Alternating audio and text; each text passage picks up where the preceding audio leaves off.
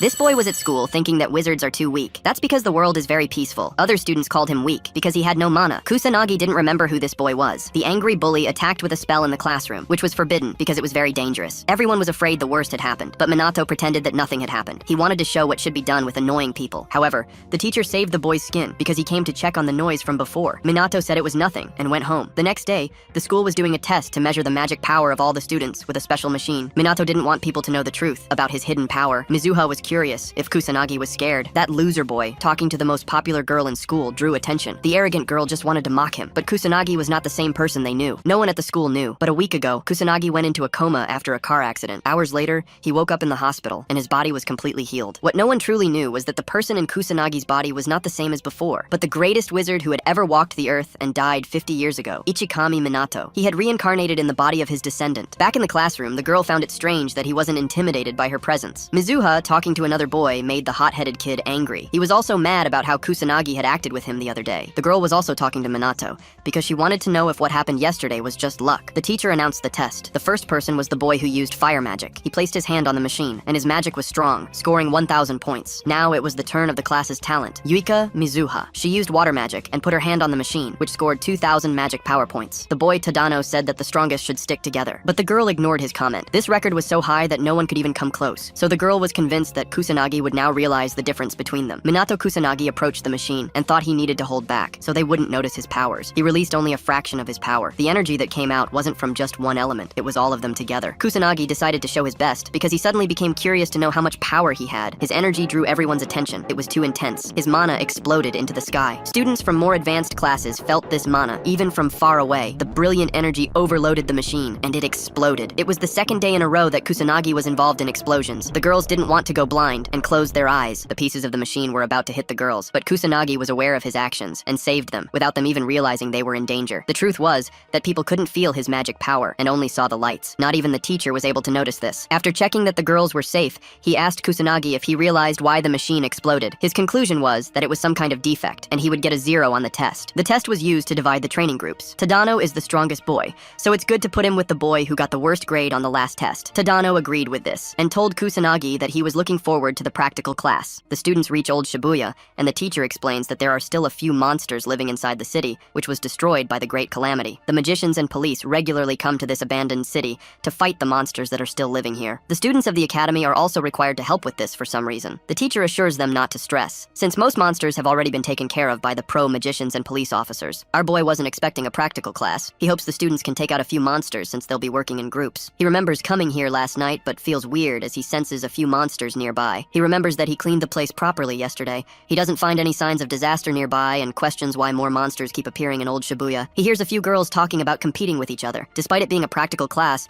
our boy is surprised to see the students acting so carefree. Mizuha carefully observes Kusanagi for some reason. The teacher starts the practical class and hopes everyone can work with each other well. Tadano notices the protagonist and calls him. He approaches our boy with his group and advises him to stay where he is and avoid getting in their way. Tadano makes it clear he won't go easy this time if Kusanagi gets carried away like before. The protagonist doesn't understand why they don't just ignore him if they hate him so much. Tadano becomes angry and orders him not to talk back. He doesn't understand why Mizuha still talks to Kusanagi even though he's totally trash. Our boy is astonished to hear this and finds out that Tadano has feelings for Mizuha. Tadano becomes enraged. The protagonist notices something and the bullies try to attack him with their magic powers, but he warns them to stop. Tadano makes it clear that his apology won't work this time. Kusanagi asks him to look behind, but Tadano believes he's trying to play some kind of stupid trick to save himself. Tadano looks behind, and the whole group of bullies finds a tall monster standing behind them. They all start sweating anxiously and question why there's a demon soldier in this abandoned city. The other bullies hype up Tadano and believe he can defeat it. He assures them he will win though with an anxious expression on his face. He moves forward and attacks it with his fire magic. An explosion occurs as it hits the monster. Tadano and his friends become relieved, but as the smoke clears, the monster stands unscathed in front of them. Tadano sees no scratch on it and becomes terrified. Our boy reveals that his pathetic level 1 magic won't do anything to a demon soldier. As the monster moves forward, the whole group gets terrified. They all fall to their knees and start shivering. Tadano's eyes get teary, and he wonders if his life ends here. He pathetically pisses his pants as well, but just as he is about to be killed, the demon soldier notices our boy's power. It becomes scared and takes a step back. Kusanagi moves forward and is surprised that the monster was able to sense which one of them is the strongest. He faces the demon soldier himself and unleashes his power. The monster starts going all out as well and summons multiple magic circles. Tadano and his group doubt the protagonist can defeat it. They all accept their death. The monster pulls out some level 2 magic called Rock Break. A huge rock is about to hit our boy boy, but he stands unfazed and smiles. He pulls out a level 1 magic called Fire Arrow and throws it toward the demon soldier. His fire arrow completely destroys the rock thrown by the monster. It hits the demon soldier as well, and a huge explosion occurs. Tadano and his gang partners open their eyes. They're shocked to see the monster died. Tadano questions what's happening and wonders if Kusanagi is behind all of this. He doesn't believe it and thinks it's impossible for someone like Kusanagi, but our boy lets him know that if he is the one using it, even level 1 magic is enough to defeat the demon soldier. He finds it strange to see such monsters appearing in Shibuya, even though he just cleaned the whole place and defeated all the monsters in this area yesterday. He thinks maybe it's some kind of bad omen before a big disaster. The protagonist wonders if he should take the whole situation seriously. Suddenly, he gets flashbacks of the destruction he saw in his previous life. He had to watch many people, including his loved ones, die in front of him. He becomes a bit sad and squeezes his fist. The protagonist becomes determined to save humanity, even if the calamity ends up happening again. The other bullies admit they saw Kusanagi defeat the demon soldier. They wonder if it's the same Kusanagi they know. Tadano becomes frustrated and punches the wall. He feels angry and doesn't understand what's happening. Meanwhile, Mizuha observes everything from behind and is surprised to learn more about Kusanagi. Mizuha pulls out a level 1 magic called Aqua Saucer and easily defeats a weak monster. Her classmates are astonished, so they start praising her. She feels irritated and wonders why ordinary people get impressed so easily. She believes it's just because she's a genius. Suddenly, she finds Tadano's group. Mizuha asks her group members to handle the rest and leaves. She thinks Tadano might be bullying the protagonist again and feels excited. She quickly runs to watch them so she doesn't miss this opportunity. She stands behind a wall and takes a peek. Mizuha becomes shocked as she sees a demon soldier. She doubts they can take such a monster on in battle, but despite being scared, the girl decides to help them since she belongs to the Mizuha family. She is confident she can do something. Mizuha runs toward the group, yelling at everyone to start running. Suddenly, a huge wave of fire magic gets launched in front of her and hits the demon soldier. Kusanagi takes down the strong monster in one attack. Mizuha is shocked and wonders if our boy is behind all of this. She remembers Kusanagi used to be a shy kid with trash magic powers. The girl is unable to believe she's looking at the same Kusanagi. She was watching closely and didn't even hear any chanting. Mizuha doesn't understand how it's possible for him to defeat a demon soldier with just level 1 magic without even chanting a single spell. It's all too hard for her to believe. She understands that every demon's strength is determined by the number of crystals they have on their body. This method is also used to establish a ranking between demons. Magical beasts are rank 6, demon soldiers are rank 5, demon captains are rank 4, demon generals take the 3rd rank, the demon king comes at rank 2, and lastly, the strongest demon, also known as the demon god, is rank 1. These numbers are all fixed for each demon, so every modern magician knows at least level 3 magic is required to defeat a demon soldier. She doesn't believe level 1 magic is enough to beat it. Kusanagi starts walking in her direction. She knows she has no reason to hide, so she peeks again and looks at the protagonist. He calls her out for peeking around like this. She becomes embarrassed and questions how he found out. Our boy thinks it would be stupid not to know since she is a mage. Mizuha gets confused. He's disappointed to see they really can't sense magic at all. The boy starts walking away. She tries to stop him, but he doesn't listen and keeps moving forward. Mizuha demands an explanation and starts running behind him, but finds no one in the alley. Kusanagi jumps up a building and feels irritated as he sees the girl doing her best to find him. He decides to check around for monsters and learns there are no demon soldiers in the area left, but the number of magical beasts is still a lot. After seeing Tadano's pathetic performance in front of a demon soldier, he doubts other students are capable of taking on magical beasts. The protagonist decides to get rid of a few magical beasts. His body starts glowing suddenly as he activates his magic. He's able to cover the area around the abandoned city, so he pulls out 2 magic circles and uses his level 2 magic called Barret. Multiple beams of light shoot out into the sky and spread across Shibuya. Tadano and his group notice the beam of light. They think they are seeing shooting stars. Mizuha recognizes it as magic and wonders who unleashed multiple magic abilities at once. Somewhere inside Shibuya, 2 students become surrounded by magical beasts. They become hopeless as they see multiple monsters approaching them at once. They both give up and accept their fate, but as the monster moves forward to kill the girl, it suddenly stops and starts screaming in pain as it gets hit by the strong beam of light. The students ask each other if they're fine. The protagonist watches everything from above. He feels amazing killing all the monsters. He sees all of them dropping dead and suddenly realizes he overdid it and ended up killing almost all the monsters in Shibuya. Kusanagi becomes concerned and wonders if the class will still proceed after this. He regrets not holding back. He uses his magic circles to move around the city and finds a hidden alley to land. He doesn't want to hide his powers more than necessary, but all the attention is annoying. He joins his classmates and teachers. The teacher checks a magical beast's dead body and wonders why so many are left. He thought most had already been hunted down or died. He believes a skilled individual just killed them since killing a monster in a single strike isn't easy. He remembers the magic that killed the monsters. He knows firing so many magic bullets falls under the null attribute. Astonished, he admits he's never seen such a thing before. He admits things would have gotten out of hand without the magic bullets. Knowing even firing 2 is an impressive feat, the teacher is in disbelief and understands that if the number reaches 6 or more, no average student can use such magic. The students yell in frustration, asking why they had to face so many monsters and almost lose their lives. The teacher bows and apologizes. He recalls confirming with the police that most monsters had been wiped out already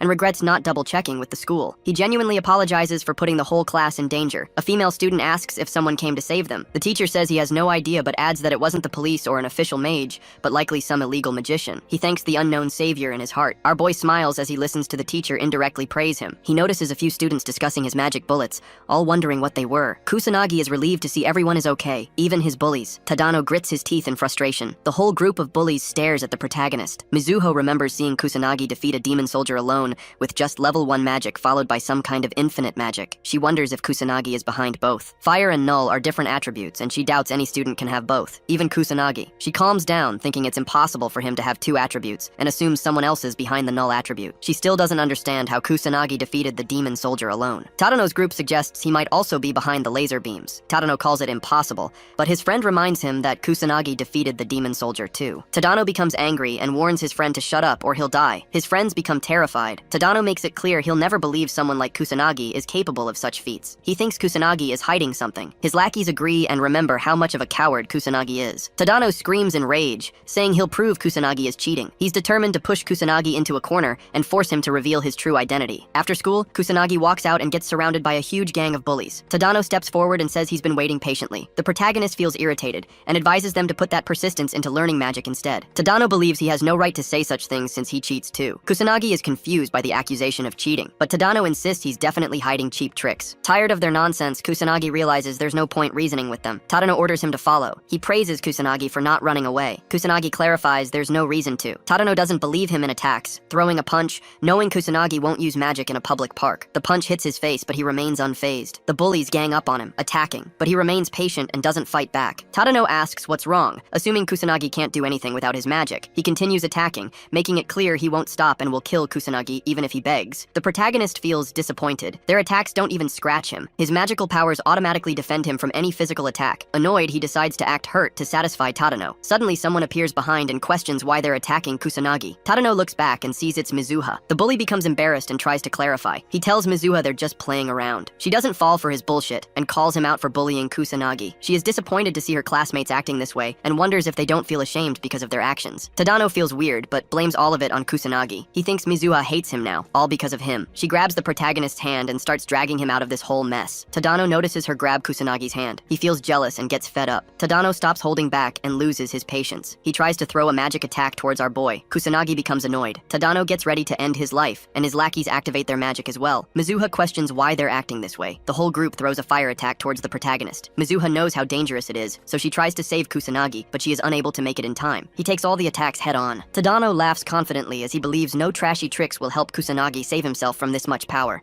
His lackeys get concerned and wonder if he died. Tadano calls them stupid for worrying so much. He makes up a story that they just used magic outside of school, and it ended up getting out of control. Kusanagi just got caught in the whole mess, and that's the reason he got hurt. The lackeys believe they took it too far. As the smoke clears, Kusanagi says he was trying to be patient since they're nothing more than brats to him, but their stupidity can't be cured unless they get punished. He gets ready to teach them all a lesson. Tadano is surprised to find him alive even though they threw such powerful magic spells at him. Kusanagi becomes serious and tells them they shouldn't have dragged Mizuha into their fight. He wonders how rotten they are for acting this way. Tadano screams and blames both of them for this mess. He thinks they should regret making a fool out of him. So he pulls out another magic circle and announces they will all keep attacking till Kusanagi finally drops dead. Our boy pulls out a tiny magic circle. The bullies laugh at him and call it crappy. They assume he's bluffing, and all of them attack at once with everything they have, hoping Kusanagi finally dies. The protagonist uses magic drain. Weird green tentacles come out of the small circle and grab the whole gang. They all become terrified and try to free themselves but fail miserably. Their strength gets sucked out and the bullies start falling unconscious. Tadano and his lackeys stop moving. Kusanagi is disappointed. He was expecting them to last a little longer than this. He hopes the bullies reflect after this and get their shit together. Mizuha becomes confused. She wonders if she saw magic just now. She is surprised to see the whole gang got knocked unconscious, but doesn't understand how it happened. Kusanagi gets up and tries to leave, but Mizuha stops him and asks what happened. She asks about the magic as well, and remembers he couldn't even cast a weak spell just a few days ago. She questions who he is. The protagonist becomes annoyed by her behavior and questions her. He advises her to do something else instead of asking so many weird questions. Mizuha starts blushing. She shows her gratitude and thanks him for saving her. The girl requests him to now answer her questions, but she doesn't find him anywhere. She becomes embarrassed and questions why he left her again. At night, Kusanagi enters old Shibuya again and uses his magic circles to move around. He had a bad feeling during the daytime, so he decided to come and check what's happening. He finds more monsters in the area, even though he killed all of them during the daytime. He believes it might be some kind of bad omen. The protagonist is confident he can handle it all alone if the monsters are only appearing in old Shibuya, but he's able to sense more in other places. He thinks it might be too much for the police, and there's barely any good magicians as well, but he doubts he can defeat monsters all across the country alone. He doesn't know what to do, so he decides to form a plan first. He thinks of starting by wiping out all the monsters in Old Shibuya first while avoiding any kind of attention. He uses his magic bullets again and kills multiple monsters at once. A drunk guy enters a dangerous place without realizing it. Suddenly a monster appears behind him, but it gets taken care of by the protagonist instantly. The guy notices him, but blames it on his imagination and starts leaving. Our boy hopes he didn't get seen by the guy. He uses his magic circle and jumps out. Someone catches him and records everything on his phone. The guy feels astonished and believes his video will definitely go viral. He doesn't waste a second and posts it online. The next day, Tadano, Kusanagi, and Mizuha are called out by the principal. The class teacher says he was informed that some students use magic outside the school grounds and makes it clear that any students caught will be expelled without hesitation. He allows them to explain themselves. Tadano points to the protagonist and tries blaming everything on him, claiming our boy came looking for a fight. Kusanagi feels impressed by how easily Tadano lies and realizes he has no other choice but to speak up and defend himself, even though it's very annoying. As he's about to say something, Mizuha speaks up and defends the boy. She tells the principal they're all spitting lies and reveals that Kusanagi was the one being bullied by Tadano and his friends, who fired magic attacks at him first. The teacher listens carefully and finds out our boy used magic too. She calls it self-defense and thinks it's not his fault since he had no other choice. Kusanagi is surprised by her. Tadano tries to tell the teacher they're innocent too, but Mizuha shuts him up and calls him out for his actions. She calls him a bad person for bullying Kusanagi and then blaming everything on him when faced with consequences. She doesn't understand how he's not ashamed of himself. Tadano calls the protagonist trash and says he doesn't deserve to be in this school, justifying his actions by saying he was just trying to clean up the trash. Mizuha makes it clear that he's the trash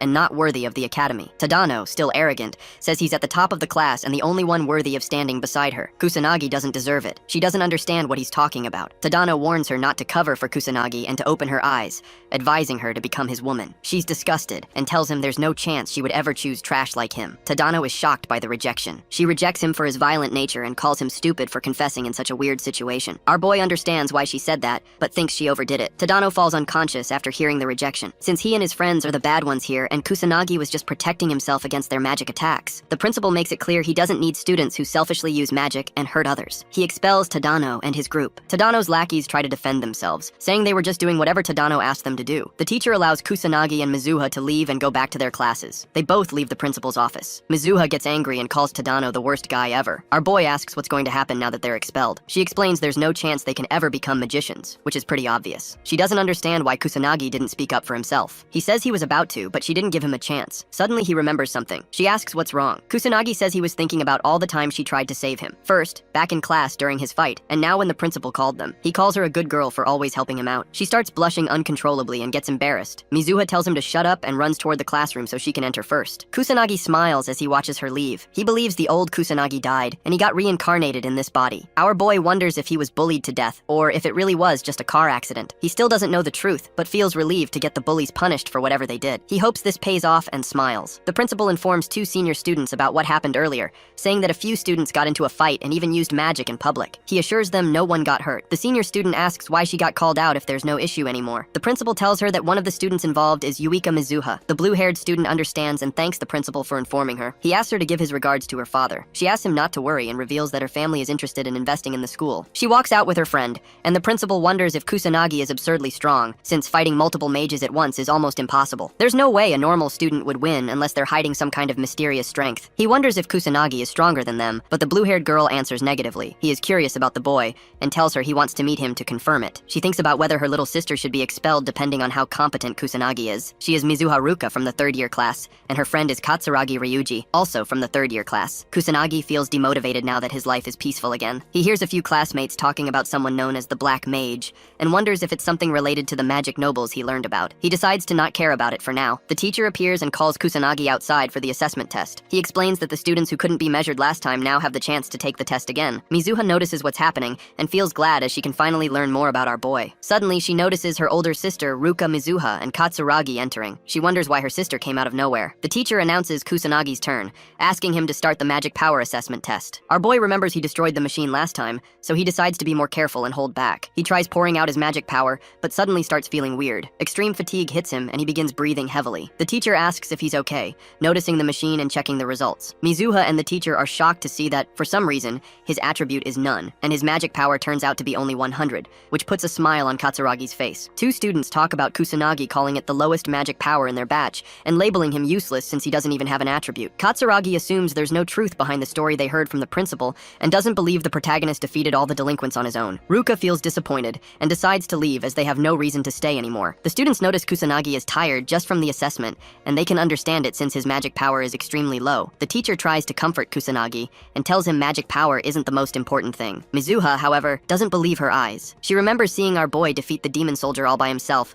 and knows he can use two attributes, fire and null, at the same time. She wonders what kind of trick he's using, as she's never heard of mages hiding their magic power by somehow adjusting it. The protagonist feels relieved and is happy with the result. He performs some kind of magic manipulation to alter the results even though it's taking a toll on his body. He feels confident and thinks he's finally gotten a grip on it. As he leaves the room, our boy finds Mizuha and learns she was at the assessment room out of curiosity. She tells him she just came out of curiosity. Suddenly, Ruka stops both of them inside the school hall. Kusanagi asks who they both are, and she introduces herself and Katsuragi. He recognizes her family name and questions if she wants something from him. She says she has zero interest in him and walks toward her little sister. Mizuha becomes concerned and Ruka, disappointed, learns her sister couldn't even win against a few delinquents. She also learns Mizuha was saved by someone with 100 magic power and asks if all of this is true. Mizuha confirms, which makes her sister angry. She orders Mizuha to just quit the academy. Mizuha doesn't understand why she's saying all this for no reason. Ruka reminds her that she hasn't won a single match whenever they fight. Whether it's academic results, sports, or magic craft, she loses every single time. Ruka doesn't believe Mizuha is good enough to become a mage.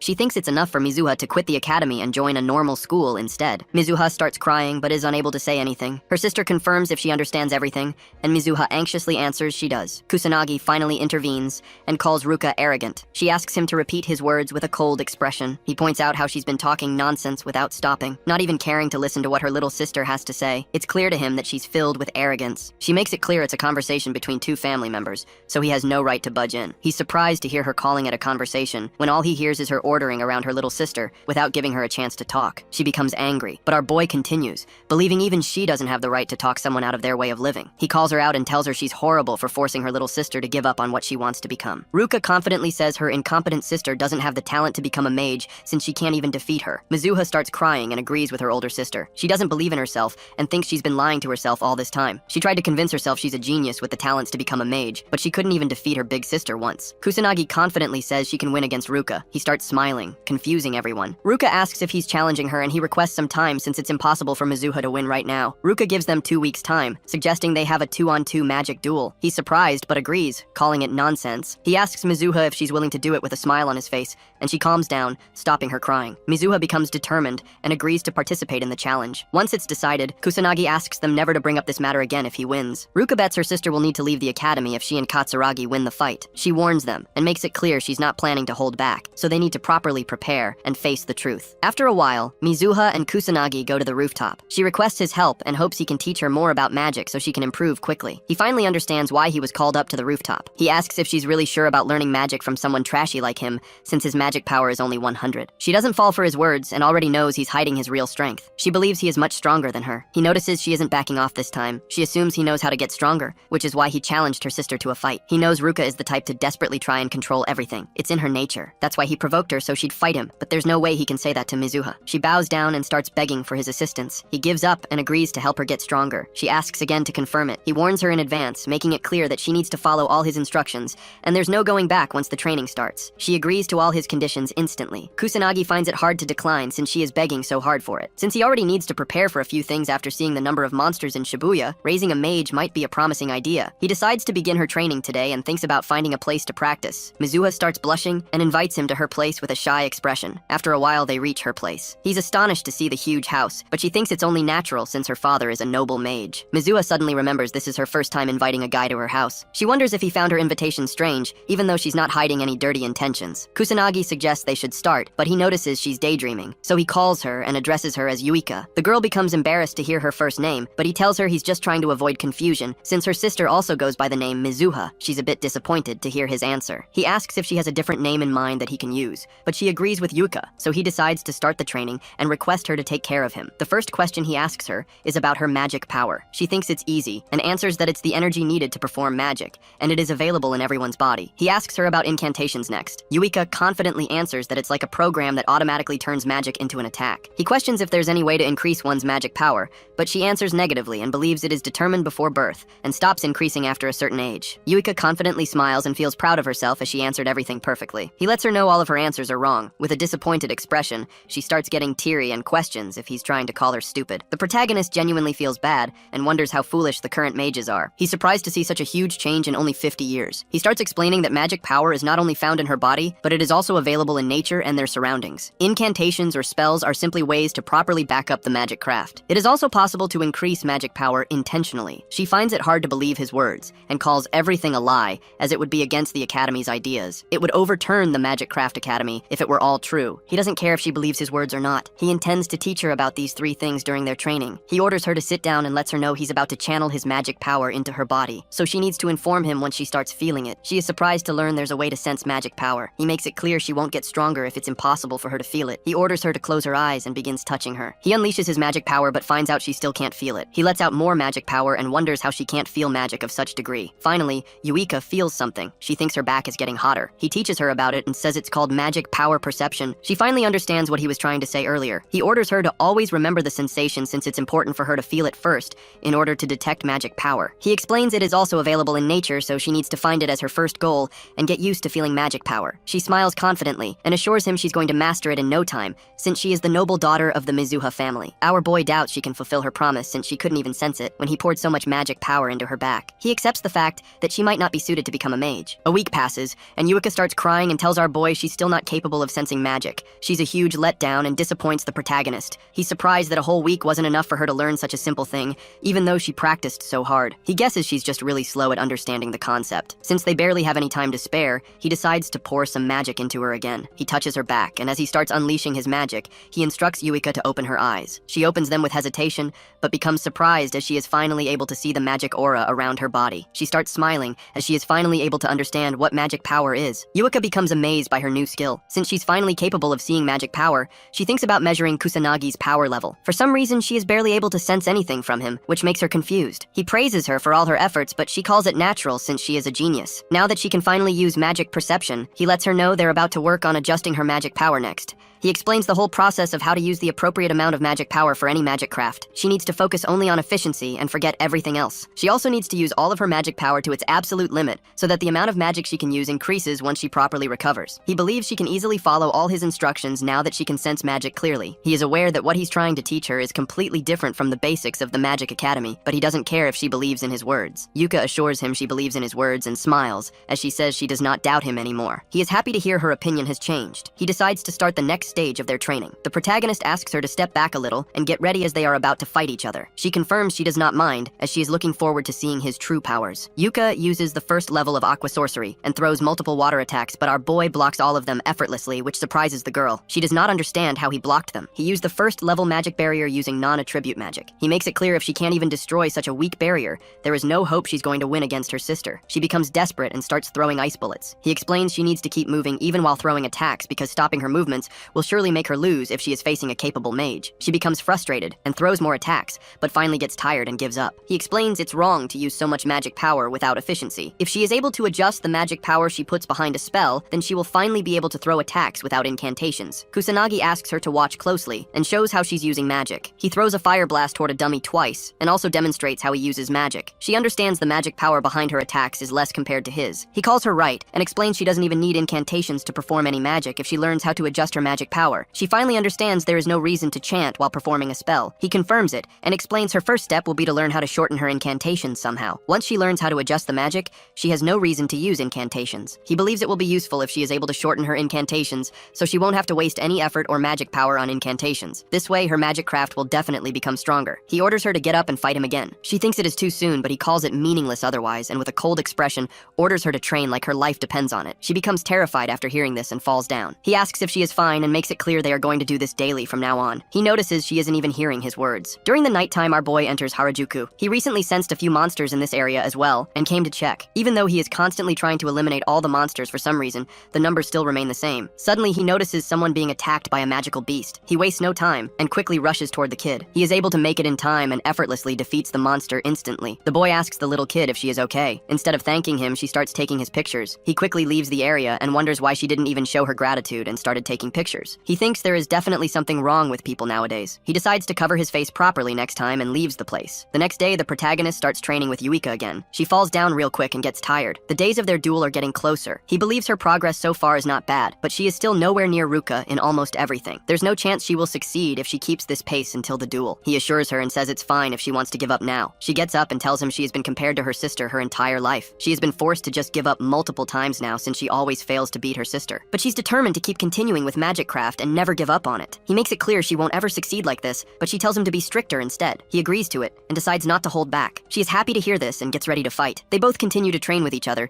and he teaches the girl many things. As the sun is about to set, Yuika falls unconscious after the extreme training session, and Kusanagi ends up carrying her back. After a couple of days of training together, he finally tells Yuika she is ready to fight her sister. She falls on the ground in relief. Kusanagi praises her for the hard work and efforts. She starts smiling as she hears his words. On the day of their challenge, our boy asks her if she's ready to fight them. She answers positively, and as they're about to enter the academy, they both notice a huge crowd of people. A few news reporters surround them and confirm if they're really seeing Mizuha Yuika of the noble family. They request a few words regarding the magic duel and question if she is having a fight with her sister. Kusanagi becomes confused. She explains her family is huge, and since she's about to fight her sister, it's normal for the press to act like this. He is surprised to learn people care so much about two students fighting. He guesses it is because the Mizuha family is very important. They all reach the training ground, which is surrounded by a huge audience. He thinks it is a bit too much, but she explains it is rare for students to have duels, so it's more like an event than a challenge. He's a bit surprised to learn all this. Both of them get called to the stage. Yuika gets ready, but all of a sudden her body starts shaking. He assures her and tells her to just focus on working hard. She calms down and smiles. Yuika becomes determined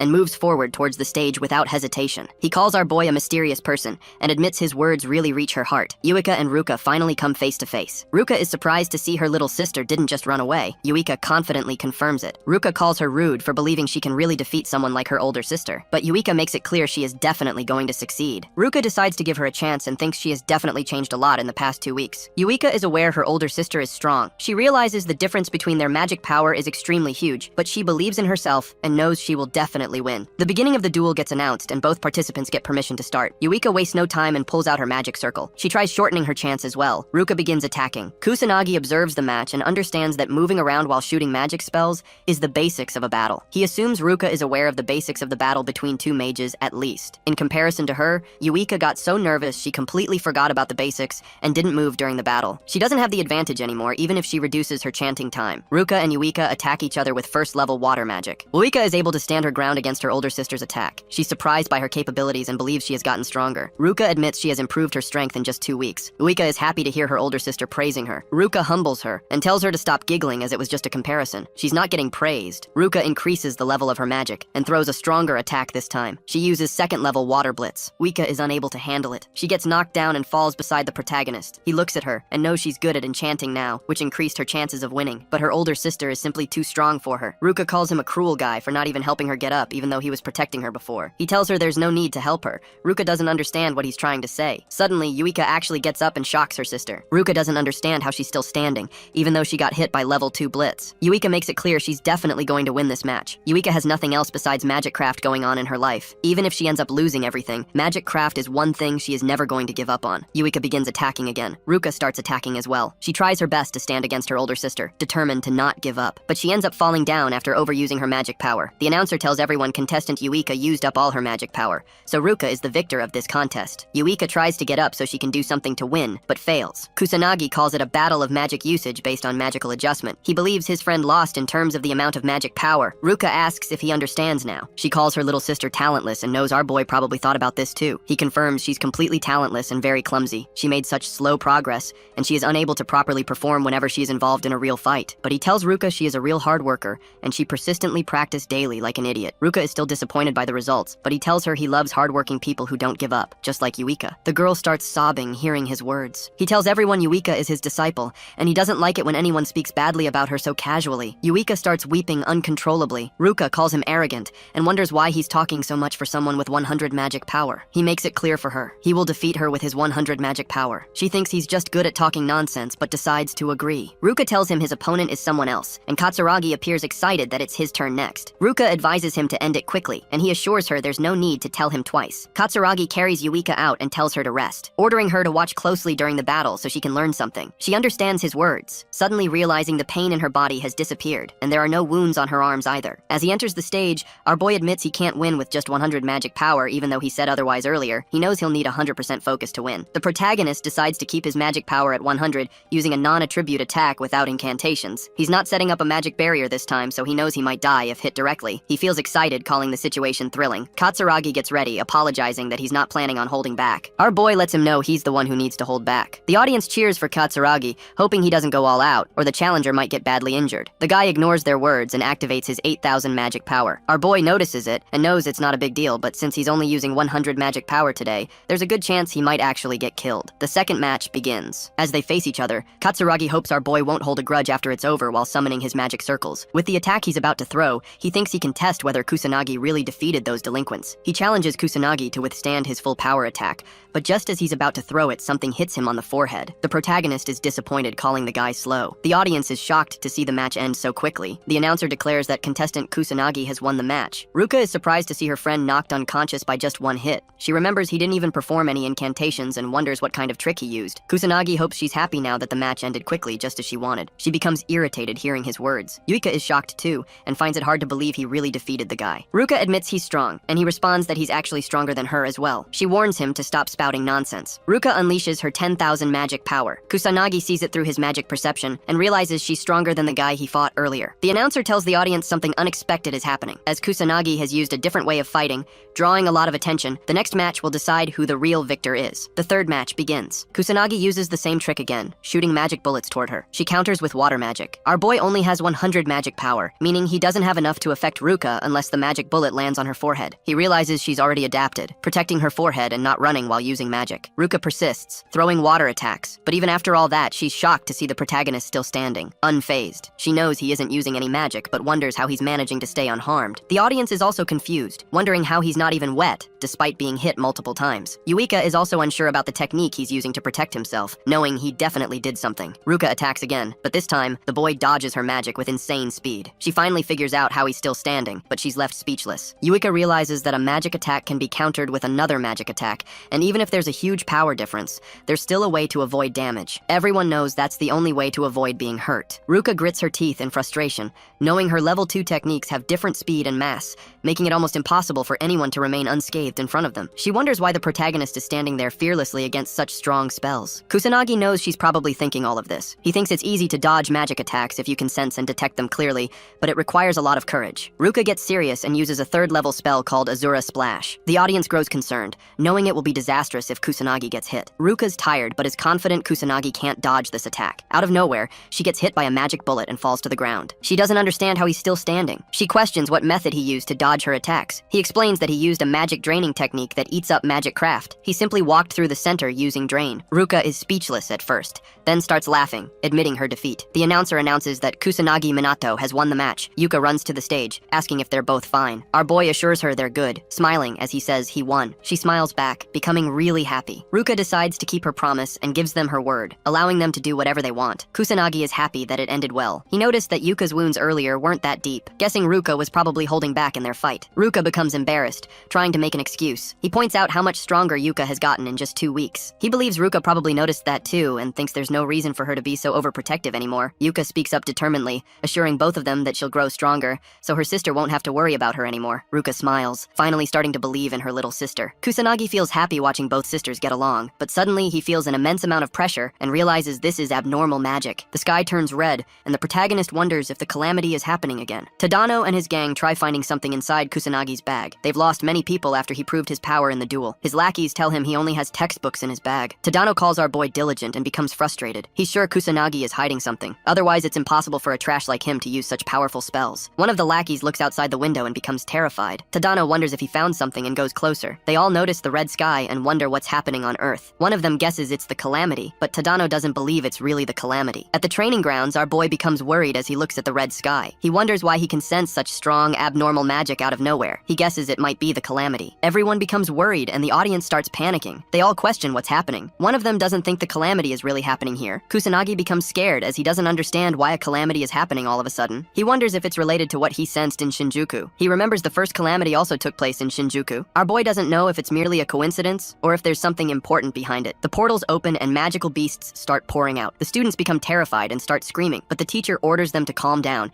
and tries leading everyone to safety. Kusanagi wastes no time time and shoots multiple magic bullets to kill the monsters. He uses magic to make an announcement. Our boy orders everyone to calm down. He explains that weak monsters are going to come out since it's only the beginning of the calamity, so they don't have to worry. He assures them it's going to be fine, as long as they use their brains and follow his instructions. He instructs them to run towards the gymnasium and only move in groups since it's dangerous to move alone. He asks Ruka and the others to evacuate as well. The teacher asks what he's planning to do. Our boy explains he wants to save the people that are still inside the school building. The teacher doesn't think it's safe to go all by himself. He calls the boy reckless and tries to stop him, but Katsuragi agrees to go with our protagonist so he doesn't have to solve everything alone. The teacher is worried, but he reminds the teacher what Kusanagi can do. He has no choice but to give them permission. The teacher advises them not to force anything and stay safe. Katsuragi is confident he won't die, but tries to confirm it with our boy. Kusanagi shrugs it off and informs Yuika he's going to leave now. She looks concerned for him and advises him to stay safe. Katsuragi starts running and tells his junior he's going to go first. His insane speed allows him to cover 100 meters in only 10 seconds. He asks the protagonist if he can keep up. Kusanagi pulls out his magic circles and starts moving forward with insane speed, shocking the senior. He makes it clear that he's the one going first. Katsuragi admits he has crazy speed, but just speed itself is still useless. He decides to watch our protagonist closely to see what kind of power he's hiding. He wants to save everyone while learning more about Kusanagi. Our boy detects 58 magic users inside the school, using perception skill. He assumes there might be someone with no magic power. If what he's thinking is true, he decides to check the entire school and save such students. A few students get attacked by magical beasts. He enters the classroom through a window in time and uses his magic bullets to defeat all the monsters without much effort. The female students become surprised. A monster tries sneaking up on the protagonist from behind, but he easily kills it without being phased. Katsuragi catches up and asks if he's okay. Kusanagi hopes he can help everyone evacuate without any issue and leaves. Katsuragi tries to stop him as it's too dangerous to go alone, but fails. The protagonist is simply too fast to keep up with. Katsuragi guesses he was being a burden but admits he's not very useful, so it's probably true. He still can't believe the boy defeated a magical beast without any effort. Katsuragi questions who he even is. Kusanagi runs through the school halls looking for more students. Even though he is capable of killing all the monsters at once with his magic bullets,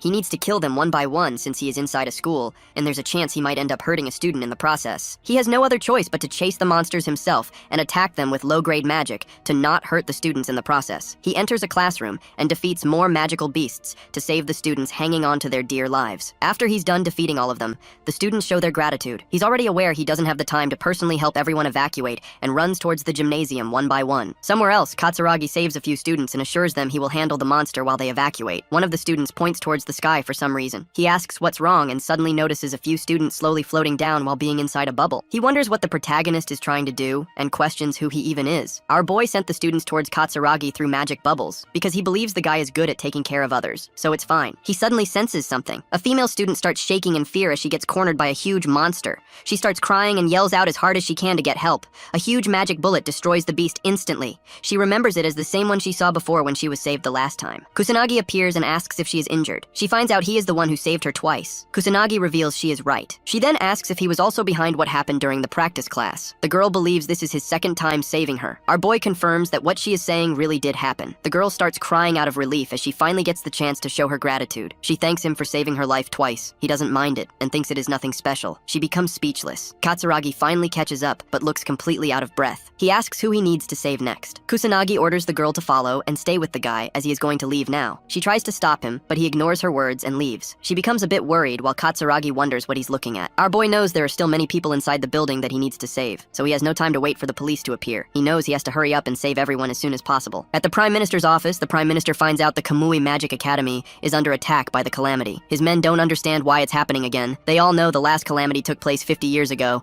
and since then, nothing bad has happened. They ask the Prime Minister to quickly form a plan while assuming their country might be cursed. He informs them that both the Beast Countermeasure Division and the Police Department, along with the Magic Nobles, are all being contacted. The GSDF has also started their preparations for the calamity. His men remind him that they only have self-defense forces who specialize in controlling disasters. They don't have any real mages who can actually stand their ground against the monsters. He clarifies that he already knows all of this. This is to be expected since people have been living an easy and peaceful life without facing calamities for a while now. They used up almost all of their military expenditure on the national defense of international affairs, so they have no other choice but to leave all the beasts and demons to the police and noble mages. He becomes frustrated to learn the same disaster from 50 years ago is happening again, but this time they don't even have Ichikami Minato on their side. Somewhere else while driving, the girl asks her senior if the calamity really is happening again. He confirms it and believes it is definitely the calamity. She becomes worried and starts getting anxious. Even though they have been safe for the past 50 years, she is shocked to learn the peace was just temporary. The guy tells her not to worry since it is their job in the first place anyway. He is Shido Shugo from the Metropolitan Police Department. The girl becomes determined to do her best as well.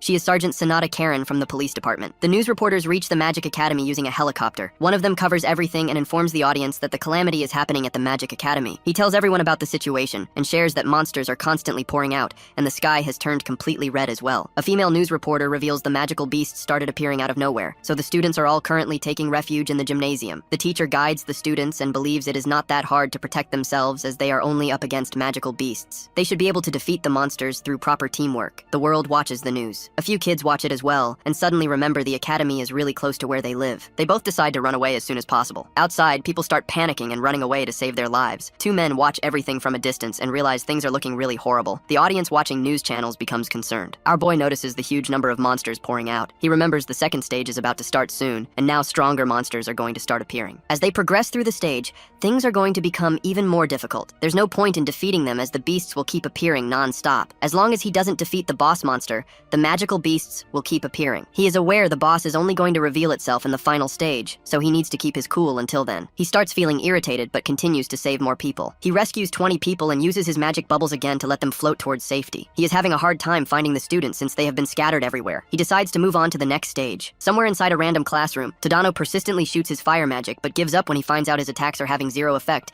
and he is out of magic power. As the demon soldier stands in front of them, the whole gang starts sobbing and wonders how they got so unlucky twice. Tadano's lackeys remind him they warned the guy about this before. The bully becomes frustrated as he remembers our boy can defeat a monster in just one hit. He doesn't understand why he can't do the same. The protagonist appears and tells him it is because he is weak trash. Tadano opens his eyes and sees a magic attack effortlessly killing the demon soldier. He becomes confused but sees Kusanagi enter the classroom. Our boy starts leaving. Tadano frustratingly admits it happened again. He ended up getting saved by Kusanagi a second time. He requests the boy to stop and questions why he got saved again, even though he is extremely annoying and always acts like a piece of trash. The protagonist tells him there is no real reason behind it. He just decided to save them because he holds the power to do so. Tadano becomes confused as he hears his words. The bully starts feeling inferior and tries insulting the protagonist. He calls the guy a wimp who can't even use magic properly. Tadano doesn't understand how he got so powerful out of nowhere. Kusanagi reveals his secret and says the real Kusanagi actually died in a car accident. He was reborn. Tadano doesn't find the logic behind it and questions how someone can get even stronger at death's door. He was expecting to be a great mage himself, but lost to a trash like Kusanagi. Our boy calls him weak trash since strong people don't oppress the weak, and even the weak don't oppress the people who are weaker than them. He points out Tadano's flaws and thinks he is just trash consumed by a sense of superiority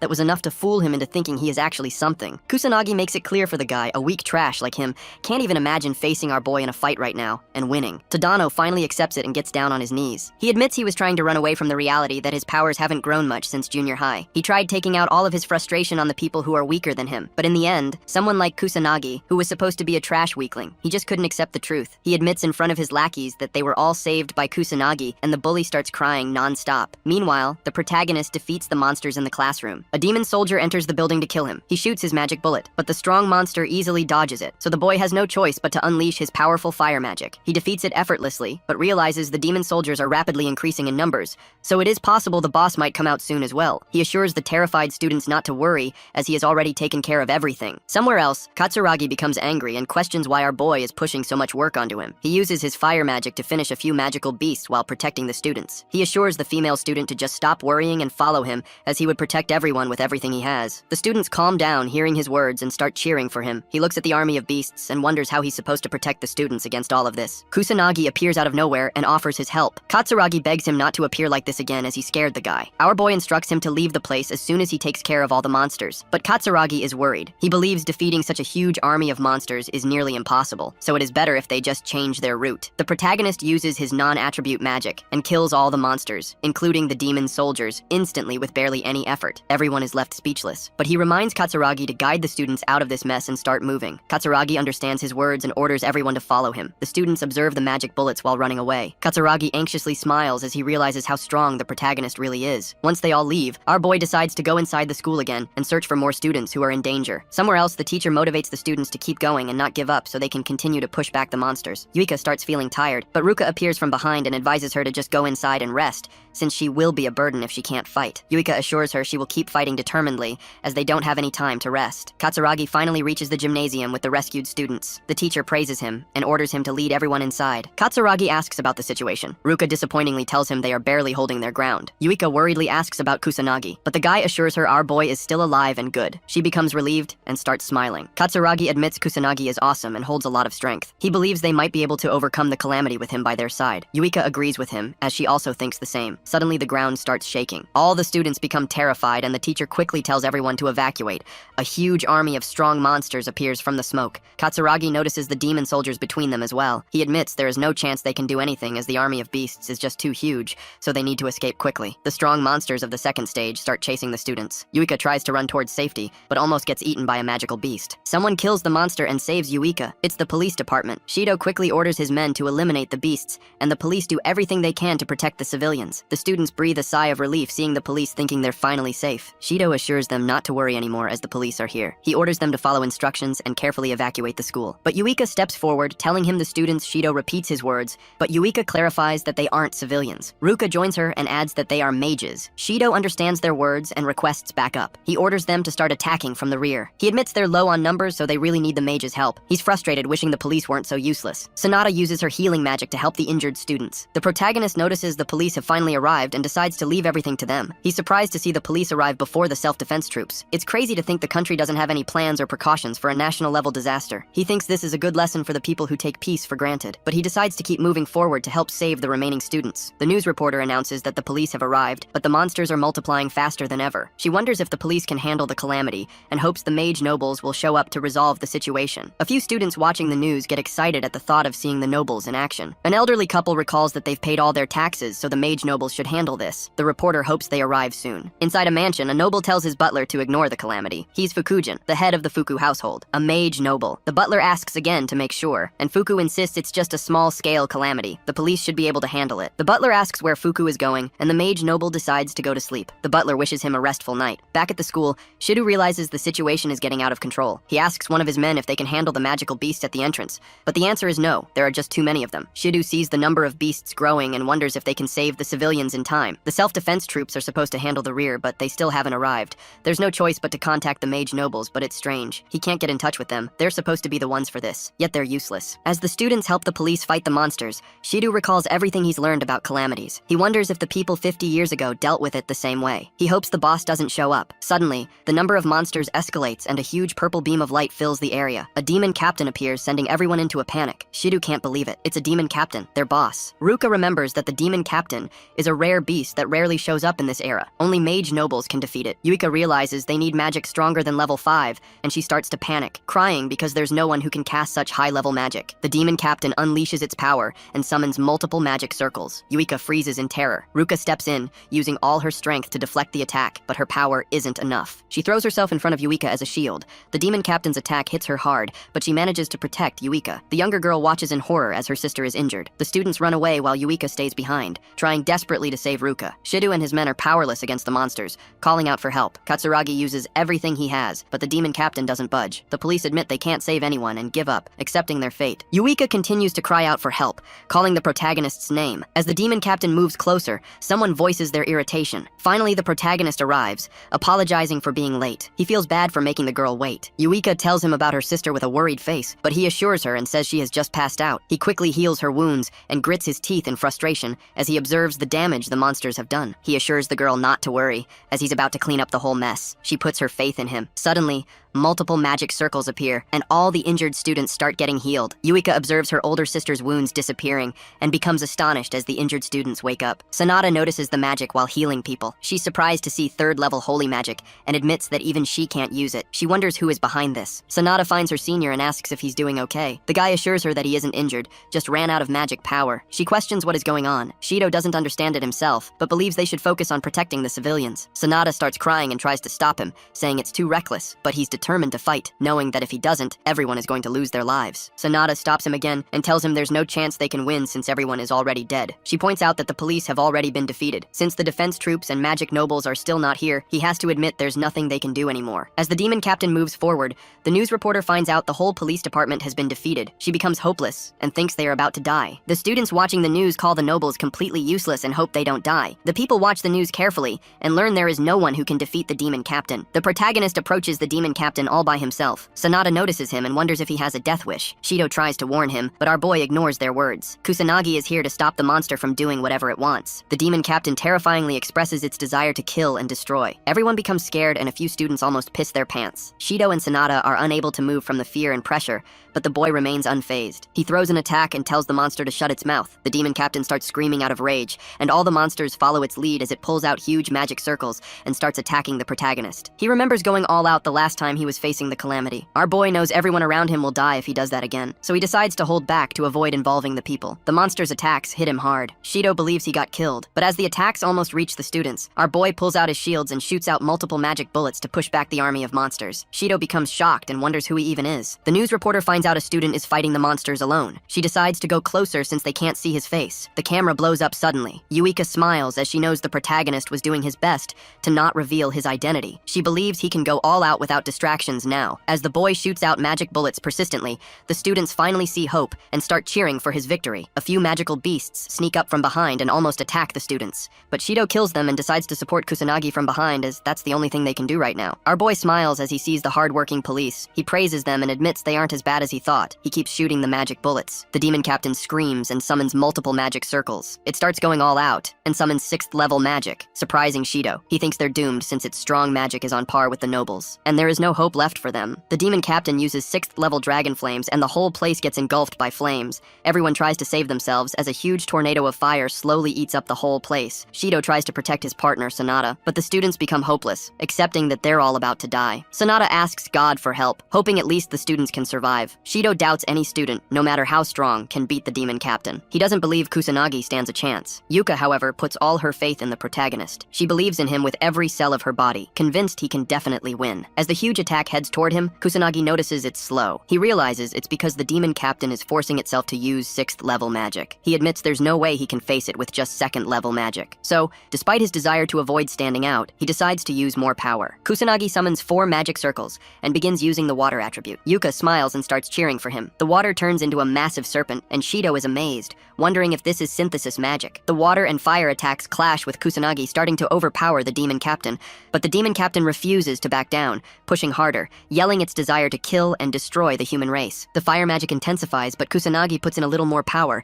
and after some struggle, the demon captain realizes it's about to die. The monster questions how it was defeated by a mere kid. Kusanagi calmly replies that it's because of the demon captain's lack of training. He'd hoped for a better fight, but is disappointed to learn it was weaker than expected. The sky finally returns to normal. Kusanagi smiles, relieved that the calamity is over now that he's defeated the final boss. The students are in shock, finding it hard to believe Kusanagi defeated the demon captain. They all get up and begin celebrating. Even the news reporter and cameraman join in, finally feeling safe. Sanada comforts a student, assuring her that it's safe now, as the calamity is over. Shido stares at Kusanagi, calling it impossible. He doesn't understand how a student could stop the calamity alone. He doubts even the nobles could have defeated the demon captain with 6th level magic, and wonders who Kusanagi really is. His legs give out from overexertion. Kusanagi finds Yuika and tells her he's ended everything. She smiles and says she always believed in him, thanking him. This brings a smile to his face. The students surround him, praising him for what he did. They all show their gratitude, but Kusanagi, irritated, asks them to step back. He regrets standing out like this, just like in his past life, and hopes he won't have to live an annoying life from here on. Yuika notices how annoyed he looks. The announcement comes. The calamity at Kamui Magic Academy has been stopped. The academy refuses to share details about the boy who defeated the boss monster single-handedly. No casualties were reported, though several people were injured. Kusanagi's classmates show him the news. He becomes annoyed, but they think it's only natural for him to appear as the mighty savior. Kusanagi gets promoted to S class as well, and his old classmates feel bad, realizing they can't talk to him the same way anymore. A few female students ask about the secret behind his strength, assuming he might have inherited the blood of a great noble mage. An S-class student observes how annoyed Kusanagi looks due to all the attention. He doubts such a strong student really exists. Kusanagi's classmates defend him, confirming that he did defeat the demon captain all by himself. The S-class student remains unconvinced, thinking it sounds wrong no matter how you look at it. Kusanagi uses this chance to leave the class, feeling relieved as he steps out. Yuka finds him and asks if he's having a hard time, grinning mischievously. He doesn't want to be teased, but she keeps talking. She thinks this is natural since he's the mighty savior who protected the whole school. Kusanagi remembers that Yuika was also promoted to S class, a result of her efforts during the calamity, but she doesn't seem too happy about it. When he asks, she assures him she's happy, but it's because there's someone else in the S-class. Suddenly, Kusanagi remembers Ruka and asks if she's doing any better. Yuka answers positively and points out that they've been talking more than before. Kusanagi thinks it's a good thing, and Yuka feels happy about it too. She thanks him for everything, expressing her gratitude. Out of nowhere, Kusanagi lightly taps her head, causing her to get embarrassed and ask what's wrong. He clarifies that he doesn't want her thanking him over and over. Once is enough. Yuika starts smiling. At a conference, a man finishes his teleconference with other countries. They're aware that getting support for the next calamity will be hard since they're already overwhelmed with measures and plans. One of them mentions the news about the student defeating the boss monster. The others explain that it was a strange situation,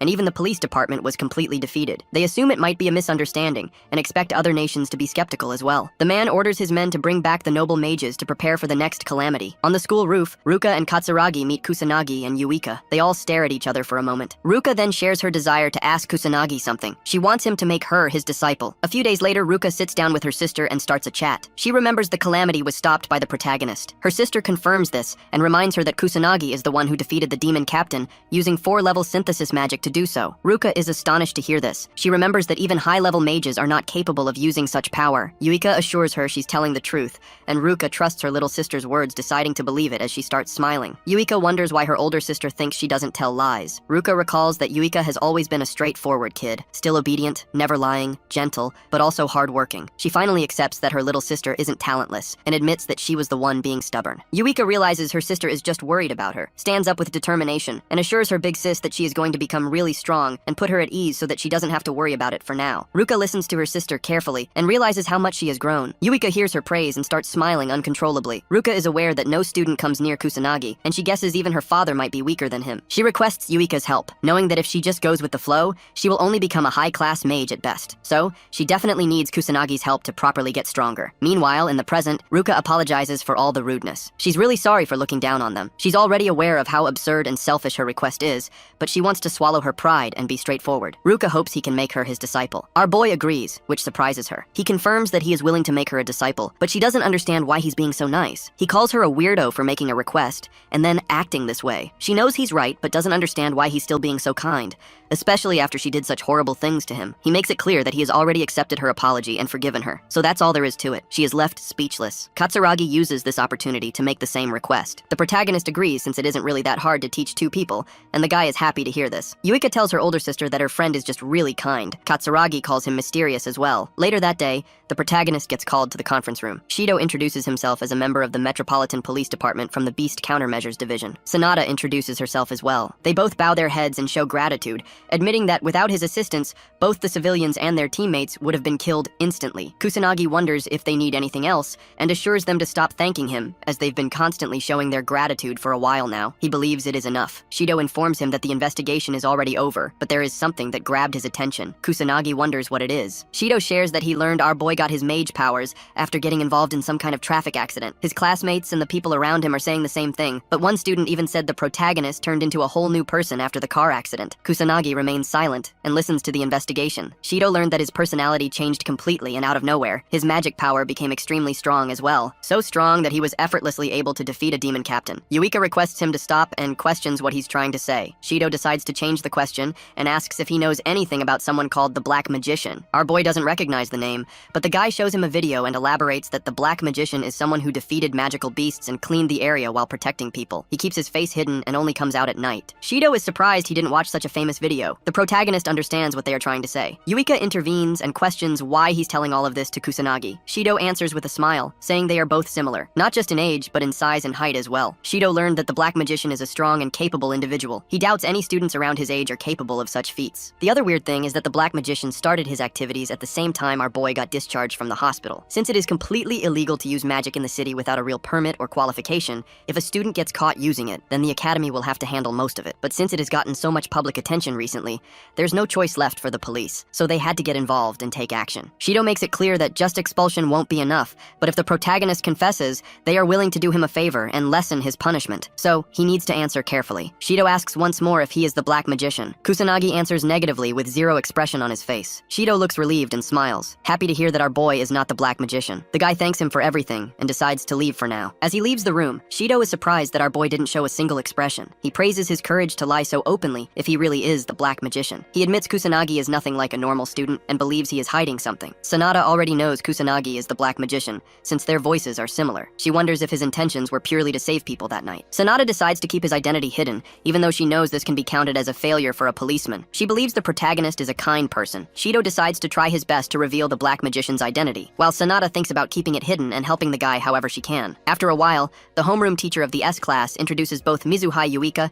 and Kusanagi Minato to the whole class. She hopes the other students can get along with them. The students start asking if he really is the one who defeated the demon captain. The girls ask Yuika how she feels being a noble mage. The teacher advises everyone to sit down as the class is about to begin. She is surprised to see how famous both new students are. Kusanagi had to answer questions all day, and he feels horrible. He remembers this is the reason he was trying to keep his identity hidden. He hears someone call him from behind. Our boy looks back and finds the girl he saved earlier standing in front of him. She hopes he doesn't mind giving her a little bit of his time. As the boy finds himself on the rooftop again, he wonders if it is some kind of norm to always go to the top whenever you have to talk about something. Yuika follows him and looks at what's happening from behind a wall. She was hoping she could get some private training in and wonders why he is on the rooftop. She feels a bit jealous seeing him alone with a girl and tries to see what they're trying to do. The girl asks if he still remembers her, but our boy says he doesn't. She reminds him he's the one who saved her during the calamity, and he finally remembers who she is. The girl recalls that she was about to die because of the magical beasts at the combat lesson, but then somebody used their magic and saved her. She believes the one behind that magic attack was also Kusanagi. He remembers it, and she starts thanking him for saving her life. He doesn't mind it and says he just did what he could. The girl starts blushing and calls him cool. Yuka tries her best to listen to what they are saying, but she is barely able to hear anything. The girl reveals her feelings and says she is in love with our boy. She hopes he goes on a date with her. Yuka is shocked to learn she is confessing her feelings. The protagonist barely looks surprised. She knows she doesn't have many positive things, but she assures him she will do her best,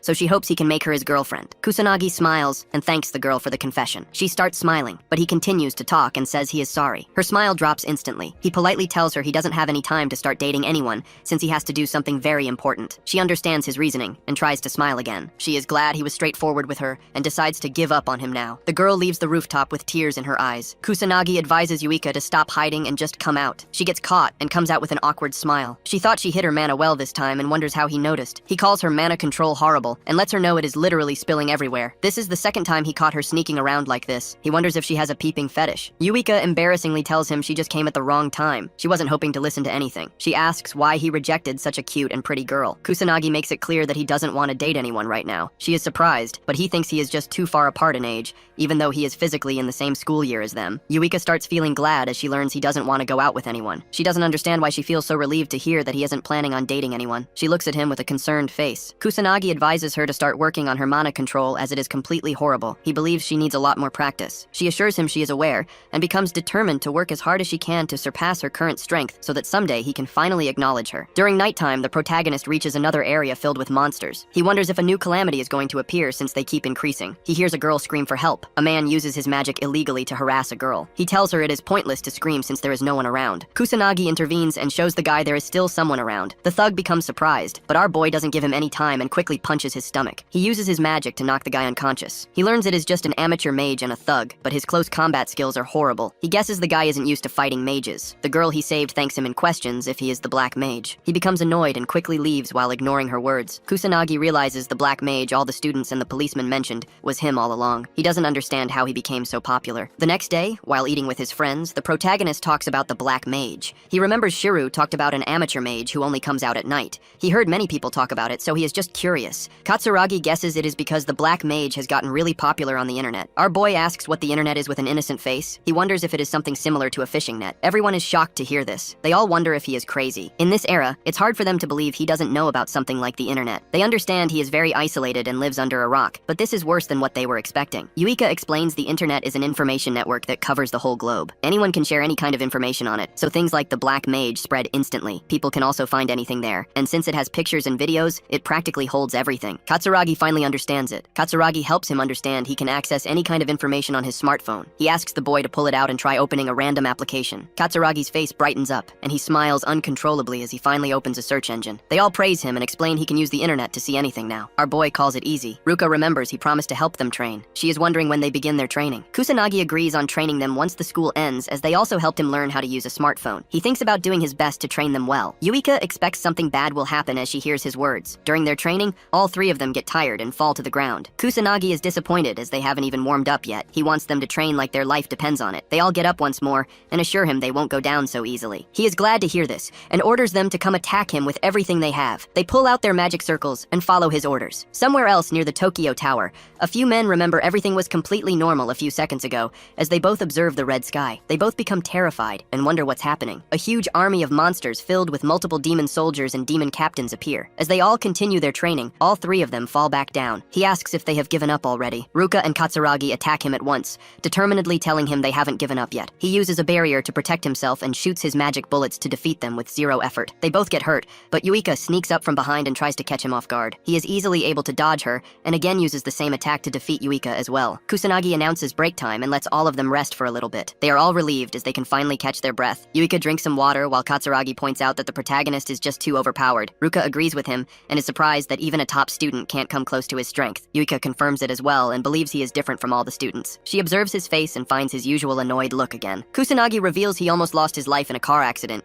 and when he finally opened his eyes, he had obtained these mysterious powers. He doesn't know the reason either, so he orders them to stop bothering him about it. Ruka understands he unlocked his powers on the brink of death and wonders if it triggered something inside him. Yuika is able to see right through the guy. She knows why he's making those expressions and is disappointed to see how gullible the other two are. She believes there is a good reason behind why he doesn't want to tell anyone the truth, since he is trying so hard to hide it. She decides to forget about it for now. Kusanagi is able to fool them easily and feels glad they're gullible. They finally end the training session as the sun starts setting. Katsuragi calls it a great training session. Our boy calls him tough as he observes his attitude. Katsuragi guesses it is because he used to train alone before this. He feels really hungry and shares that he has to go back home and cook food. The protagonist is surprised to hear that he cooks food himself. He didn't expect the guy to be like this, judging by his appearance. Katsuragi gets a bit angry as he hears such harsh words. He asks if the protagonist always goes outside to eat. He answers that he just lives on cup noodles, which surprises the guy. Kusanagi is surprised to learn how convenient the new world is. His friend warns him about such unhealthy habits and points out that his body won't survive like this. The protagonist feels a bit weird seeing how concerned he is. Katsuragi grabs him and decides to take the guy to his place so they can eat together. Our boy tries to resist, but he doesn't leave and drags him away. Kusanagi smiles and feels glad to have such a friend. As they both reach his apartment, our boy ends up getting stuck with the kids while Katsuragi cooks food for all of them. He apologizes after he's done cooking,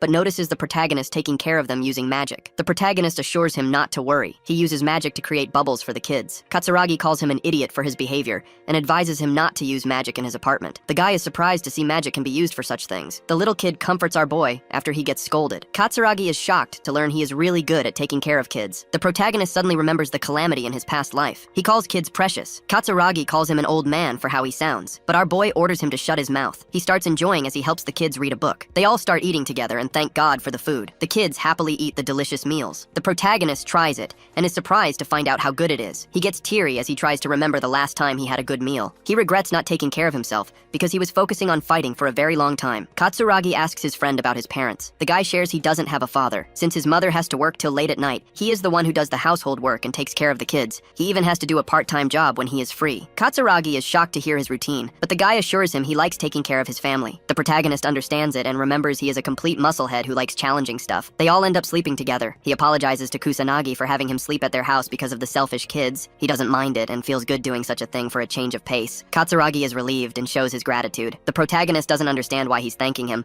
but the guy elaborates that it is about Ruka. She looks happier these days, and he believes it is all thanks to Kusanagi. Our boy wonders if this is something related to love. He asks the guy if he holds feelings for Ruka, but Katsuragi answers negatively. He shares they are both misfits who don't get along well with others, so they naturally became great friends. Kusanagi finds it similar to his situation. The next day, both Kusanagi and his friend walk together towards school. Yuika frustratingly wonders why they're so late. Katsuragi shares that the protagonist kept sleeping. They both find out the boys had a sleepover together. Yuika gets jealous and asks if they did training together. Kusanagi wonders why they're meeting like it is natural. He admits he is enjoying it. Shido appears with Sanada and requests our boy to give him a few minutes. The protagonist is annoyed to see them again. Shido apologizes for disturbing the guy again, but reveals it is something urgent. Sanada explains beasts are suddenly appearing out of nowhere near the Tokyo Tower. She believes it is something related to the calamity, so they want to request Kusanagi's cooperation in the matter. He tries to avoid it as he is just a student, but Shido doesn't think it is right to call someone like him a student, since he is capable of stopping calamities all by himself. He tries to be straightforward and shares it's too much for the police to handle, which is why they need his assistance. Kusanagi asks if it is okay for them to reveal such stuff, but Shido tells him they have no choice since they've been completely cornered. He formally requests the protagonist to help them face the monsters. Kusanagi agrees with them. He was hoping to avoid standing out, but the situation keeps getting worse. Shido promises he will get proper compensation and that he doesn't have to contact the academy. Yuka and her friends decide to help as well. Ruka is confident they can provide support from the rear, and Katsuragi agrees with them. Shido thanks them for their effort, but refuses to let them come along as it is just not possible. Ruka tries to convince him, but Shido doesn't believe they are capable capable of fighting in a real battle, since they are just the top students of their academy. He asks if any of them come close to Kusanagi's level. They all become ashamed and speechless. Shido advises them to head toward the academy, while he invites Kusanagi to come with him. The protagonist hopes his friends can someday catch up to him, and they all become motivated, confidently answering that they will. At the police headquarters, our boy ends up being involved in a conference. A man explains that hundreds of magical beasts are appearing close to the Tokyo Tower, and they need to quickly form a plan and take action before any civilians get hurt. He shares that they even have a student on their side who played a huge role in the previous calamity that happened recently at the Magic Academy. He asks the protagonist to stand up. He follows the guy's instructions, and some men talk about him behind his back. One of them doesn't understand why a literal kid is involved in their business. The other guy explains that Kusanagi is the one who finished off the demon captain all by himself during the last calamity. He calls it bullcrap since it's hard to believe. Sonata feels embarrassed. Shido speaks up and tells everyone that Kusanagi really is the student who stopped the calamity and even defeated the demon captain all by himself. Shido gives his word as he saw everything happening from up close. He believes there is no one on the same power level as the protagonist. Since our boy was involved in the calamity that happened after 50 years, Shido thinks it is a good decision to have him cooperate with them. He hopes everyone will treat the boy as their partner instead of a student. The men still don't believe it and think he's just a mere student acting all high and mighty, even though he's in a place filled with so many professionals. The leader tells them their goal is still the same, even with a new face among them. He orders them to immediately take action and kill the monsters. As everyone leaves, Shido finds the boy and apologizes for what he had to listen to. Kusanagi thinks it's okay and guesses his arrival just put them in a bad mood. Shido is surprised by his maturity and realizes he should focus on Sonata instead. She starts sobbing and tells him she was just too terrified to stop the men. Kusanagi assures her not to worry, as he doesn't give a shit about what a few men have to say about him. She starts smiling and calls him a wonderful person. As they all drive toward the Tokyo Tower, Kusanagi asks about the approximate combat power they have right now. The policeman answers that they have 80 mages. Only a few among them are high rank, while the rest are just middle rank mages. Our boy knows middle rank mages are capable of using level 2 magic, while the high rank ones can use up to level 3. Shido admits it sounds very pitiful, but the protagonist is the strongest mage among everyone, since he is capable of using level 4 synthesis magic. Kusanagi asks if they will follow some kind of plan, but Shido disappointingly tells him it is going to be a magic battle purely so they can't follow any kind of plans. He believes they can win easily if they only face demon soldiers and magical beasts, but anyone higher than the demon captain will require proper planning and countermeasures because they have high intelligence and immense power. Shido doubts such a straightforward battle plan is worthy of being called a combat strategy. Kusanagi points out that he hasn't noticed any special equipment anywhere so far that could defeat monsters. The policeman shares that they don't have anything that stands a chance against magic and beasts, which is why they just wear clothes that are easy to move in or suits whenever they enter any sort of battle. The protagonist remembers they used to have anti-beast equipment, but Shido answers there is barely any left right now, and it has become very rare. Only the mage nobles have such equipment. Kusanagi is shocked to learn this as he remembers such magic equipment used to be common around his time. He understands the usage of magic and mages declined because of peaceful times, but this much change is just absurd. He becomes curious about what happened during the past 50 years. Shido observes his expressions carefully, wondering what he's thinking about. They all finally reach the Tokyo Tower. Kusanagi finds out there is no calamity going on, but the number of monsters appearing is abnormal. He wonders what is going on. The trash-talking policemen from earlier are shocked by the numbers as well. They didn't get informed about this in the report, and as they both spot a demon captain among the monsters, they become completely hopeless and decide to seek support from special organizations or noble mages since it's out of their hands. Shido assures them he has already called for backup, but it's not going to arrive so quickly. Since the number of beasts keeps increasing and illegal mage activities are happening more than before, the organization already have too much on their plates. The policemen ask if they don't have any other choice but to face such strong monsters themselves. They believe it's a suicide mission and become hesitant. Shido has no choice left, so he swallows his pride and requests the protagonist for help. He asks if they can be defeated. Our boy answers positively. The trash talkers start doubting him, and it's hard for them to believe a random brat can win against so many monsters. Kusanagi notices something weird, and they wonder what he's on about. As the monsters become more active, suddenly the sky changes its color and turns red. Sonata and the other policemen realize a calamity is about to happen. Shido gives a message to every single post from the police headquarters that a calamity has appeared across Japan. As the civilians start getting attacked by magical beasts, Shido repeats his words that a calamity has occurred. He orders everyone to make people their priority and save civilians from any harm. Since they're stuck dealing with it in an urban area, they need to take countermeasures quickly. Shido and his men are worried to see what's happening, but our boy remains unfazed. The policemen see the calamity appearing again and become terrified. They question why it's happening. The protagonist knows a calamity is a natural phenomenon, but he notices this one is happening because of the magical beasts from earlier. He doesn't know how they caused it,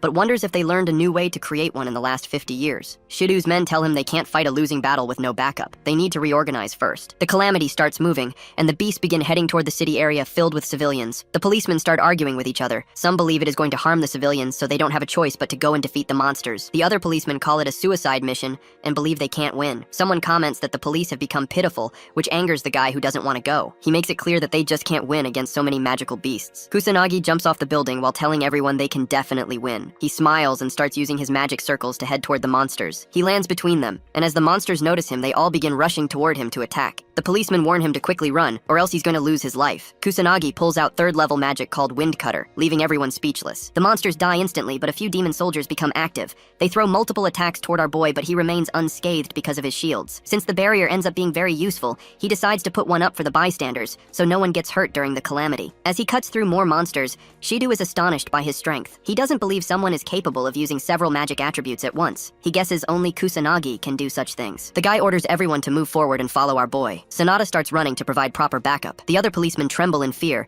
but since they can't just run away, they all get fired up and run toward the battlefield. The policemen begin fighting against the monsters. The protagonist is surprised by their capabilities. The demon captain appears from the crowd of monsters. A policeman notices and becomes hopeless since only a legendary class mage can defeat such a monstrosity. Kusanagi pulls out the water serpent again and assures the policemen they can leave the demon captain to him while they all handle the rest. In mere seconds, he defeats the demon captain, leaving everyone shocked. They admit he is very powerful. Shido orders everyone to continue fighting until the boss monster appears. He orders them to handle the rest while Kusanagi can take care of the demon captain and anything stronger than that. As the protagonist fights the monsters, he remembers the worldwide calamity that appeared 60 years ago, which was the first calamity. After that event, calamities became common and kept showing up again and again, continuing to destroy the world. He doesn't want what happened 60 years ago to repeat itself since the calamity will just spread worldwide. He is glad to be here and is determined to stop the calamity from destroying the human race. Sonata gets attacked by a demon soldier, but the protagonist intervenes and instantly kills it. She remembers it is the same as that night. He asks if she's fine. Sonata thanks him and tries getting up. He realizes it is the same situation as before. He becomes worried and anxiously questions if she found out. Sonata doesn't understand why he became the Black Mage. She wonders how strong he is, but doesn't want him to hate her for asking weird questions. She blushes and tries to stop herself from thinking anything weird since he is just a student. Sonata gets attacked again, but Kusanagi protects her from the danger and advises her to be more careful. She apologizes. He requests that she stay by his side so he can protect her. He notices she isn't capable of using combat magic. Sonata starts blushing again and follows his instructions. She questions if he really is a student since he sounds more like an adult compared to her. Out of nowhere, all the police mages feel an immense pressure. They start trembling in fear and wonder what's happening. A monster emerges from the light. Shido notices it is the subspecies of a demon captain. He questions why such a higher species of demon captain is appearing now. The policemen realize their victory is impossible. They doubt even mage nobles can win against such a strong monster. Kusanagi steps forward. They try to stop him from getting hurt,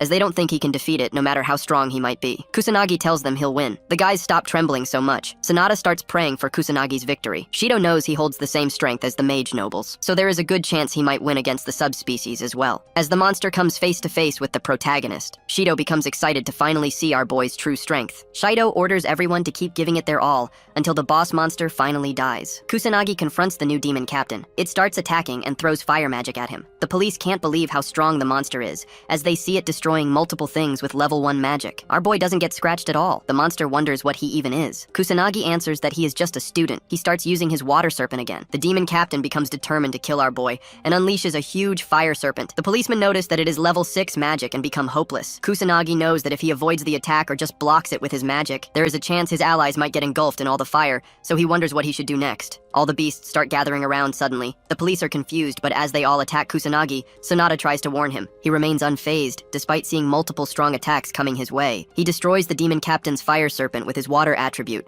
and blocks the magical beast's attacks with his non-attribute shields. Water starts pouring down. The protagonist is a bit underwhelmed as he realizes it is already over. Shido's jaw drops seeing how strong our boy is. Sonata doesn't understand what just happened. Shido, still in shock, holds his head as he sees unimaginable things happening in front of him. Only a mage noble can use level 6 magic, since it is an advanced technique on a similar level as remote activation. Sonata asks if Kusanagi really did all that. Shido shares an even more surprising thing he just witnessed. The protagonist just used a second type of magic at the same time while facing the demon captain. Usually there is a buffer time whenever someone uses 2 magic spells, but Kusanagi just used them at the same time. Even a single type of magic is hard to control, so using 2 simultaneously makes the protagonist stronger than even the noble mages. Shido is happy to see everything went as he expected. He believes he has found the person he always wanted, the new Ichikami Minato. The protagonist advises the demon captain to follow him so they can fight somewhere else as it is too stuffy here. The demon captain starts using level 1 aerial magic and flies away. As it moves somewhere else, it admits it is a bit surprised that it knows how to use aerial magic. The demon captain thinks he had to move, so he doesn't get any sort of cooperation from its army. The boy clarifies he doesn't feel fazed by the shitty cooperation from other beasts. With a cold expression, he reveals they moved so he doesn't have to hold back anymore. The demon captain moves forward and attacks him, but our boy easily dodges all the attacks coming his way. He uses his arms to block a few blows. The demon captain captain uses the opportunity to throw fire magic. It hits the boy directly, but the monster hits him again and slams him on the ground without wasting a second. As the smoke clears, Kusanagi comes out unfazed, leaving the demon captain shocked. He moves forward to attack it and knows it resorted to hand-to-hand combat because its magic is completely useless against him. He calls the demon captain's efforts useless and makes it clear it can't land a strike on him while punching its head really hard. The demon captain goes flying away, but saves itself by summoning a magic circle. It doubts his punch can do anything, since he is just a mere human, but suddenly its whole body starts trembling. The demon captain doesn't understand how strong he is. It gets mad and questions who he even is. Kusanagi smiles and lets it know magic isn't the only thing he can use. He decides to show the demon captain a technique he created himself. The protagonist smiles and unleashes his powers. The demon captain becomes amazed. Shido and Sonata feel the pressure and notice there is something above them. Kusanagi uses the magic he is emitting to protect his body. He starts feeling powerful, but the demon captain calls human attacks useless, even though he's using magic to cover himself. Kusanagi doesn't agree with it and decides to give his powers a try. He starts throwing punches and pushes back the demon captain, who is left with no choice as attacks come from all directions. The monster tries pathetically to protect itself, but Kusanagi keeps hitting it with his new technique. Shido observes the fight and notices the boy is overpowering a literal monster in hand-to-hand combat. He questions how it's even possible since human attacks are too weak against monsters. He is slowly harming the monster with just his fists. The demon captain gets injured and doesn't understand how a human attack can push him to such a pathetic state. Kusanagi is aware that normal attacks or any weapons have no effect on monsters, but if someone puts a huge amount of magic power behind them,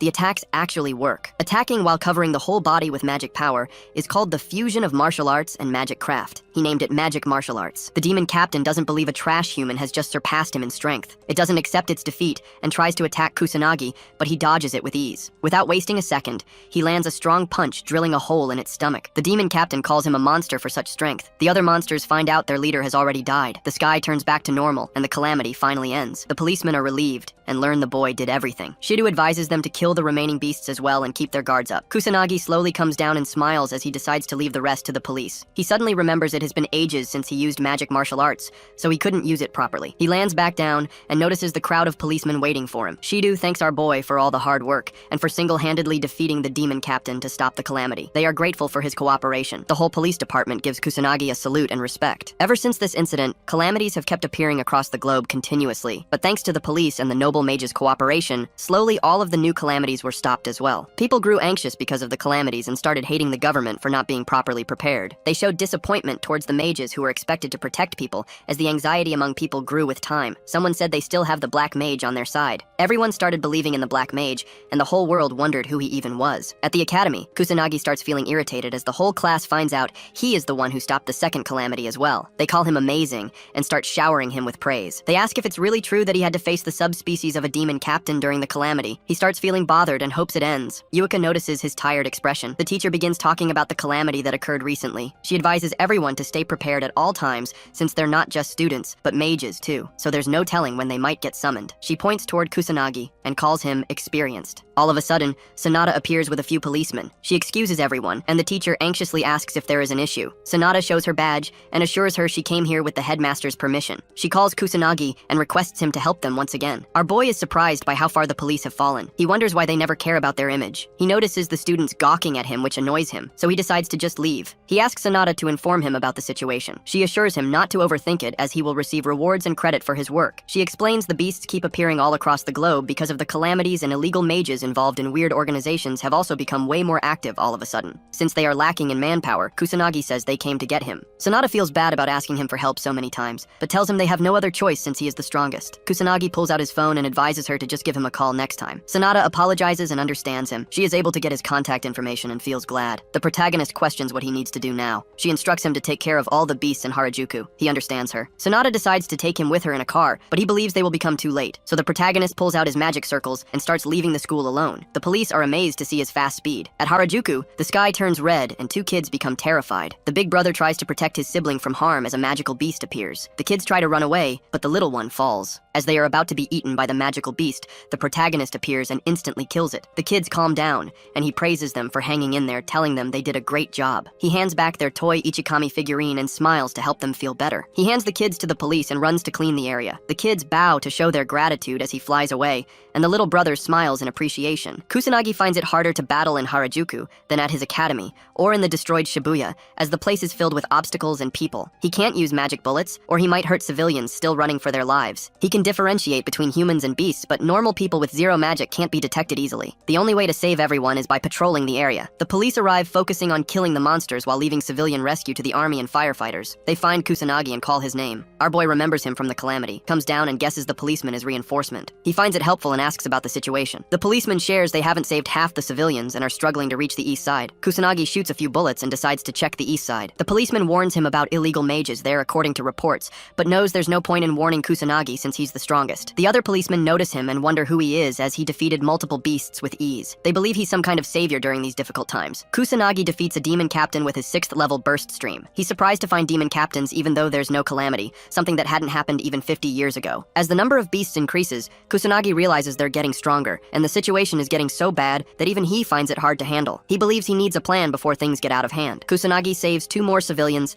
and hands them to the firefighters. He has a few plans but isn't sure which one to follow. He uses his bubbles to save more people. Sanada and a few policemen appear, and he helps calm the civilians. The police thank him again, believing they minimized the damage because of him. Kusanagi disagrees, saying it was thanks to the police and firefighters. He was simply helping out. The policeman admits he's an awesome student. They apologize for their rude behavior during the last calamity, admitting their pride caused it. Kusanagi tells them not to worry and to stop thinking about it. The policemen are amazed by his maturity and thank him again. Sanada steps forward and thanks him as well. Noting she keeps relying on his powers even though he's just a student, he assures her not to worry as he agreed to help. Kusanagi points out that the number of monsters keeps increasing, and this time they're stronger. Sanada agrees, thinking they need a plan to counter the calamity. She mentions her senior is doing his best to take action. As she speaks, the kids from earlier approach Kusanagi and thank him for saving them. He's happy to see they're safe. The little kid asks if he's the great sage, and the older one apologizes, saying his brother is obsessed with the great sage. Kusanagi notices the toy and realizes it's an Ichikami figurine. He tells the kids he's really the great sage, and the kid smiles, already knowing. Kusanagi remembers his past life where someone requested Ichikami to let him make a doll of him. The guy excitedly shared he wouldn't just make a doll, but photo cards and key holders too. Ichikami doubted anyone would want such things. The guy told him people needed the great sage's support in their hearts,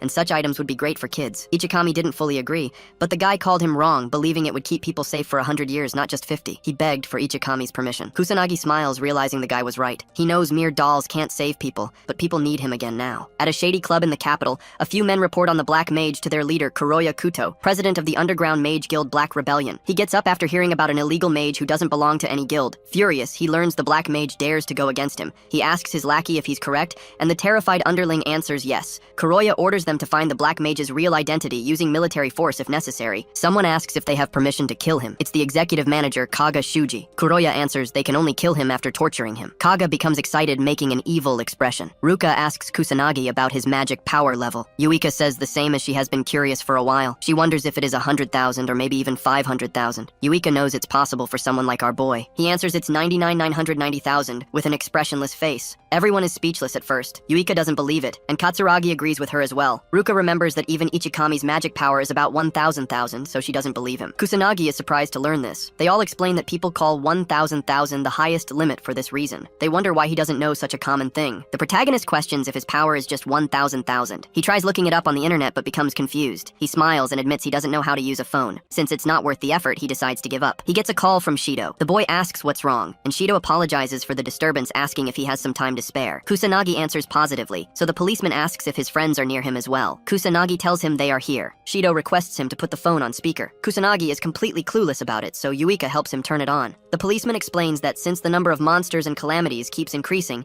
he decided to create a specialized anti-monster squad known as the Special Magic Team. He wants our boy to be the leader of the squad. Yuka is astonished to see her friend getting such an opportunity. She believes it's such a special title that mages would die to reach. She guesses her friend isn't going to refuse such a thing, but to her surprise, Kusanagi ends up refusing the offer. Yuika questions why, growing angry. The policeman requests them to listen to his explanation first. The protagonist wonders why Yuika is angry on his behalf, but decides to hear the explanation. Shido shares that there are too many issues going on, and the police can't handle everything alone. Since the monsters are growing in strength, it's hard for them to keep up anymore. He knows the boy understands his words. Kusanagi knows it's because the mages of this time period have really low magic levels. He wonders what happened to the nobles. Shido shares that the heads of Mizuha, Homurai, and Kaichi are still stuck in an overseas meeting, so the only one left is... But he's not available either for many weird reasons. Kusanagi suddenly remembers he never met Yuika's parents before. She tells him they still haven't returned from the meetings. Shido explains the special squad will have many police officers and a few students from the academy. He chooses Yuika, Ruka, and Katsuragi as members of the new special squad. He assures them he's willing to handle all the troublesome stuff like clerical work and negotiations.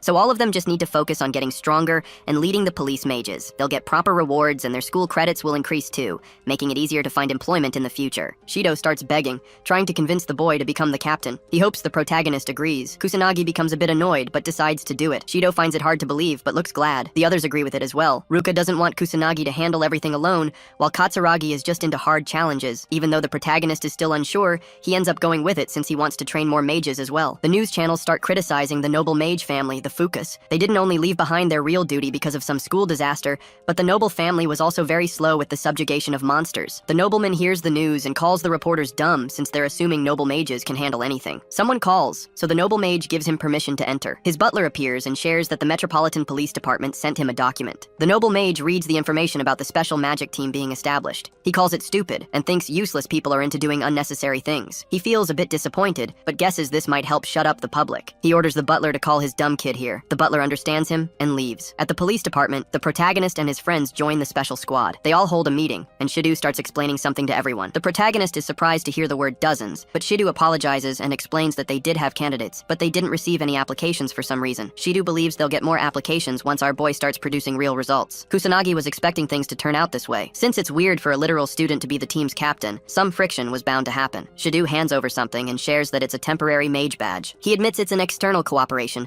but explains they're all public servants now. So if anyone doubts it, he can just show this badge to them when needed. He adds another thing. The badges are only given when someone is from a unit. And since all of them are still not qualified as mages, the badge is just temporary. Shido officially ends the student treatment with Kusanagi and addresses him as Captain Kusanagi. He leaves everything to the boy. The protagonist smiles, as it's been ages since he stood before people his own age. He goes to the front and introduces himself once more. He announces that he is the captain of the special mage team and promises everyone that he is willing to make everyone in his team stronger than even the heads of noble families. His friends and the police members are surprised, as it's something hard to believe. Kusanagi understands why they're doubting him, but decides to give solid proof to help clear the doubts. He asks Shido if there are any magic power measuring devices available in the police station. The guy answers positively, but becomes confused. As he brings a few measuring devices, Kusanagi orders Ruka and Katsuragi to step forward and measure their power levels. They decide to follow his orders. As they both pour out their magic into the machine, the protagonist tells everyone that Ruka's magic power level was only 10,000 last time, while Katsuragi had 8,000 magic power. Ruka becomes speechless as she gets a result of 30,000 magic power. Katsuragi is amazed to see 28,000 on the measuring screen as well. The policemen are astonished, as it is the magic power of the highest grade mage class. Kusanagi asks them to be patient and orders Ruka to measure her powers. She listens to him but feels a bit anxious. Ruka wonders what she should do now, as she believes the gap between her and her older sister might be too big. She knows she worked really hard,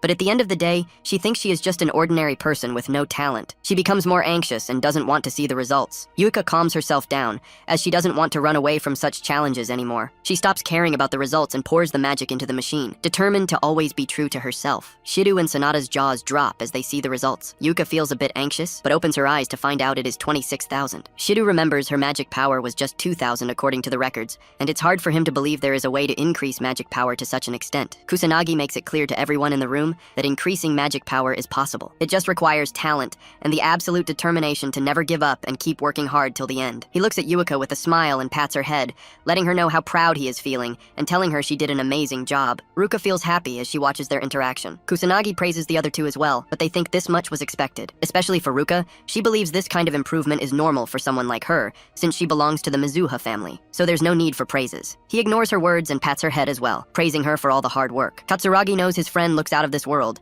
but is surprised to see him act this way without any fear. Yuika becomes anxious since she knows how terrifying her sister looks when she's angry. Ruka tells the protagonist she's not a baby, and he understands her and pulls away his hand. Katsuragi was a bit scared just now, and Yuika also thanks God her sister remained calm. Our boy tries to pat Katsuragi next, but he becomes embarrassed. Ruka remembers she was never treated like this all her life before today. Even her father never patted her head or did such a thing for her. A fat, ugly guy enters the room as he finds out everyone was here. He shares that he has been searching for Shido everywhere and wonders why he hasn't received any proper greetings. Shido tries to explain himself and tells the fatso he thought the guy wasn't coming today. The fat dude tells him his mind changed, so he decided to come. Shido thinks about introducing him to everyone and announces he is Shu, a mage noble from the family of Fuka. Shido secretly informs our boy that he didn't have a choice as they needed the approval of the mage noble for the special team's establishment, so he was forced to enlist their names. He feels sorry about it. Kusanagi remembers the Fuka family ignored the request for reinforcements during the disaster that happened at his academy. Shido tries to explain that happened because the nobles have a weird habit of maintaining authority, so they feel ashamed answering such requests since it's not something a mage noble would usually do. Shu speaks up and tells them he learned he was going to see Japan's leading magic unit. He wonders why there is a bunch of students in the room instead. Shido introduces Kusanagi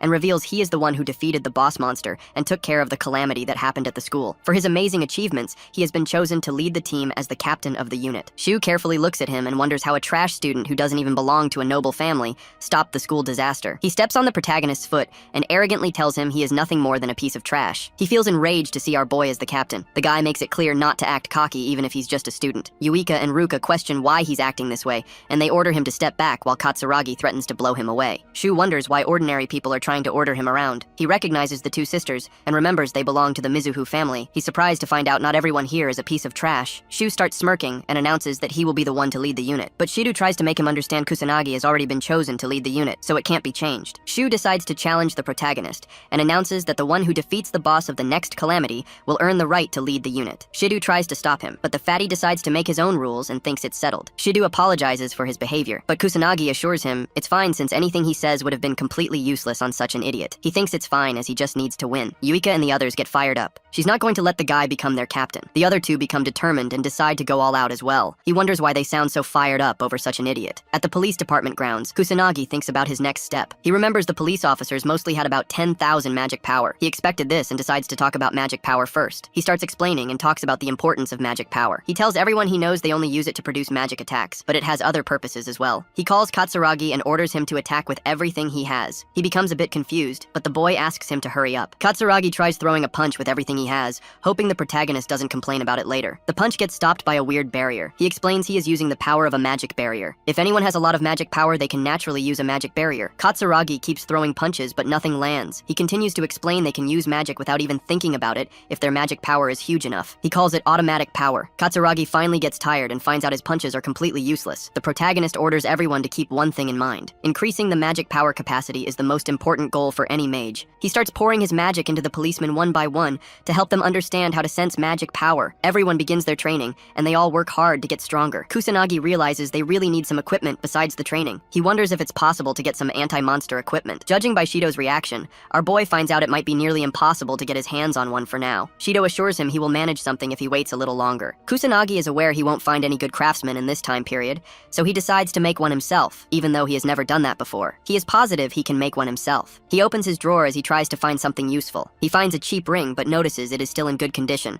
which means it might be something important. He believes it might work, but it's still not enough. The protagonist starts thinking about a store he could shop at. His phone starts ringing suddenly. He notices it is a call from Ruka. He wonders what she wants since she rarely calls him. Kusanagi picks it up but questions why she's so silent. She shares her opinion and believes only he is worthy of leading the unit. He becomes confused and asks if she's trying to encourage him. She says he's correct. Kusanagi smiles as he finds out she is an awkward person. He decides to ask her something. Kusanagi invites her to go shop with him tomorrow if she doesn't have anything else to do. He doesn't know much about buying accessories, so he needs help. Ruka questions if he's inviting the others as well. He answers negatively and believes going in large groups is unnecessary. She is a bit hesitant, so Kusanagi asks if she wants to go. She agrees to go with him. He calls her a lifesaver and asks where they should go. She suggests Harajuku, so he decides to meet her at the station around noon. She hopes they can see each other tomorrow and cuts the call. Kusanagi feels glad as he can buy rings for everyone in his squad now. He wonders if he should spend his day crafting anti-monster equipment with the ring he just found. He starts pouring in his magic and believes it will somehow work. Yuika calls her sister for dinner, but gets no reply and becomes a bit concerned since her sister never behaves like this. Yuika decides to check, so she announces that she is coming in. Ruka asks what's wrong. Yuka apologizes and informs her that dinner is ready. Ruka tells her she will come in a bit. Yuka has never seen her sister so excited before. She wonders if Ruka is planning on going out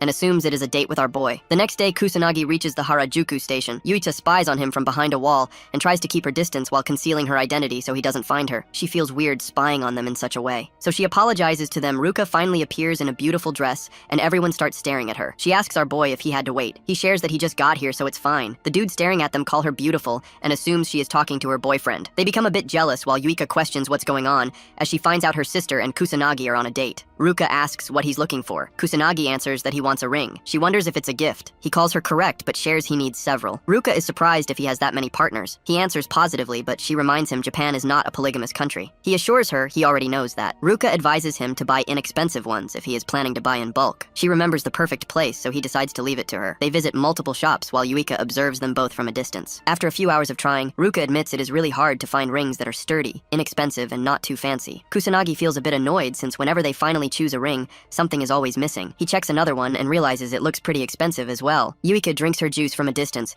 and wonders what they're both talking about. She feels a bit jealous seeing them stand so close to each other. The manager approaches them with a smile and asks what they're looking for. She is willing to give him a suggestion if he is planning to give his girlfriend a gift. Kusanagi tries to clarify she is not his girlfriend, but as soon as he speaks, Ruka cuts him off and tells the manager she is not his girlfriend and lets them look around as she goes away, feeling embarrassed. Ruka tries to stop her while the boy feels a bit annoyed. They finally sit down and Kusanagi shares how exhausted he's feeling from all the walking they did, especially in a crowded place like a mall. He's finding it hard to choose a good ring and wonders if there is something wrong with his criteria. Kusanagi notices the expressions on Ruka's face. She admits she doesn't know how to show affection, and she's aware he already knows about her trash personality. He calls her correct, and Ruka remembers she doesn't even know how to interact with her little sister. She caused her many problems because of this. She suggested it's better if he does the shopping with Yuka instead, since she is just getting in the way. He calls her wrong and says he already knows she did her research and learned the locations of multiple stores before coming. She even thought properly about which ones he should choose. She took the trip so seriously even though it's his problem. He assures her she is a great help to him with a smile on his face. Ruka starts blushing and feels better. Yuka notices her face and remembers she never saw her sister with such expressions. She starts feeling down and wonders why she's spying in the first place. Yuka decides to go home. After a few hours, Kusanagi happily exits the mall as he was finally able to find good rings. She is still a bit confused about why he needed 5 of them. He shares he needed one for each partner. Ruka believes his partners are going to be really happy when they receive the gift since he took his time to pick the rings. He mentions it is for the unit's equipment. So there is a bit confused to hear this, but finally understands why he bought so many. He shows his gratitude for all the help she gave and thanks her properly. Ruka thinks it's fine. She is glad she was able to help him out. He decides to repay her for the effort, but she assures him he doesn't need to do anything. He pulls out the ring from earlier and asks her to give him her hand. She feels a bit shy and questions what he wants to do. He grabs it and shares it as the first special ring he made himself. He hopes she takes good care of it and smiles. Ruka is glad but starts leaving. He tries to stop her, but she doesn't give him a chance and leaves. He wanted to explain more about the anti-monster equipment, but decides to do it some other time when he gets the chance again. As she walks away, Ruka suddenly stops and stares at the ring. She hugs her hand as she admires the ring and starts blushing uncontrollably. The next day, Kusanagi announces he will hand out the anti-equipment now,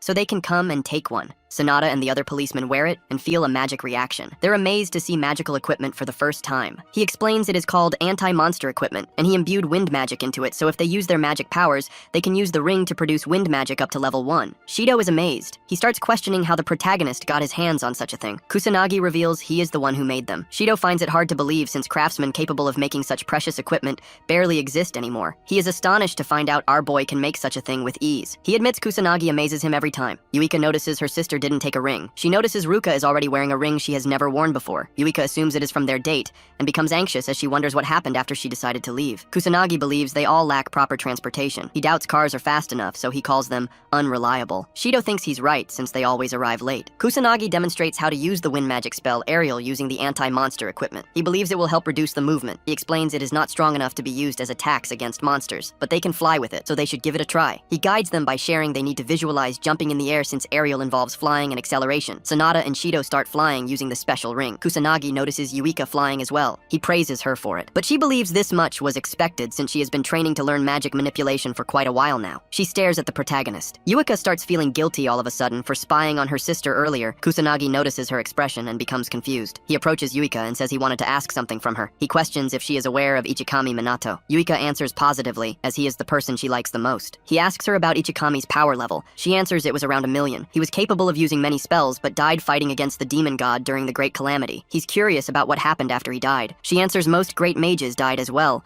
and her noble ancestors were among the people who worked hard for the revival of society. The Mizuha family played a huge role in everything. She says all of this with a proud expression, and continues to share that barely any data or documents were left after the last calamity finally ended. That's the reason magic studies were built again from zero. Kusanagi is aware the death rate of mages was quite high around that time, but he remembers leaving a lot of books behind. He stored the information about magic in different places to prepare for the future. He wonders why the knowledge of modern-day magic is so bad and full of errors compared to what he left. The power level of mages these days is extremely low. He wonders if someone is behind all of this. Yuika notices him zoning out and asks if he's fine. He assures her it's nothing. She asks him to keep in mind. If he is worried about something, he shouldn't hesitate to share it with her. She is aware she isn't very useful, but still tells him to ask for her help. Kusanagi thanks her for the consideration and calls her a big help. He knows she's going to keep whatever he shares a secret, but he still needs to be cautious about the Black Mage issue. There is a possibility she might get in trouble if he involves her, so he decides to never bring it up. He is aware she might just end up losing consciousness if she finds out he is the legendary Ichikami Minato. Yuika assumes he is hiding things because she is not reliable enough. She decides to get stronger so she can be more useful to Kusanagi. She becomes determined to do her best. 1 week later, Kusanagi orders everyone to get ready and fire. Sonata is able to throw level 2 holy magic, called Holy Crest, Shidu, now capable of using level 3 magic, while Katsuragi and the Mizuha sisters are able to throw level 4 magic. Kusanagi feels happy as he learns everyone has gotten stronger. Even Sonata,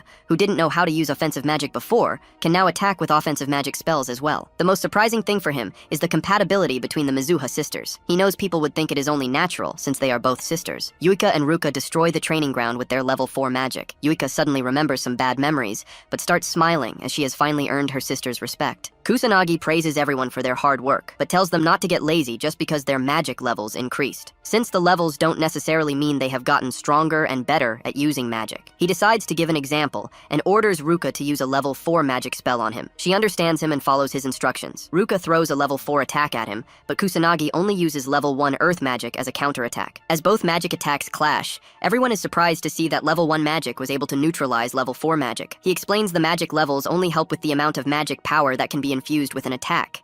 It doesn't mean higher level magic is stronger. Even with level 1 magic, if the mage is able to infuse maximum magic power, even level 4 magic is easily beatable. He mentions the attributes of magic matter as well. Water is always weak to earth. He orders everyone to avoid getting trapped by the idea of levels. He explains they need to understand magic power and master the spells they have. If they follow his instructions, they can become stronger. Everyone listens carefully as Kusanagi reveals they shouldn't forget about their partners either, since combined powers can become even stronger. They all yell out as they become motivated, but out of nowhere, the fatty appears again and feels pity for them. Shidu asks why he's here for no reason. Shu thinks no calamity is happening anytime soon, so he's bored. Shidu advises him to clear out a few monsters if he's not planning on training, but Shu rejects the idea as it is too much work for him. He leaves all of it on the police department while smiling wickedly. Kusanagi's friends become annoyed, but he feels nothing. Shu hopes the calamity arrives quickly as the sky starts turning red. Yuika notices it first and points out something is wrong. Shu realizes it really is the calamity and gets fired up. He reminds everyone that the squad that is able to defeat the boss first is going to be chosen as the leader of the special unit. He announces the beginning of his challenge. Kusanagi's squad becomes fired up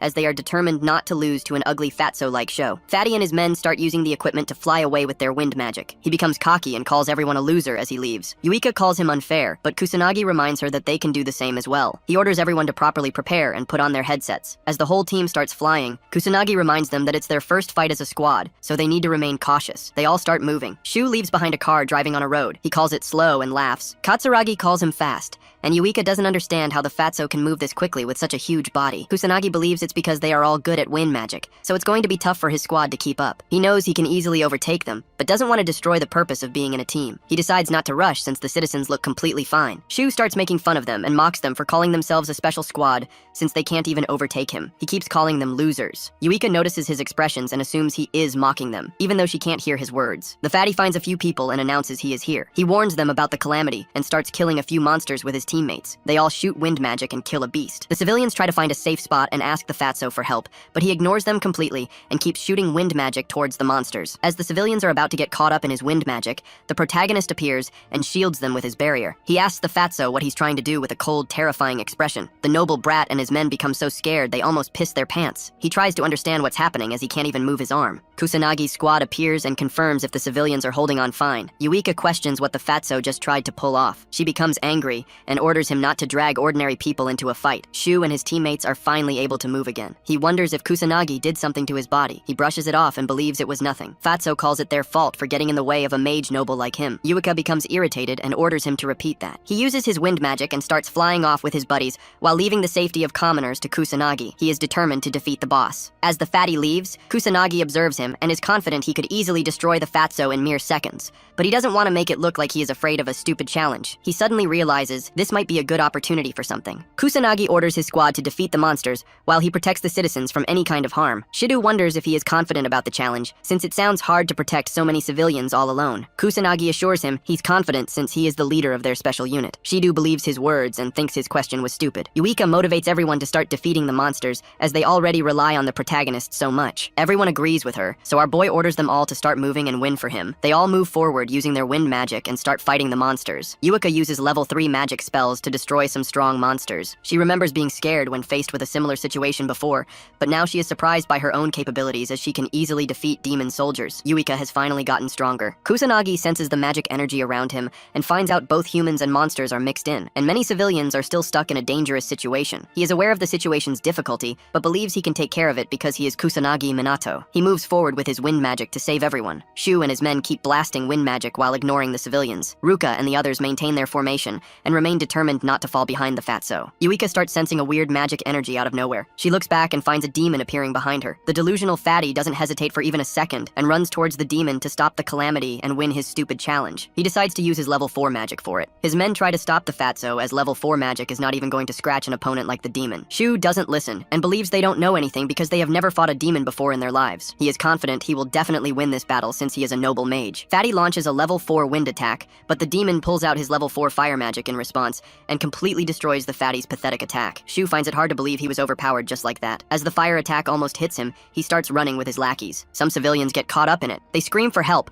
but Shu ignores them and keeps running to save himself. Kusanagi appears and uses earth magic to stop it. His squad joins in and they all defend the civilians from the fire attack. Kusanagi smiles and praises them for it. Yuika approaches the fatty. He is relieved he didn't die. With a cold expression, she questions why he just ignored the citizens and only saved his own life. He calls it their fault for not running away to safety. He believes they don't deserve to live if they are going to slow down a magic noble like him. Yuika becomes so angry hearing his stupid words, she is unable to control herself anymore, so she smacks his face as hard as she can. The fatty goes flying away after such a slap. She calls him prideless and pathetic for a magic noble. Shu questions why she slapped a nobleman like him. Yuika advises everyone to leave his pathetic ass behind and continue defeating the rest of the monsters appearing in the city. They all agree and start moving while Shu whines about being completely ignored by her. Kusanagi observes them while bringing the civilians to safety. He notices they are acting very noisy in front of the enemy. He guesses it's fine since they were able to calm down quickly. Kusanagi decides to go look for more survivors who need his help. He thinks about remaining cautious, as the boss can appear at any time. As the demon monster appears, Shu and his lackeys hide behind a wall as they finally accept they can't defeat such a powerful monster all by themselves. The teammates advise Fatso to start retreating. Shu knows the demon monster is just too powerful for him. Even though he is a noble, he doesn't believe he can defeat it. The Fatso suddenly gets an idea. He decides to let the other squad wear down the monster when they engage in a fight. And then, once the monster is weak, he plans to intervene and take all the credit by finishing it off. The lackeys praise him for his amazing idea. He thinks it's normal for a genius like him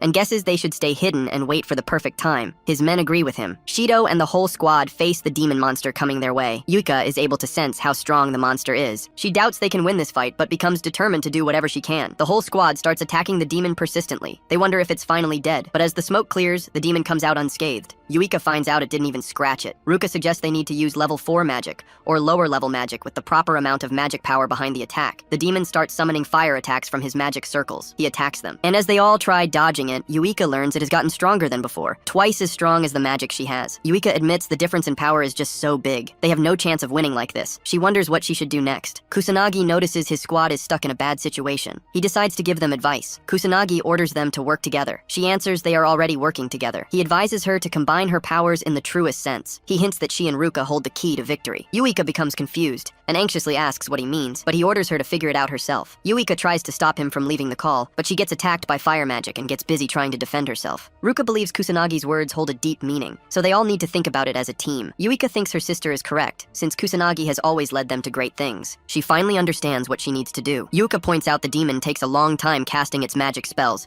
so they should just avoid its attacks and ignore it for now, as they need to defeat smaller enemies as well. Yuika asks Shido and the policeman to take the east while they continue attacking from the west. She will provide a signal for when the demon throws any kind of attack. They all understand her instructions. As the powerful demon begins throwing an attack, Yuika warns and signals everyone about it. They all dodge the monster's attacks with Yuika's help. Kusanagi observes everything while saving civilians. He was expecting Ruka or Katsuragi to take the lead, but finds out Yuika is also good at it, since she can read people well. He thinks she can lead people. Yuika starts feeling tired and realizes their magic power and level might not be enough to win. She wonders what she needs to do now. Yuika tries to recall Kusanagi's words and suddenly understands she misunderstood everything. She doubts such a ridiculous method is going to save them, but she left behind her common sense a long time ago, so she decides to give it a try. She knows it is a do or die situation. Yuika requests everyone to lend her their magic power. Fatsu observes them from behind and wonders what they're planning to do. The whole squad gets ready for something. Shido tries to confirm if this is really possible. Yuika is not sure herself, but knows they don't have any other choice. Ruka puts her faith in Yuika. Katsuragi and Sanada decide to give it their all too,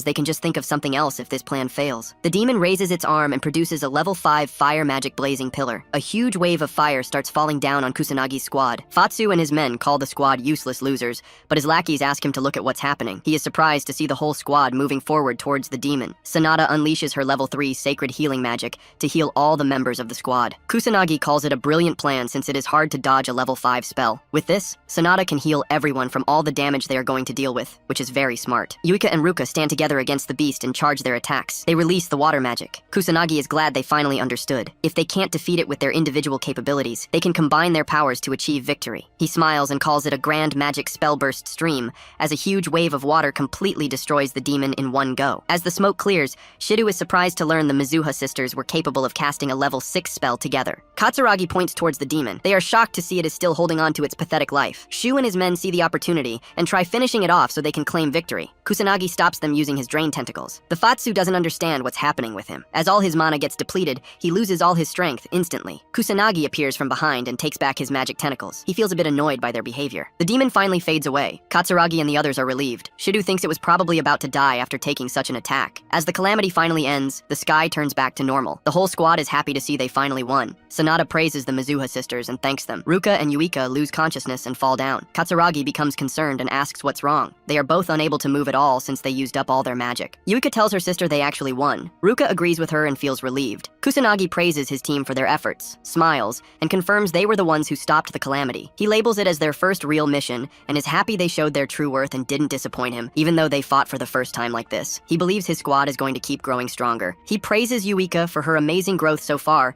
and points out she gave excellent commands during the calamity. She even understood what he meant by grand magic, and he wonders if she already knew about this technique. Yuika confidently answers she didn't, and she learns it is called grand magic. He is surprised to learn she didn't know this, and doesn't understand how she pulled it off without even knowing. She thanks him for giving such an amazing hint, and shares that the rest was just her gut feeling. Kusanagi is shocked as he realizes he was wrong about Yuika. He guesses she might be way more special than he initially expected. Kusanagi ends the questioning and points out she succeeded on the spot, which is very incredible. He believes the harmony and compatibility between her and Ruka also played a huge role in it. He notices the watch, and tells everyone it is finally time for something important. Kusanagi grabs the remote and turns on the TV. Some special members of the police department, including Shiru, are involved in a conference. One of them speaks up and explains they created the Special Mage Team, also known as SMT, to prepare against the growing number of calamities and demon monsters. The news reporter questions why they chose a student who was involved in the calamity at the academy as the squad's leader, asking if what he's saying is true. Shiru steps up to answer this question. He introduces himself as the proxy representing the special squad's leader